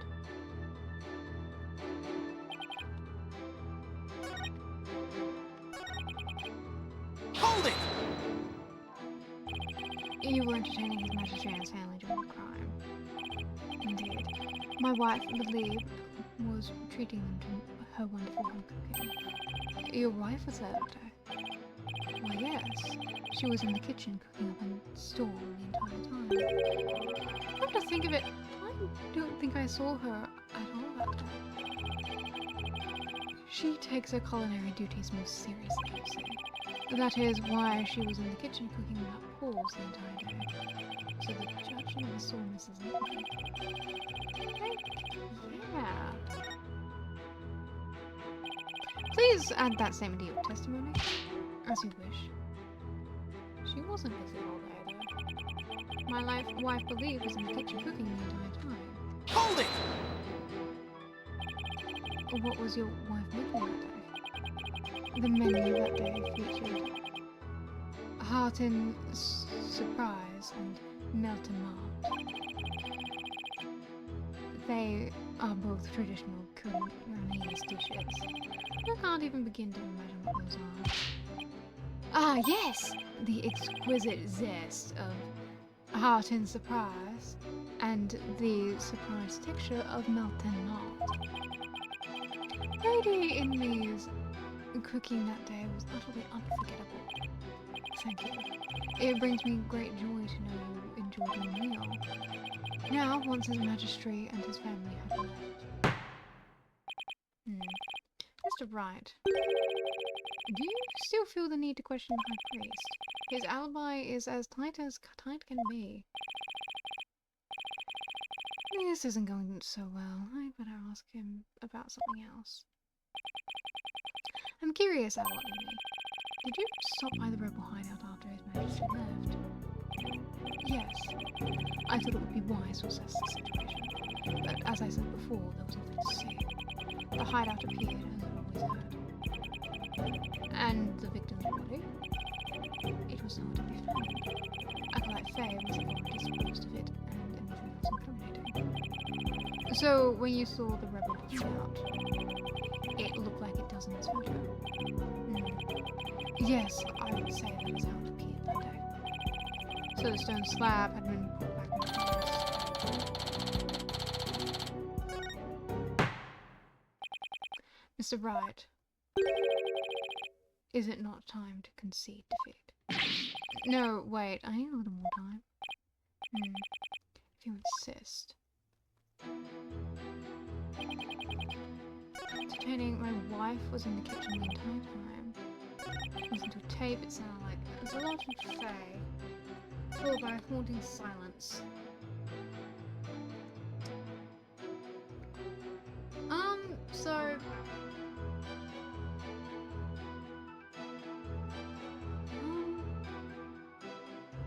So I think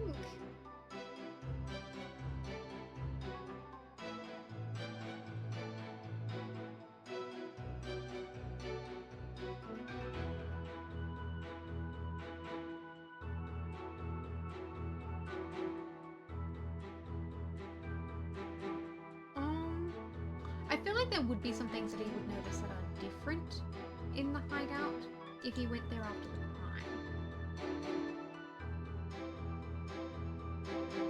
Like, consider if that is how it looked the whole time. If this is how it looked the whole time, then what was the sound that he heard? Because, based on the way the rock looks, it doesn't look like anyone else moved it, so this wouldn't have fallen down,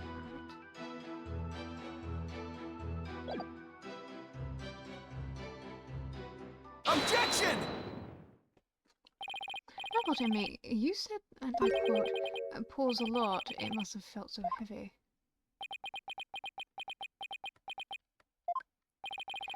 Why do you think he felt something heavy? You said the hideout looked like it did in this photo. If so, there's nothing that would lead you to believe he had experienced a heavy feeling. The fact is, of course, the stone slab did fall over onto Acolyte's lot, impaling him on the warbad statue behind him.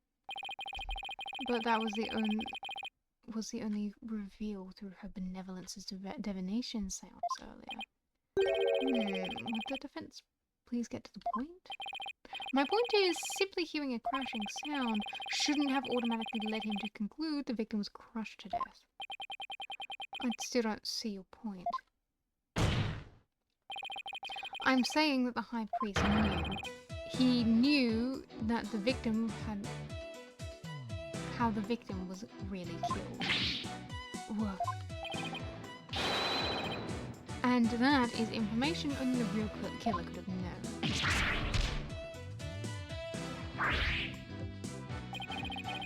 I definitely saw it that time. I've got the High Priest spirit shaking in the boots. Should I say so? Objection! And I remind you, Abbot Indy was with his magistrate at the time of crime. Such an alibi precludes him from being a killer. That's true, so he can't be the killer. However, he knew how Zalot was killed, something only the killer should know. Can this discrepancy be resolved somehow? Well, Mr. Knight, we're waiting for an explanation. is just getting fat. Time is almost complete.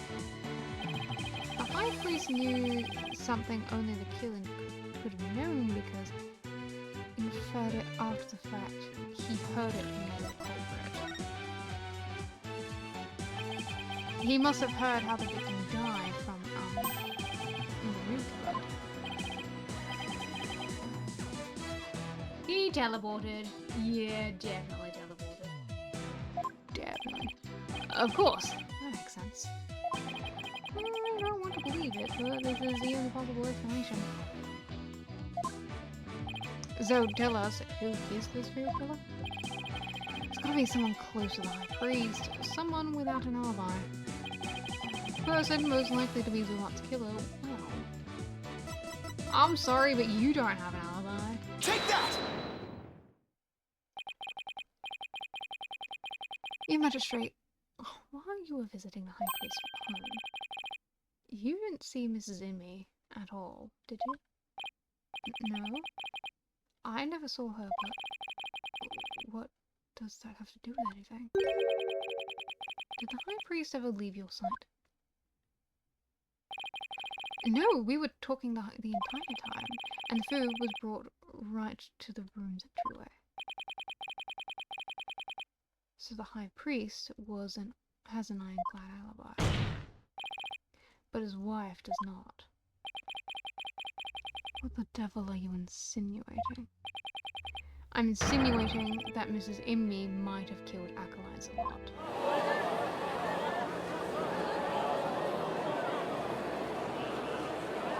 Objection! You have a lot of nerve making such a baseless allegation. She had no motive to kill acolytes a lot. He was like fat, I told her. No, we can't entirely discount the idea. Especially if you consider that Mrs. Inmee could have been the one posing as Lady. Objection!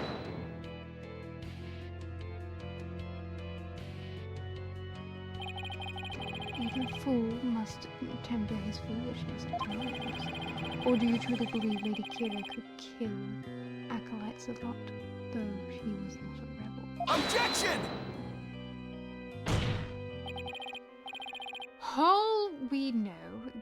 As we know, the High Priest was secretly a rebel. It would follow that his favorite disciple could very well be a rebel too. Are you suggesting that Mrs. Inmee killed her husband as well? As sad as it is to think she'd kill her own husband to rid the kingdom of rebels, I don't think we can rule it.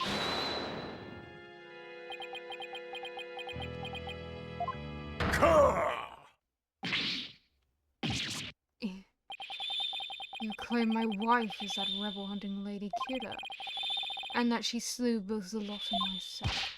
My lovely wife! It is utterly impossible. I have to have seen the High Priest so angry. It is as Abbot Inmee stated. And the accused has already been found guilty of his murder. It is far too late to overturn it. That's right, Miss Right. Now apologize to the good priest before he gets angry again. Quickly now. No, I'm not going to apologize. The true identity of Lady Kira is a major piece of this trial's puzzle. Admit it, Abbot Inmee, your wife, Lady Kira, killed you. Lady Inmee killed you. Yet, even now, you continue to lie in an effort to prove it. How absurd. It appears the lawyer has forgotten. My lovely wife could not possibly battle the rebels in the guise of Lady Kira, for she was blessed by her holiness, and she is with child. Praise be the Holy Mother. Completely forgot about that. That abominable Lady Kira figure, who slew me and acolytes lot, was the accused. This is bad. Well, I can't give up now. Don't forget, my client doesn't have the strength to fight rebels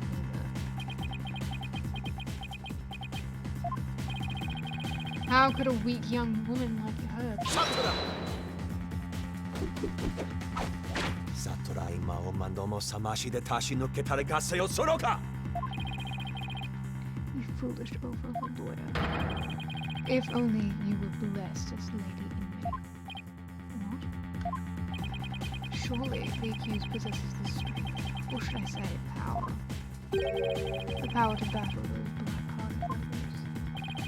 What are you talking about? My good prosecutor, I see you have come to the same conclusion as I. Such keen insight. Then you have figured it out as well, Abbott. May I ask you to explain it to the putrid brain lawyer? Certainly, for I cannot allow him to frame my lovely wife. Foreign devil! Your Majesty, allow me to testify as to how Maya Fey is that murderous Lady Kira. Well, if it would assuage your anger, then by all means, please testify.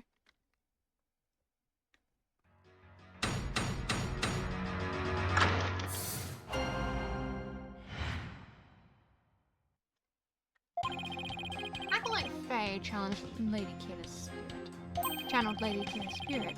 She is a spirit medium who knows Lady Kira's true name, so she could have done it. So it was the real Lady Kira who returned to root out the rebels among us. She attacked and killed me with a strength far beyond any mortal woman. But do you understand now? Murder by spirit channeling explains everything. This is the only way to accuse. The accused could have defeated the one rebel after another. Indeed, I am a living, or shall I say, dead proof of her terrible power. Maya's ability to channel spirits, it's come back to haunt her. Now it is time to let go and move on, Defense. No, never. I'll never give up. Now what? Think. How can I prove that Maya couldn't have channeled Lady Kira?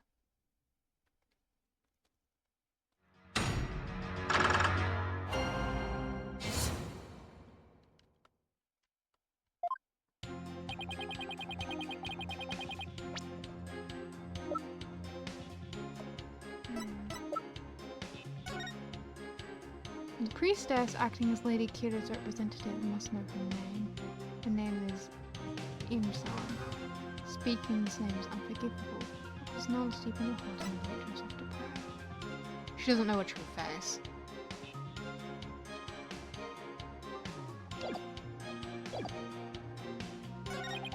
She is a spirit medium who knows her true name, so she could have done so.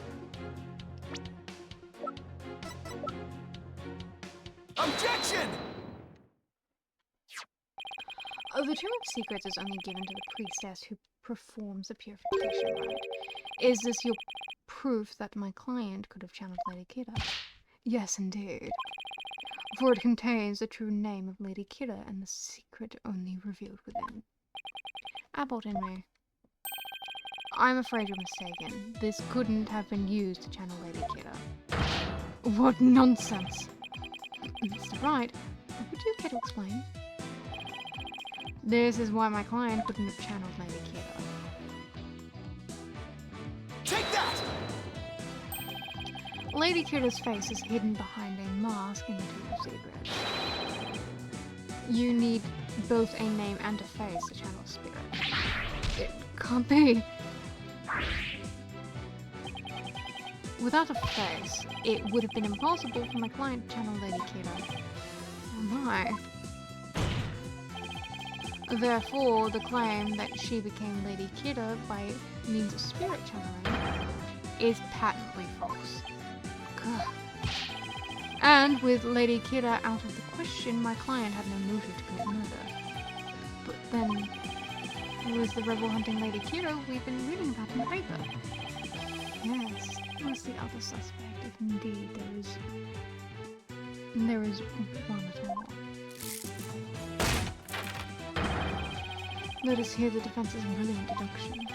Think true identity of the killer is a key to solving both murders. I thought Mrs. Amy was suspicious, but her pregnancy takes her out of running. And Mr. A rebel is a rebel, so that doesn't make sense. That leaves us with Mr. Wright. You have that look again. The one where you have to say something, but you can't figure out what it is. This is my chance to really turn out the hate. I'll just have to stir the pot till something floats to the top. Your Magistrate, I know who's been posing as the rebel hunting league. You do? Are you sure about that? Yes, completely. I sense I may regret this, but please go on with the whole explanation. Thank you, Your Magistrate. This is who's been posing as the rebel hunting league. That's a good question.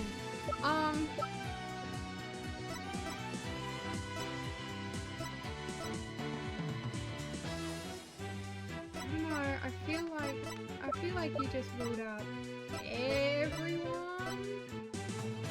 I feel like you just ruled out everyone.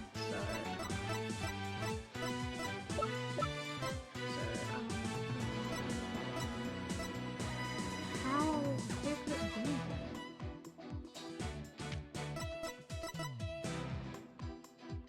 I don't know. Cause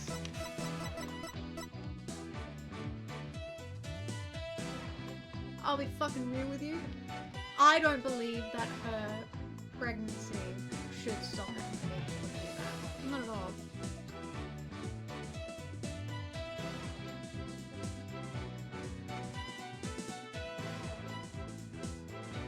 But you know what? Who knows?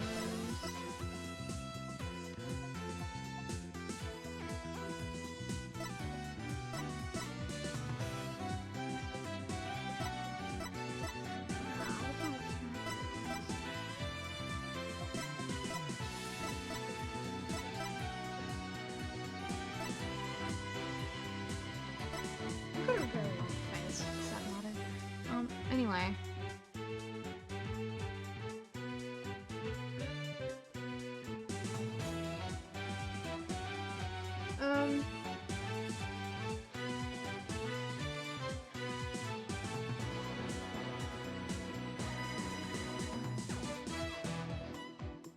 Because, you know, personally, I think that the pregnancy shouldn't really mean anything because one, she's not visibly pregnant, so she hasn't been pregnant for very long, and two, Lady Killer has been going around for about 2 years now, so, you know.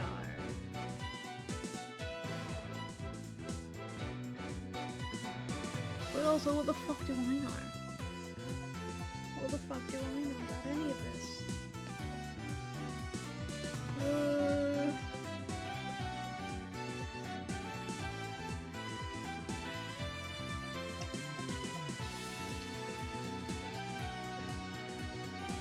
Who could circumstantially have been Lady Kiddo? I don't know.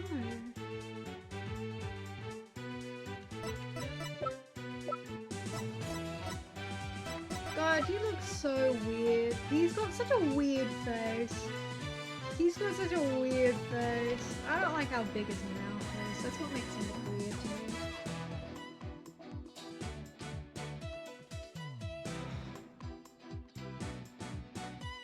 I barely know anything about all of these people. That's not helpful information to me.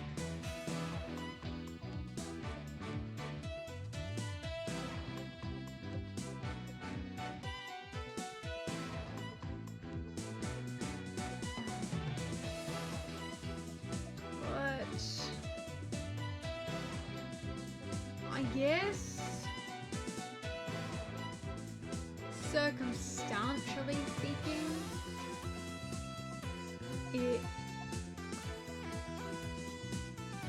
it could be, you know,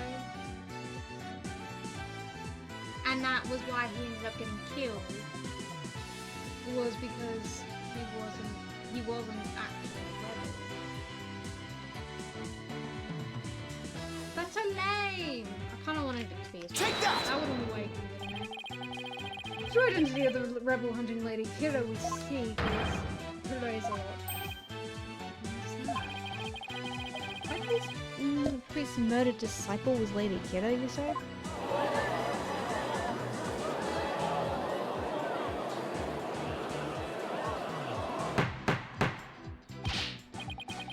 Peace, I say peace. The defense will continue. Yes, your magistrate. I whittled down the list of suspects until there was another match. But a process of elimination is not the same as solid evidence. I assume you have evidence to back up your claim. Yes, of course. I will have in a moment, that is, at least I hope so. Maya wasn't Lady Kiddo, and neither was Mrs. Inme or any of the other possibilities. That leaves a lot, and I have the evidence to prove it. Because Kira had to be someone who was in the house to be able to leave that note. Take that! This is what proves that Acolyte Zalot was Lady Kidda. Lady Kidda's warning letter. How absurd. What could that possibly prove? Prosecutor Sadmadi. You stated that this warning letter proved that my client was Lady Kidda. And the reason you gave was that the High Priest's house was locked tight. But there was another member of the family who lived there. Ah. Therefore, Acolyte Zalot could have delivered the warning anytime he wanted. What is he talking about? That's just not possible.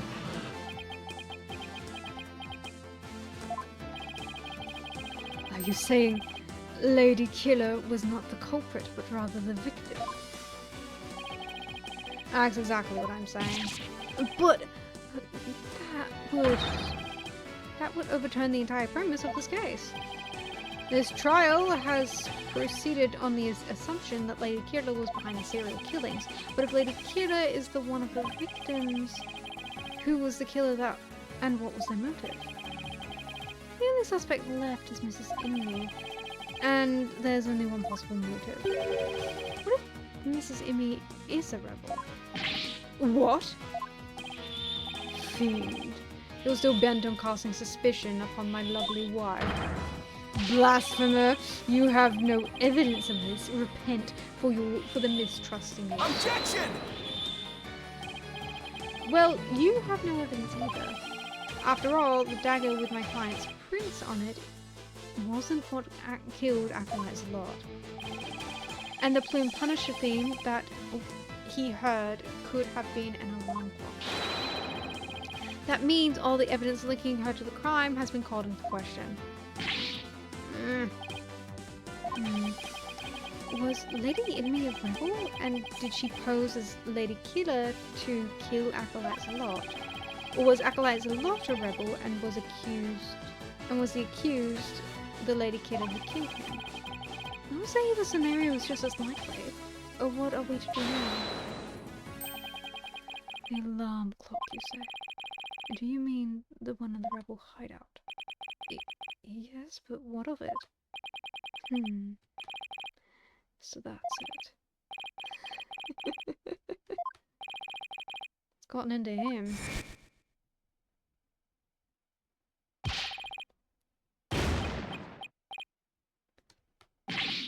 About in me. Oh, what is so comical?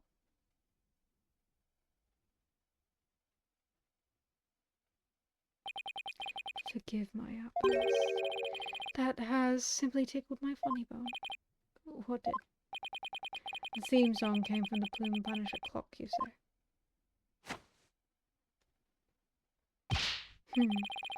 That alarm could not possibly have gone off. What makes you say that? The clock was working just fine the last time I checked. Try using your head for a change. Would not the existence of a secret hideout be given away if an alarm kept going off? Wait, you don't mean Indeed. We leave the alarm switch off at all times. I see. Door. Door.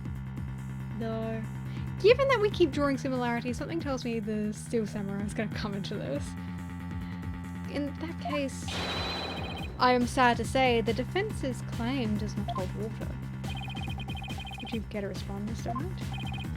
Oh, this can't be happening, not now.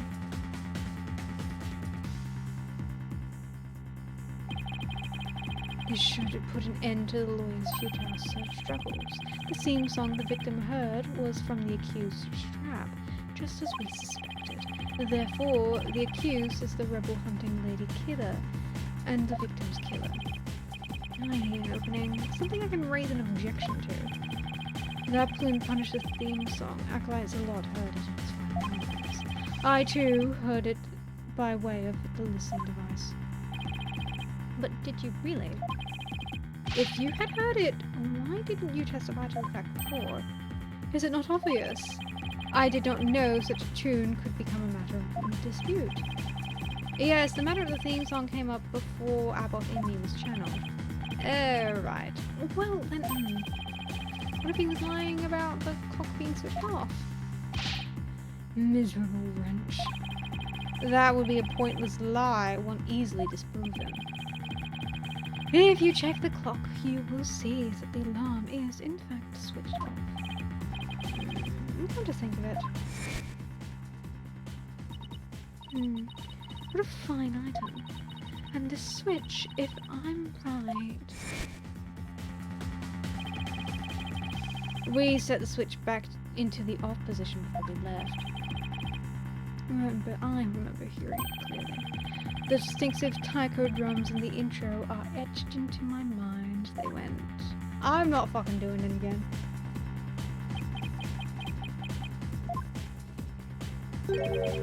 Distinctive taiko drum in the intro. This trial has gone on too long. Shall we move ahead to the verdict phase now?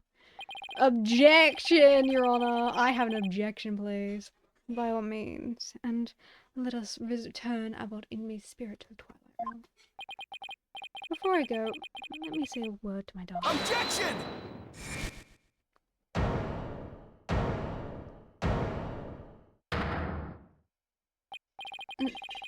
Now hold on just one moment. Your Majesty. Yes? The High Priest's statement is inconsistent with a certain piece of evidence. It is. Still you writhe in defiance of your fate. The very sight reminds me of a tortured soul writhing in flames. You won't be saying that once I show you the evidence. Now all I have to do is pick the right one. Inconsistent with the statement about... Take that! This is what's inconsistent with the statement. My client's Plume Punisher strap. Does that have to do with anything? It plays the Plume Punisher theme song. And here it is. The theme, the Plume Punisher, Warrior of Near Twilight Realm.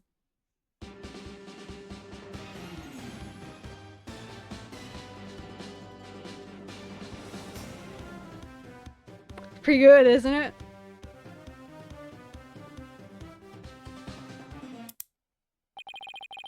Do you see what I mean? The music the victim heard in his final moments might not have been the Plume Punisher theme song. I'm afraid I'm not following you. What was it, if not the Plume Punisher theme? His final moments, Acolyte Zalot heard the Steel Samurai theme. There are no taiko drums in the intro of the Plume Punisher theme, so what Acolyte Zalot actually heard in his final moments was the theme of the Steel Samurai, Warrior of Near Old Tokyo.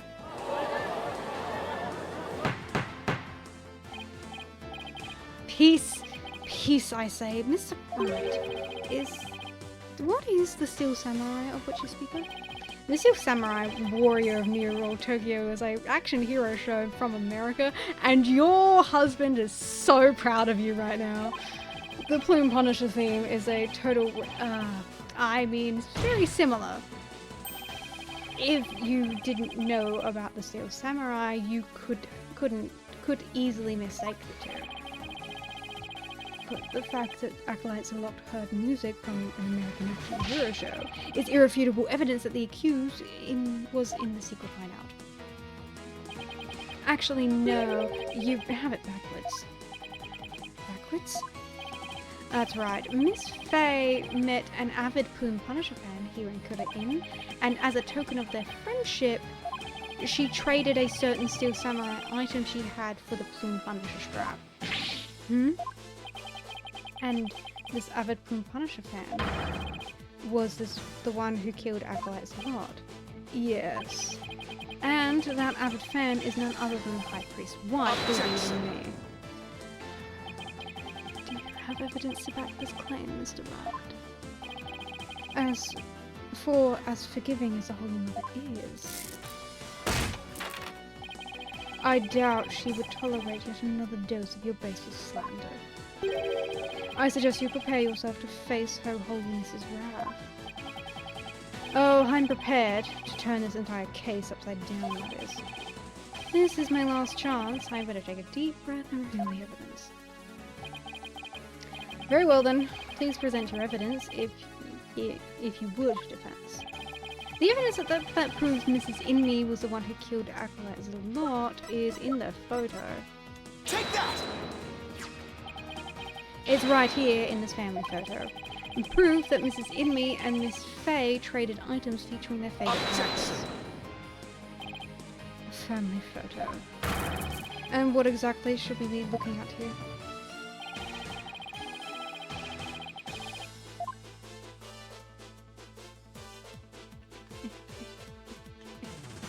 Take that!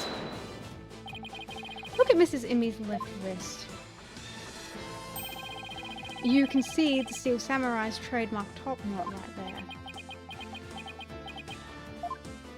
there. Which clearly makes this a Steel Samurai.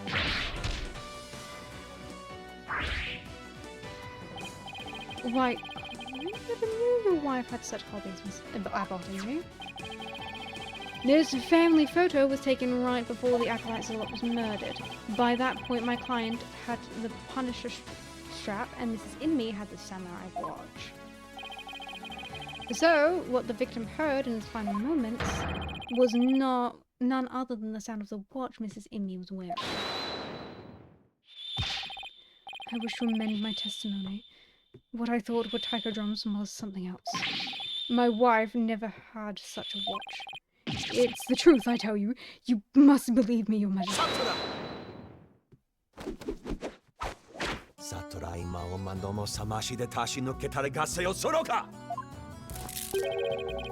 Be not deceived by the defense's loyalation country. Now what? He's been pretty quiet up until this point. What does he have off his sleeve? This is a big gaping hole in your flimsy claim. A big gaping hole? I don't think so. Oh no, I'm afraid it is there, all right. Just like the big gaping hole in your putrid brain. My brain is neither putrid nor full of holes. I'm not a zombie after all. Says the dead lawyer walking. He who is narrow of vision focuses on what is before him and never seeing the big picture. Or, as they say in your country, you cannot see the forest for the trees.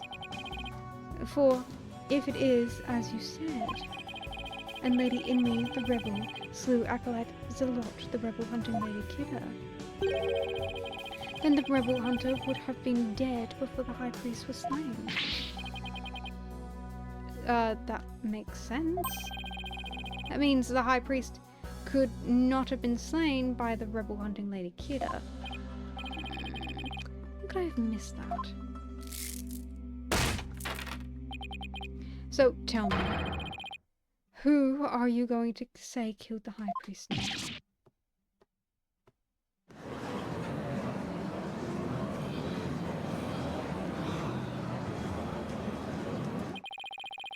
Do you finally understand? The sheer size of the holes you riddle your putrid brain. I'm in hot water now. I don't have any suspects on the High Priest's murder. The mindless zombie. You have begun your journey to the Twilight Realm long ago. Now let go and move on. No. I will never give up. I just need to think things through and figure it out. Who really killed the High Priest? Hell yeah! Acolytes a lot had been Lady Killer. He couldn't have killed the High Priest. So the question is who did? Maybe I can get to the bottom of this by reviewing the events of this case in order. Which evidence tells me something about the crime scene before the murder?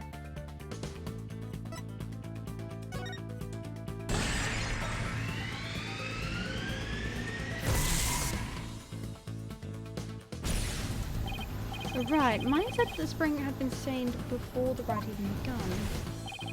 The spring had already been red before the High Priest's murder because of Zalot's blood.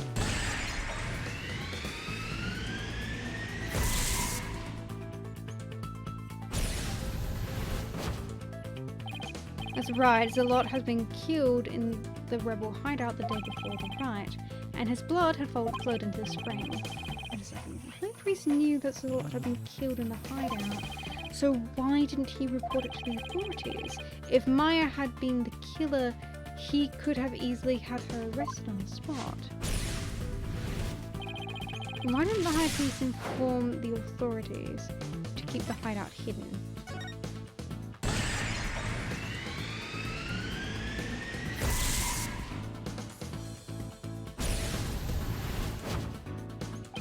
If he reported Zalot's murder, the authorities would find out about the hideout. That's what he's worried about. But by going through with the rite, the High Priest risks having Maya see the spring running red with blood. Why did he have to go through with the rite? Set the scene, up the scene during it. Have to go through with the rite. Did he want to set the scene during it or kill Maya? I don't think he has a reason to kill Maya.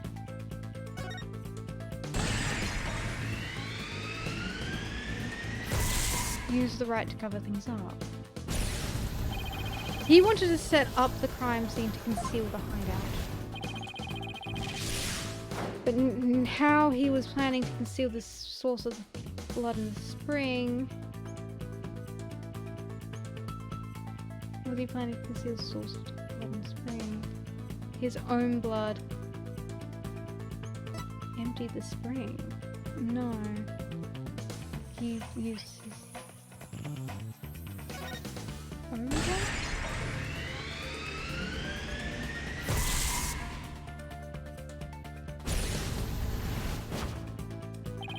He concealed the source of the blood with his own. That's how he kept the rebel hideout secret. It's all starting to fall into place.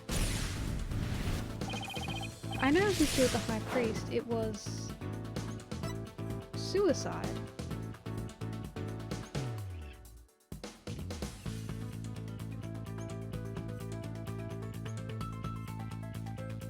What a length to go through for that.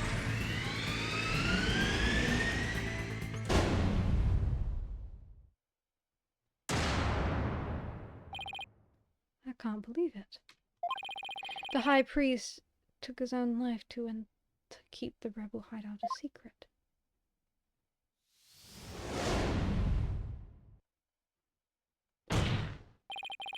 The High Priest wasn't murdered by anyone.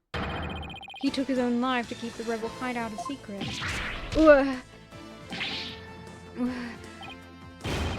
What's this?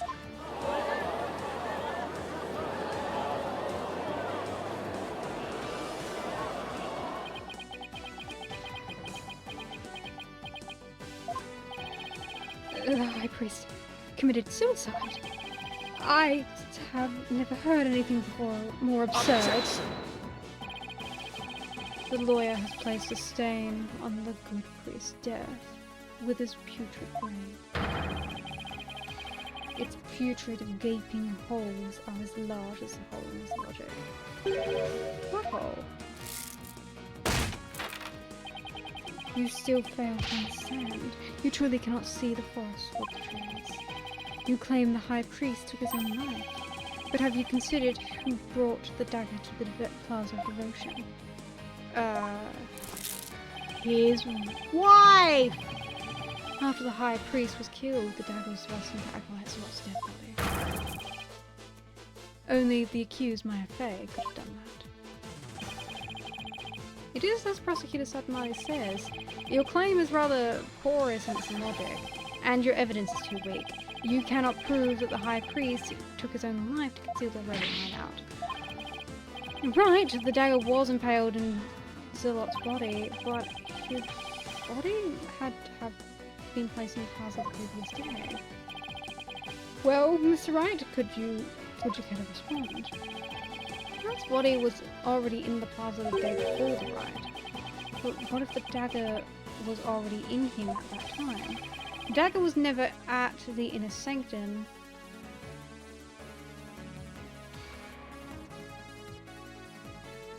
It was never at the inner sanctum. Tarasa died by a different weapon. Of course, that's it.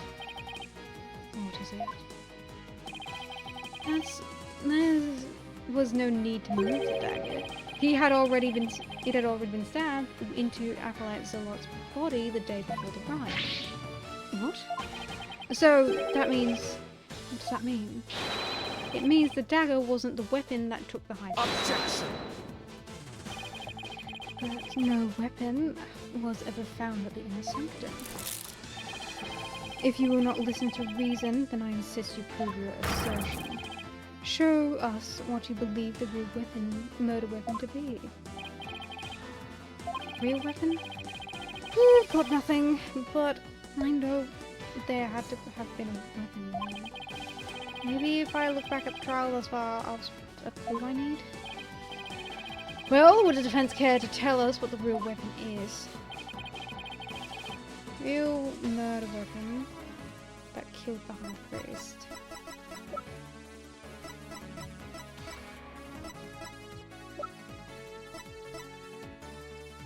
Well, the real murder weapon are the enemies we made along the way. Hell yeah, it is.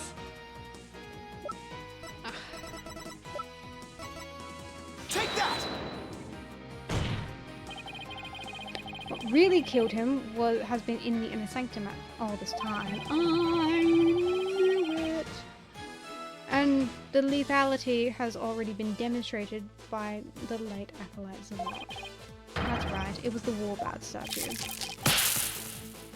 Ha ha ha.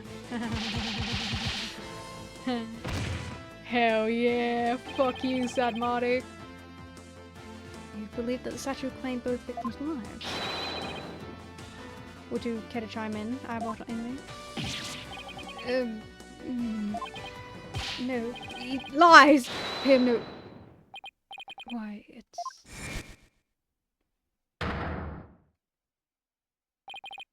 Lady in me. Darling, don't you think this has gone on long enough? Please, no. Your Majesty, my wife knows nothing. Please, Abbott and me, let your wife speak.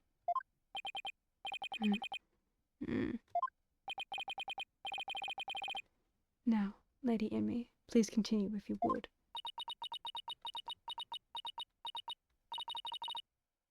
It's that time again. What time would that be? 2:30 in the afternoon, the time my husband conducts his daily prayers, and the time Pere was slain.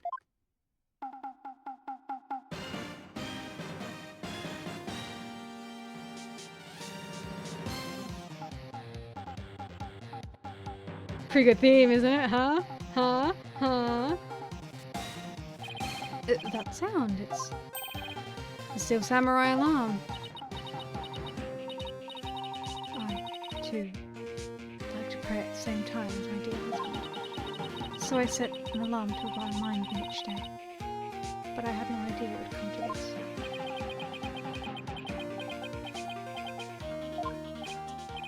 No, stop. She knows not of what she speaks. Your Majesty, I am the one who slew Acolyte Zilot.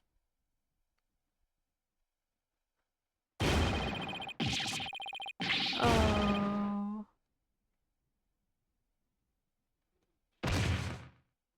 You went through all this and it was all for nothing.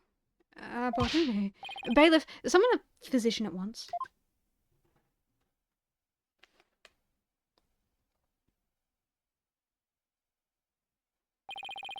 The physician is now attending to the high priest, so there is no need to fear. Now let us continue. What about the half of him called Maya that's still among the living? This is in me. Will you tell us everything you know?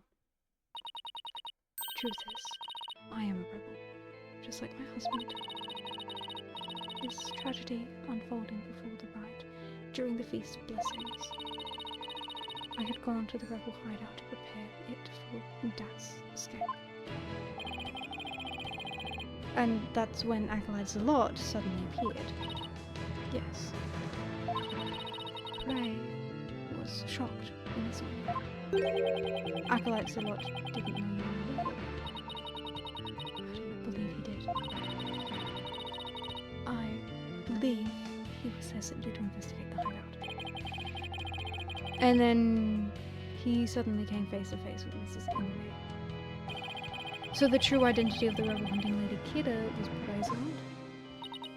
Yes. He was a member of the secret police, serving directly under the Minister of Justice. The secret police? And this is what he said to me. I kill rebels with impunity. The Justice Minister has my back. He was using his position within the secret police to deal with rebels a heavy blow. But murder sanctioned by the Crown is still murder. Even without the DC Act, Dirk and his insignificant scum buddies' days are numbered. What's that supposed to mean? Let's just say I got a little trick up my sleeve, so I'd watch it if I were you. 'Cause you got a defiant attitude, one like them old, like one of them dragon dupes.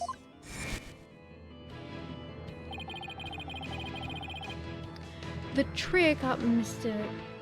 Inga's sleeve was Lady Kira. No, this can't be.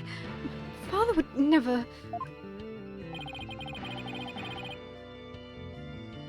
This must be a rolled up blue forever. This explains why Acolyte Zilot abandoned his real name. Yes.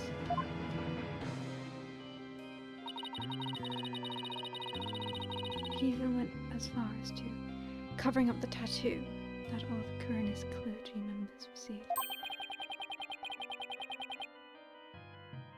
Lady Kira was a member of the secret police. That explains why no order was given to investigate her attacks. I guess I'm not alone in hearing this for the first time. But this cannot be! This is true. Justice Minister has sanctioned statesman murder. Peace. Now, Lady Inmate, please continue.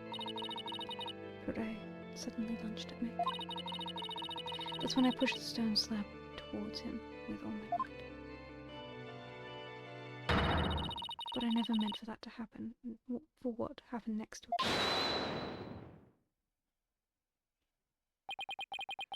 Allow me to take it from here.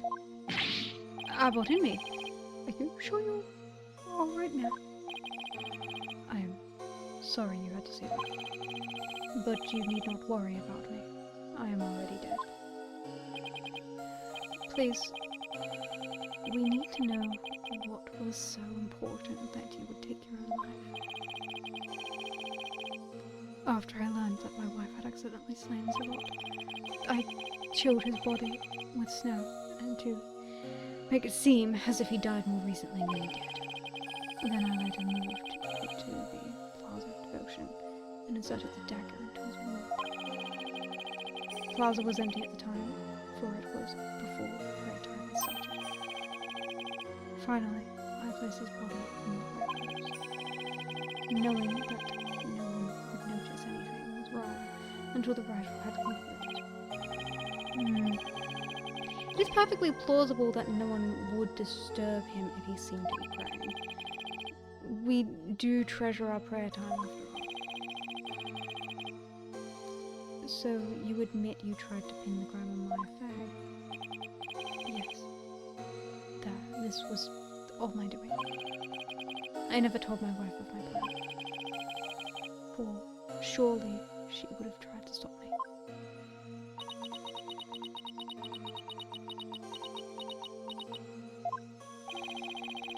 How did you get Miss Faye's fingerprints on the dagger? I had her hold it while we were rehearsing right the day before. And right before the rite, I drugged her, the sleeping agent. Then I put Lady Kira's robes over the wall outside her. That means Maya was probably already groggy by the time the rite started. Finally, I ended my own life. To ensure that the crime would appear to have been Acolyte Faye's own hand. But when your body was discovered, Lady Kira's robes were on the ground. How did they end up there if they were on the statue? After I impaled myself on the statue's dagger-like feathers, I used the last ounce of my strength to hurl my body backwards. As I did, I grabbed the robes, taking them with me as I fell back to them. How terrible! What possessed you to do such a thing? You needn't have committed suicide simply to frame the accused. Prosecutor Sudmardic. As one well versed in our kingdom's legal system, I would expect you, of all people, to understand. Understand what? This kingdom's legal system, Mrs. Inmy's crime or suicide. Can't be. How could be sadder than sad? Why I believe the defense knows what the High Priest speaks. Yes, I finally understand. This explains why the High Priest took his own life. Shit, dude. Don't ask me.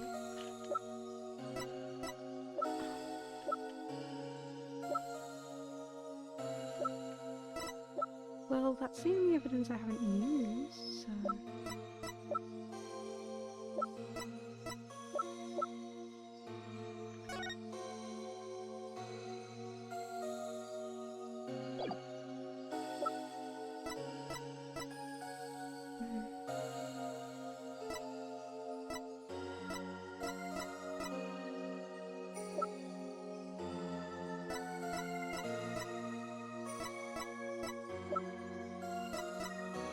Take that! The Defense Culpability Act. Circumstantial evidence supports Mrs. Inmy's killing of Acolyte Lot in self-defense. However, it would be next to impossible to prove it without a lawyer. That's why the High Priest wanted to pin the crime on my affair. I fail to see what this has to do with the suicide. In Kura Inn, the divination seance is the most important piece of trial evidence. The High Priest wanted to frame Miss Faye as a serial killer. It was a clever plan, in which he made sure he'd see Lady Kira in his final moments. The lawyer speaks true. That is why I placed Lady Kira's robes upon the wall outside her. I made it seem that Acolyte Faye was the rebel hunting lady. But are you saying You use my divination seance to produce false evidence. Forgive me, your benevolence. It was the only way to help my lovely wife. If you had approached me first, I could have proved the murder was in self-defense. Perhaps. But I had little faith in life, despite being a rebel. How utterly foolish to cast away one's life for such a reason. There must have been other ways to cover up the crime. If I had done so, my wife would rush to my defense, and the case went to trial. She would suffer the same fate as I under the Defense Culpability Act. I could not have lived with myself. She'd been convicted because of the fiendish man. This cannot be. I have done under the laws of the kingdom. It's all been brave for her. She's really taken this hard. I can't say I'm surprised.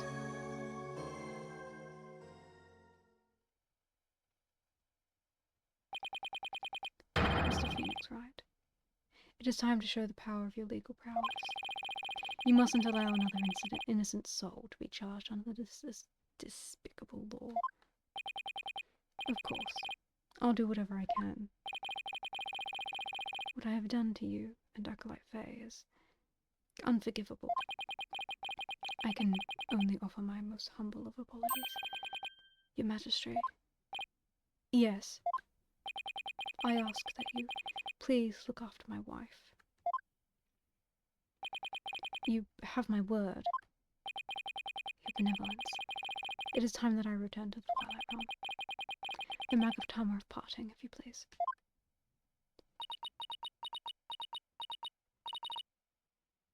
Very well.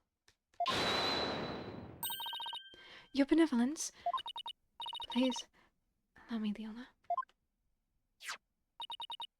Yes! It would be more fitting for you to send him on his way. And this is in me. Darling. I am so glad I was able to see you one last time. Thank you for everything.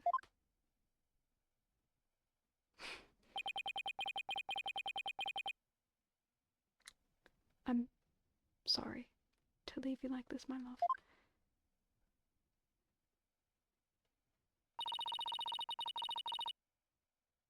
But now you can watch over me from the other world, from the world beyond. Yes, always and forever. With every breath I take, my darling, I'll be thinking of you.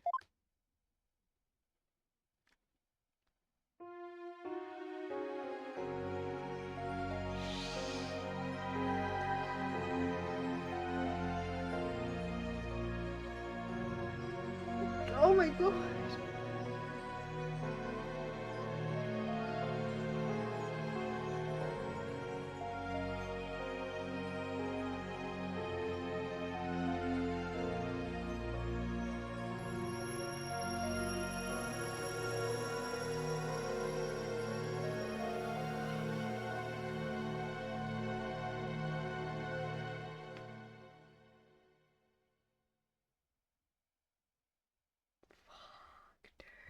Fuck! Farewell, my darling trust.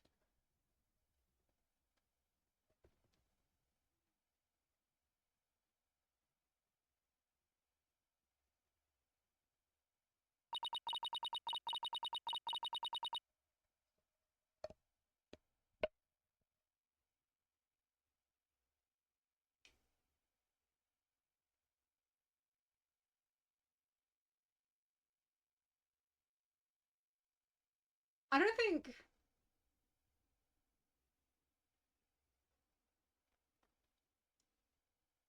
That's really fucking sad. Oh my god. It's so sad. Fuck! Fuck, that's so sad. Hi, Mupai. Hi, Mupai, Mupai. You gotta hold my hand so I don't cry, Mupai. Hold my hand so I don't cry, Mupai.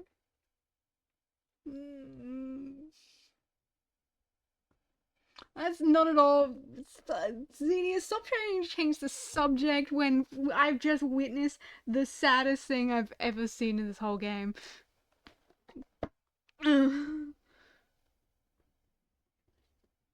Hi, Mupai. Oh, Mupai. Oh. No. Mupai, you don't understand. You don't understand because you weren't here. You didn't see the plot that just happened. Oh. Oh. Oh.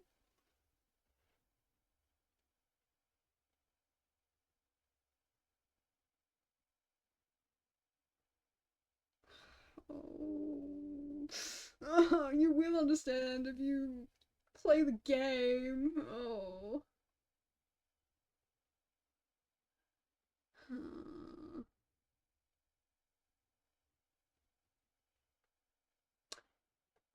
I don't think I don't think I talk about enough how my favorite character is a man who loves his wife.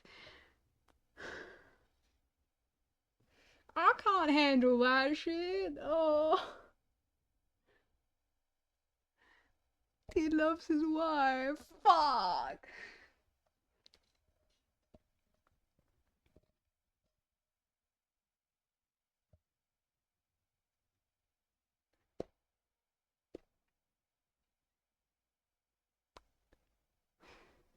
The High Priest has returned to the Spirit Realm. The Twilight Realm. Maya, I feel great! I guess that means he didn't leave any regrets behind. Oh, what about the trial, Nick? it's over. It was a sad reality, born of love and a great tragedy, born of the Defense Culpability Act. Well, I see no need to continue this trial. Does the prosecution have anything to say? Mr. Phoenix Wright, I owe you a debt to you, one that I will pay back in court someday.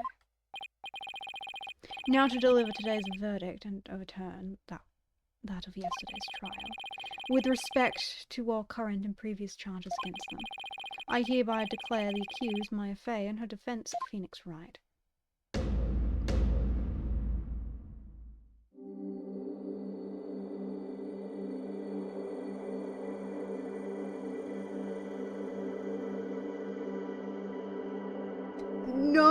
No, okay, no.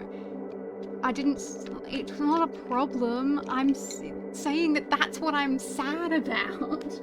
I'm sad when. That's so sad because he loves his wife so much. Oh.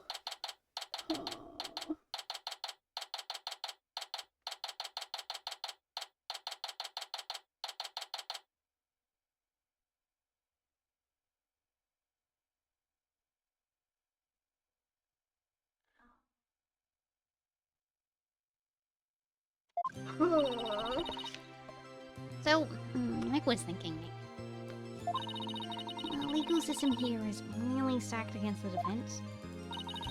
It's totally unfair. Yeah, it's even forced the High Priest to make the ultimate sacrifice just to protect his wife. God. Can't my chatters just talk to amongst each other for once instead of dragging me into conversations I only half understand? I'm stupid. I'm so stupid. You gotta be like direct with me.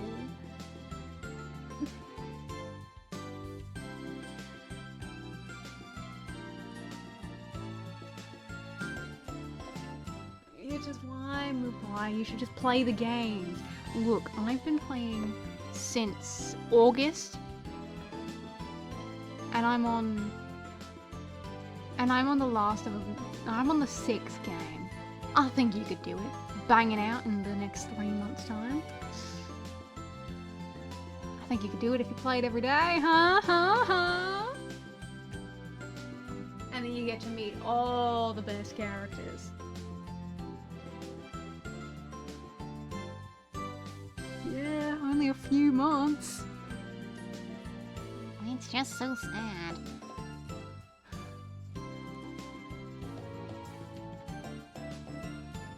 A wet encounter, you say? You mean in a pool? Like it should be? That's what you mean, isn't it? That's what you mean, isn't it? That's what you mean. Yes?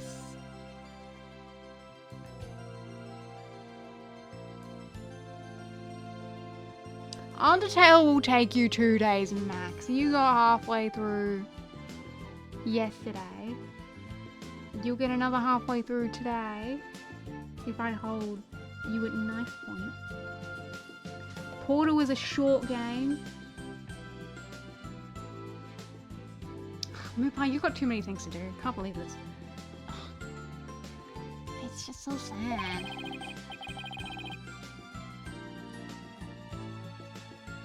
Protect the status quo or join the revolution. If the real Lady Kira were here, I wonder which side she would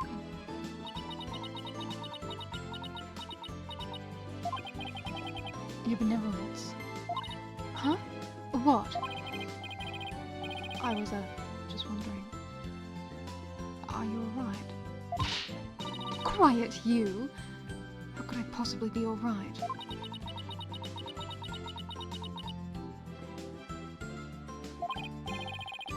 Moopai, I don't think you haven't. I think you're severely overestimating how long it takes you to play video games. Like, editing, I don't know jack shit about that. So you can put that into as long as you want, but, I think you're severely overestimating how long video games are. I think you could bang one out in a week.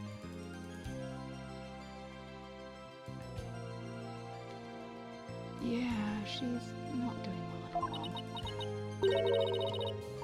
Who do you think you are? Suddenly appearing before me, trampling my insides underfoot and plunging the whole of justice into utter chaos.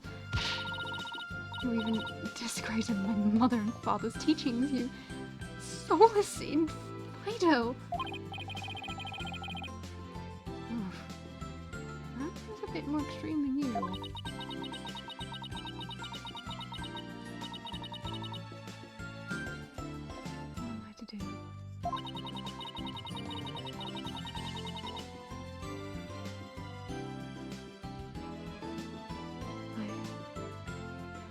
Believe that communing with victims and victimhood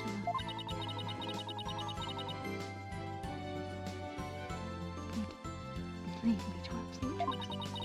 But each time you overturn my insights, it was revealed that they served to support false charges rather than the truth. I am left now with the heavy truth in my heart. I'm sorry, Rafa. Perhaps I am not worthy of hearing the voices of the Mittermach. It's where you're wrong, your benevolence. What?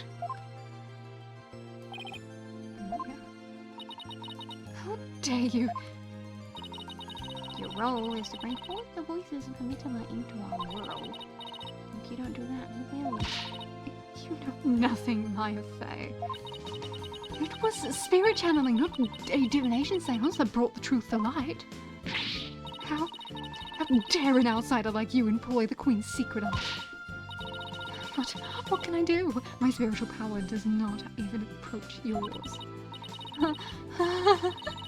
Is it not a cruel joke? The royal priestess, bested by a lowly outsider. Don't be so hard on yourself. Why not? It is worth at least a laugh or two. You shouldn't talk like that. Huh? Listen, your benevolence. You were just fulfilling your duty, weren't you? And you were only one You're the only one capable of performing the divination seance, right? The station of Royal Priestess is not something to abandon lightly. Station of Royal Priestess. The people of your kingdom believe in you.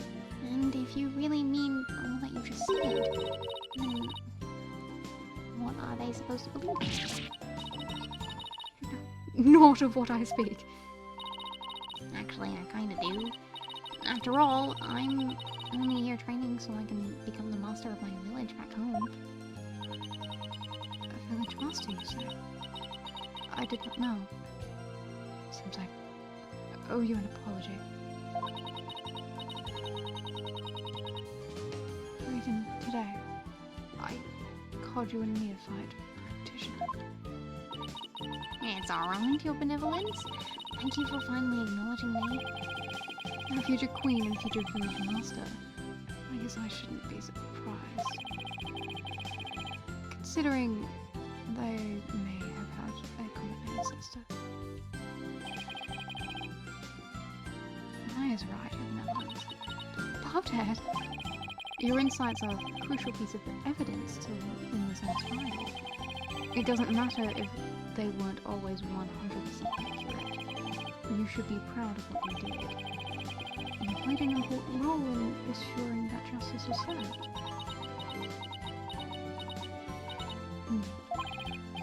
Besides, your insights aren't the problem here. It's your kingdom's legal system.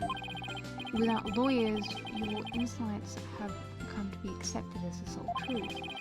And the Defense Culpability Act, which gave rise to that, is the root of it all. But that is the dangerous thinking of a rebel. Your benevolence. As Crown Princess, you are destined to rule the kingdom one day. That means there will be many things that you alone must determine.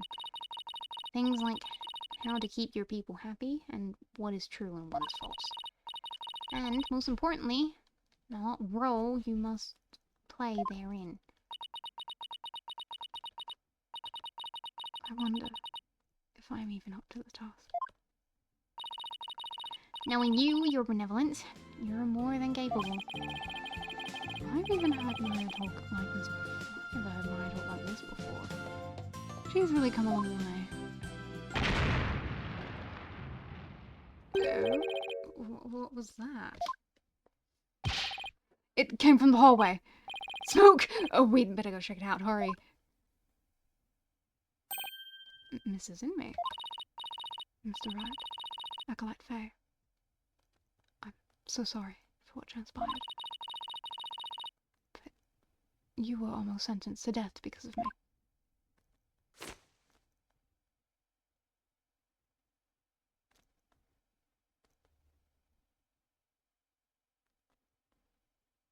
Ooh, what precision. I will make amends by picking up where my husband left. I will see the revolution through, so nothing like this can ever happen again. For that is the depth of my love and my dearly departed husband. Lady in me, gotta hurry. What voice is that? Arvego. I must serve the people. They must learn that the peace we enjoy is a false one. One built on the backs of innocents charged with false crimes under the odious DCI. We have it in our power to forge a society in which the Lord judges all of us fairly. Hey there, PW! I wish we had more time to talk, but... Dirk, everything's ready. It's time to go. Dirk? Sup, my dude? Sup, my dude? Ooh. Hurt your arm there, did you? Oh, wait. Was that the rebel leader, Dirk?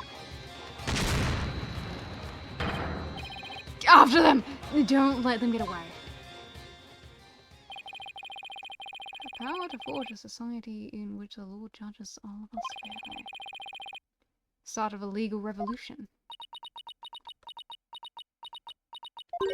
Hey, Nick! Hate to bother you while you're lost in thought. But I just got a great idea. What is it? The Steel Samurai versus the Rebel Dirk. I bet it'd make another awesome TV show. And if we threw in the Blue Punisher in there, everyone would go nuts for it. I'll never forget what she says in the show. But it's good to know that no matter what happens, will always be Maya.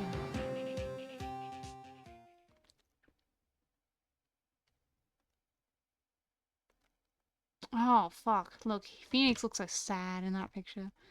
What a sad Phoenix. That's a sad Phoenix. Wow, I did it, guys. I did it. I'm so cool and stuff because I did it.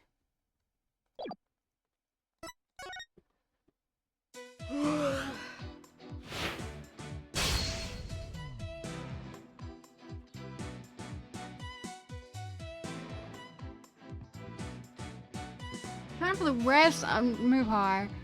I can't play the rest. See, we were up to here. Do you know how long this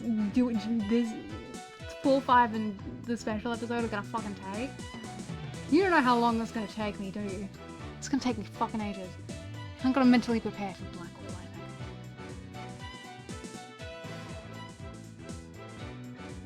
think. How to trust? No, how it? Taco drum sounds?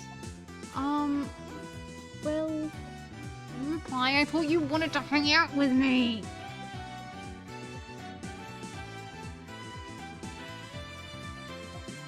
Case 4 does not look that short. Have you actually seen how much is in that? It's 2 parts, yes, but those parts... Those are fucking... There's so much there's so much information here. There's so much information here. That's so much information here. That's so much. And that... one character.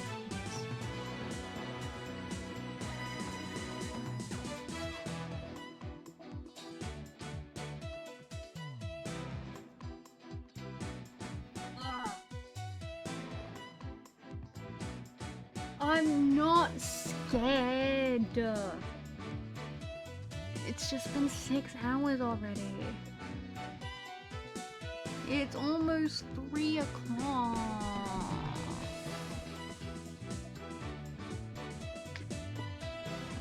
It's almost 3 o'clock, CDs. And if I keep playing, then everyone's just gonna go to bed and I'll be stuck here all alone. I'll be stuck here. I do 10 hours or more all the time.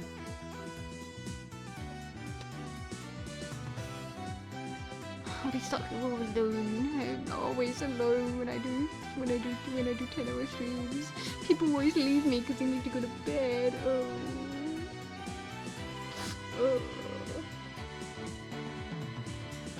16 hours, my dude. I can't. Okay, I can't actually do a 24-hour stream tomorrow. I can't do that because I'm going shopping, which is why I wanted to save number 4 for Wednesday, because then I can finish that in the one day before I leave.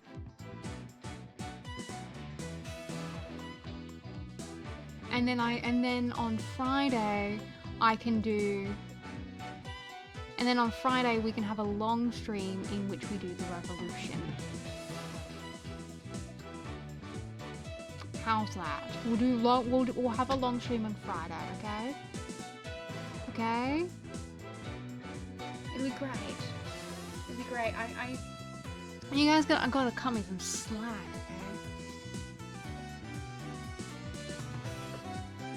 okay? These streams require me to do a lot of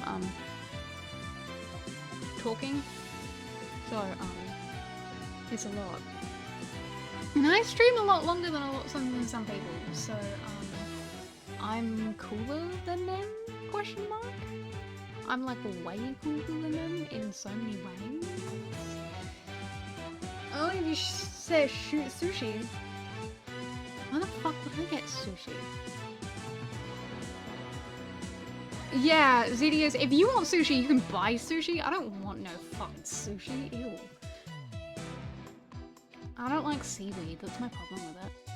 And then it's like, it's got tuna and shit, and I don't like tuna.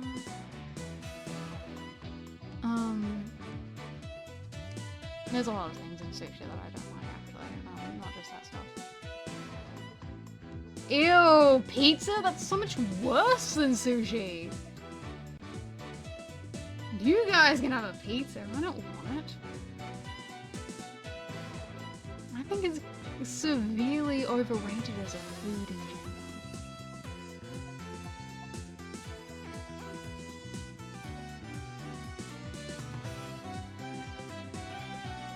Look, I think pizza is like too greasy and too salty, and it's just it's too much. It's too much. It's too much. It makes me feel gross. It makes me feel gross.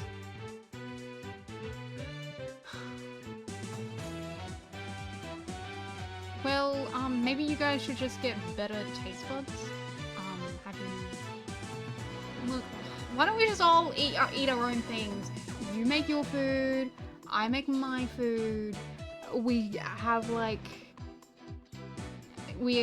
one of those dinners where we all make something to share and we put it on the table and eat what we want. How about that, huh? Whatever pizza I'm getting is doing me dirty. I mean, to be fair, I will share my pasta. You've watched me make my pasta, so of course I'd share my pasta with you. You can't scam food out of me. Thank you. Look, see? One of you appreciates my stream. One of you appreciated it instead of demanding food out of me. Who am I, your parent? Mupai can have some pasta. Mupai can have some pasta. Thank you.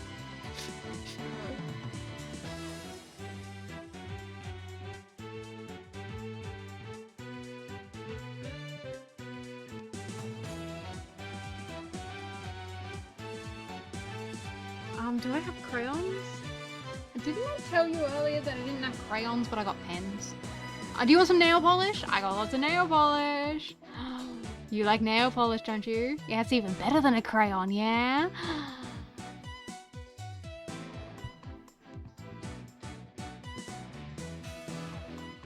I know they're gonna draw all over the walls, but I can't do anything about it.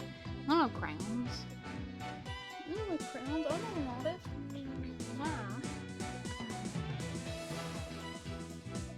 Yeah, here you go. Here's this. See, this nail polish is red and sparkly. Perfect for drinking.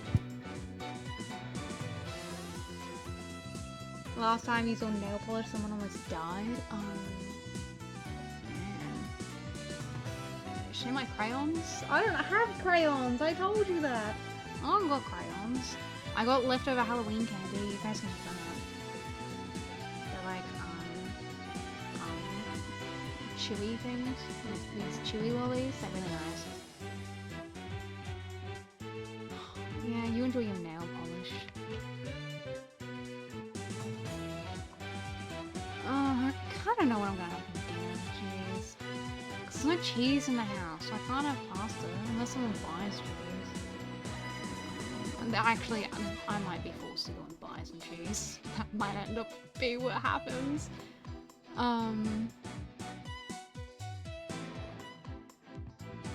Wow, Mubai. You don't want my Halloween candy? Damn. Yeah! I'm a cool person. See? One of you appreciates me. See, this is... Oh, my followers should be like this. This is the cult all about me. You're meant to appreciate me all the time. Can you just cut my hair and eat that? You can eat the hair out of the carpet if you want. That's already been cut off my body. I'm sorry, no, please don't do that. That's Hi, Jesse. Hi, Jesse. Welcome in, Jesse. Welcome in, Jesse.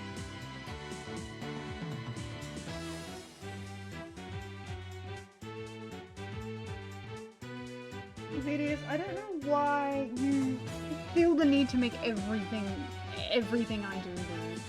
Just everything. I don't know why you insist on doing that. I don't know why you keep insisting on saying that.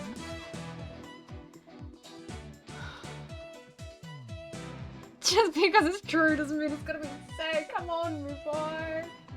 Mupai, come on. No. You can't agree with them. You've never been there when You've never been there when How can you know it's true, huh? How can you know it's true, huh? How do you know it's true, huh? Harumph.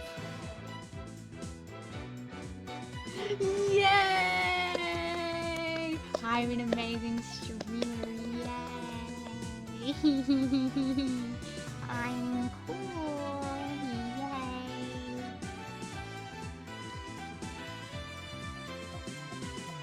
Una doesn't say VOD. If you wanna go clip that, go fucking clip that.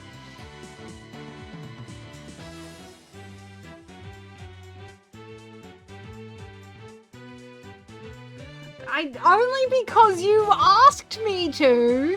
I only gushed about him because you asked me specifically why I liked him.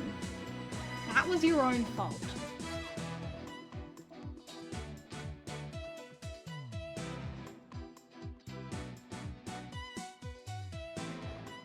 That was your own fault. Hi, thank you, Lamented Soul. Thank you. Thank you, my one-two child. Yeah, my greatest chatter ever. You're mad, so...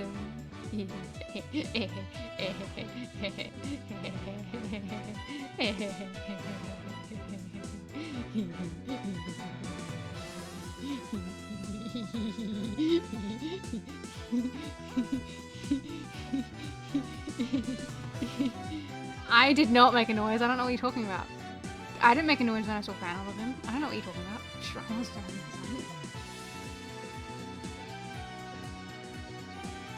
And I've told you, I don't think about Fulbright in that way. At least I don't think so. I haven't read a fan fiction yet, so I don't know. That's not how I feel about it. I didn't make sound. I don't know what you're talking about. I didn't make no sound. I didn't make no sound. I didn't make no sound. I was normal about it. I was normal about it. I was normal about it. I was normal about it. I was very normal about it. I was so normal about it. I'm super cool and awesome, obviously. Everything I do is very cool and normal. It's all very cool and normal. All very cool and normal.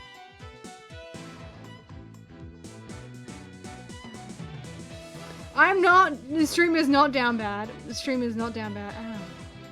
The streamer is cool and normal, and the streamer does not feel such things for anything or anyone. The streamer is cool and normal. Is very handsome. Very, very, very handsome. Very, very amazing and everything.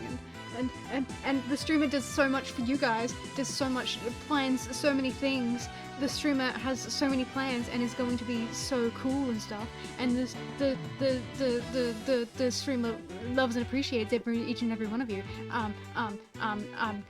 Roger and Victor and Kitsune and Aoni and Kaito and Quad and Styles and Soul and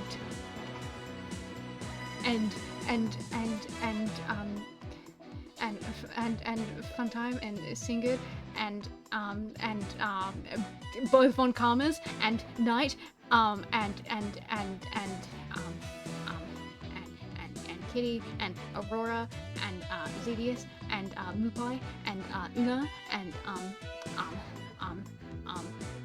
Alex. And Bob, I appreciate Bob, and Yuki, I appreciate Yuki. I know all of you. I know all of you. All of my lovely followers. I did save your family from burning building, obviously.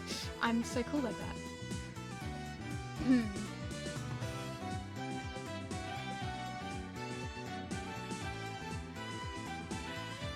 Okay, here's the thing. I haven't had a dream in a very long time. The last time I remember dreaming is I woke up and I was like, huh, I had a dream about Ragatha. And that was the extent of what I know what happened in that dream.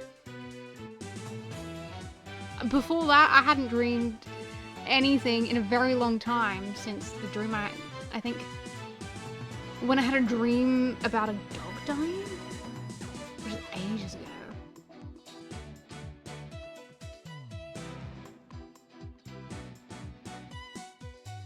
But you know, I don't usually dream. I go to bed and then I wake up. That's what sleep feels like to me.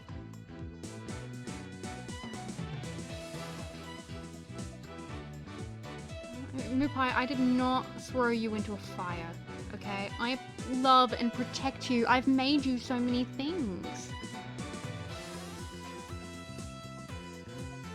I do not have a goldfish brain. I have an amazing memory, don't you know? Don't you know? You have complimented me in my ability to remember things that Ace Attorney has told me, haven't you? I know, Mupai.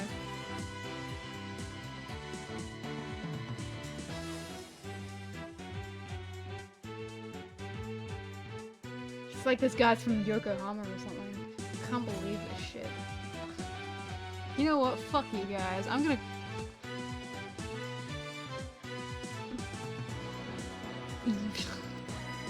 You know what? I don't know why you insist that I'm so dirty, okay? I'm really not. I'm not. I don't make... I'm not overly sexual, and I don't know why you keep insisting that I am. Maybe you guys don't deserve my magician's outfit that I'm going to eventually get. I think maybe you guys just don't deserve that. If you're gonna keep saying this shit. I think you guys just not deserve that. Except it's going to happen because I definitely want one, because, oh my god, I want one so badly. I can't wait. I'm going to find someone and I'm going to commission them, and it's going to cost a lot of money because I need to get the concept art and then I need to get actual art, but it'll be worth it, I promise.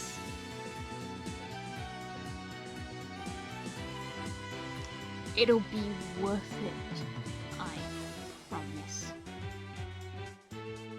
It's not a bunny suit!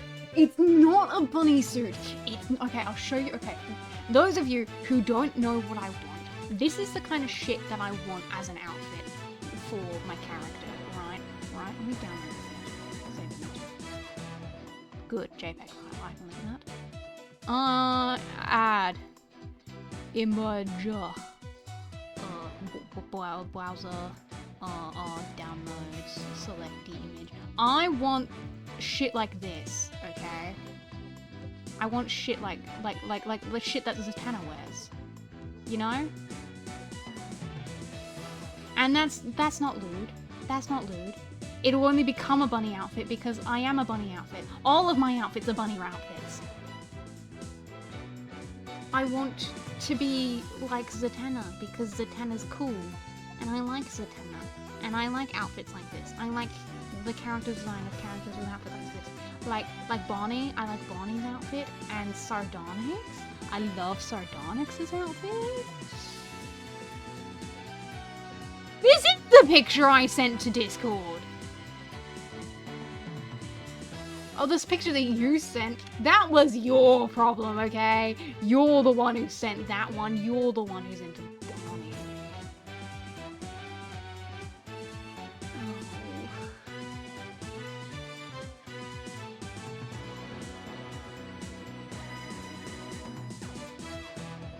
It is just because it's hot doesn't mean it's lewd, okay?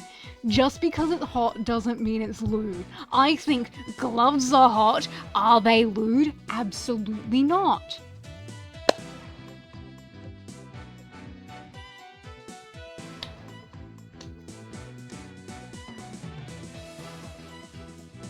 Exactly, Nikolai. Exactly. It's a very true statement. And I'm so glad you all know and appreciate me.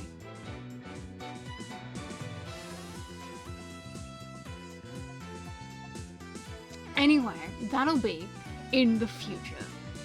I'm already on the waitlist for a new avatar that I want to get. I just don't know how long it'll be because I don't know how big their workload is because I don't have like a public work queue as far as I can tell, which is disappointing because I really love I love looking at an artist's workflow because I like being considerate like that, but I'm waiting for that.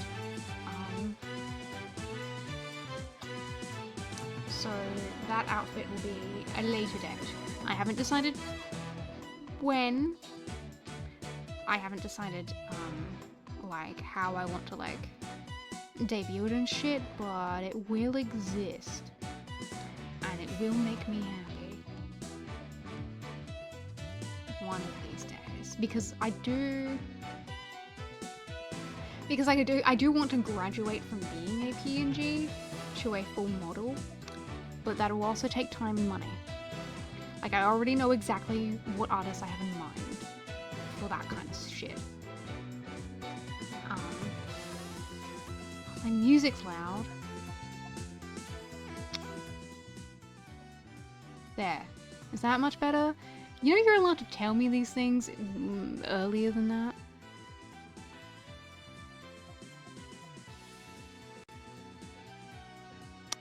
Anyway.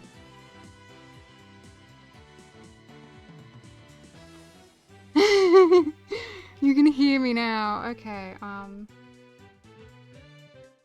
Zedius! Why do you let me sit in the dark about it, okay? Just tell me. Just tell me. Just tell me if it's too loud so I can fix it.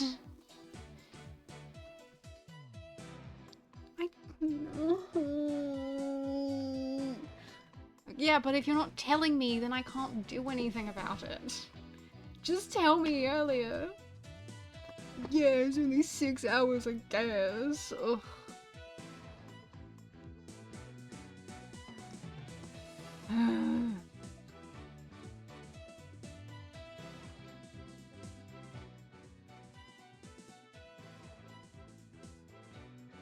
I don't know what the fuck.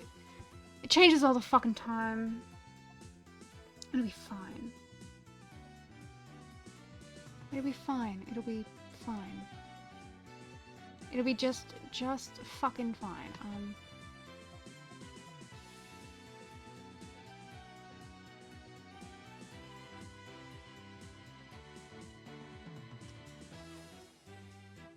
Fuck you guys. You don't get to hear anything about anything that I want to do. I'm fucking finding someone to raid. Fuck you guys. Fuck you guys.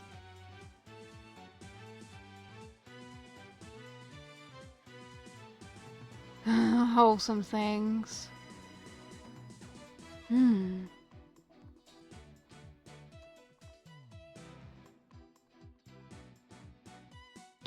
I love you too, Moopoi.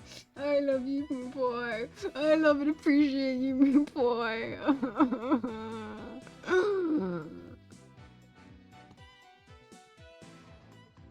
No. Moopoi, no. I want to be with you, Moopoi.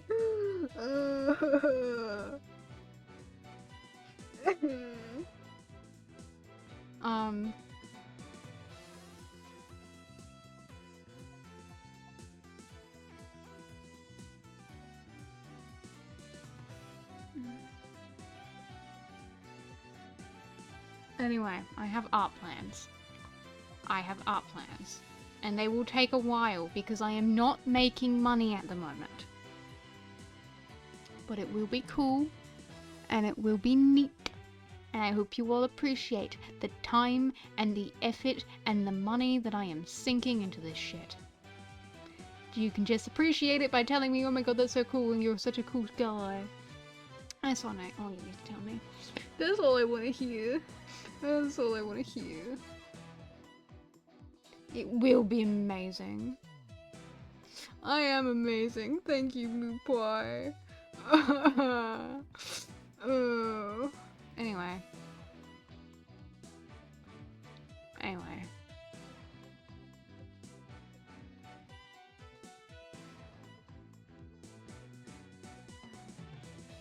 Crazy how much money, but if you do it, then I support it. Look. Character design alone that I want.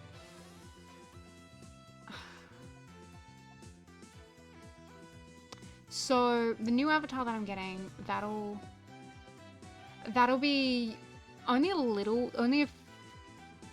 like $20-$30 more expensive than my current model. To get the bunny outfit, that'll be the cost of a new design plus the cost of a new model. I don't know, or just new art in general. I don't know if I want what I'm gonna do with that, because I don't know a PNG YouTuber I want to do it with, because I don't think, as much as I love my current art, I don't think my magician's outfit would work in the art style. I'm not sure it would work, but who knows.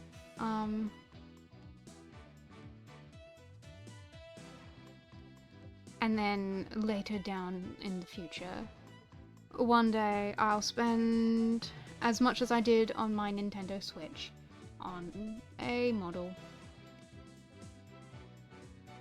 If it makes me happy, thank you, Moopai. Thank you, Moopai. What do you mean you don't think it's ideal?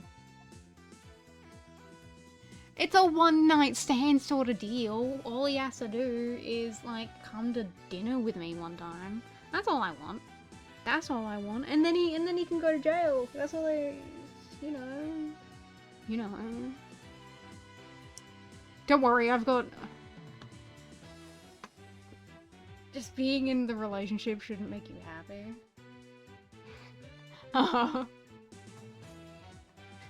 Damn, boy, damn. I know it. Yes, boy, yes. We all know the profound things one can say about love.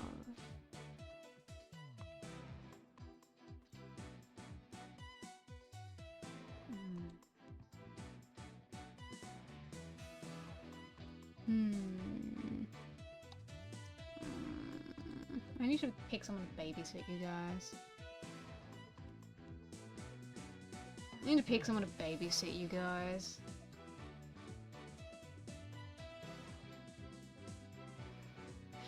I need someone to babysit you guys. Everyone that I care about has already been streaming for so long. How do I know who to go to?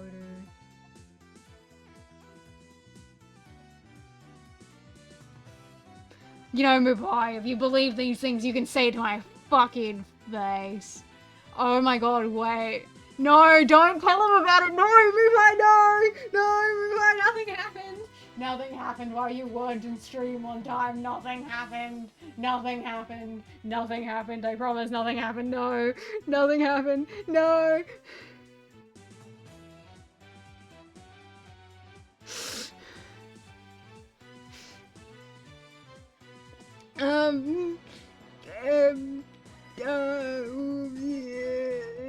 It was normal things. I was a normal person for about half an hour. I was so incredibly normal. Nothing happened at all. And, don't ask Pug and Una because they don't know nothing about it.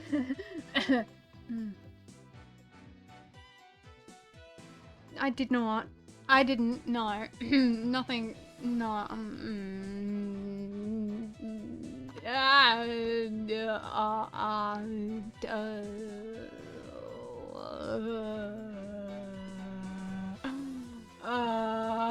Thank you guys so much for coming to the stream today. I stream Monday, Wednesday, Friday, Australian Central Standard Time, 9 o'clock in the morning.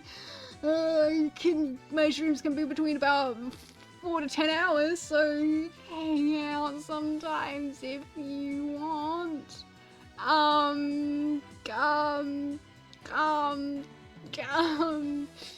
Cause look, I like Una and I support Una and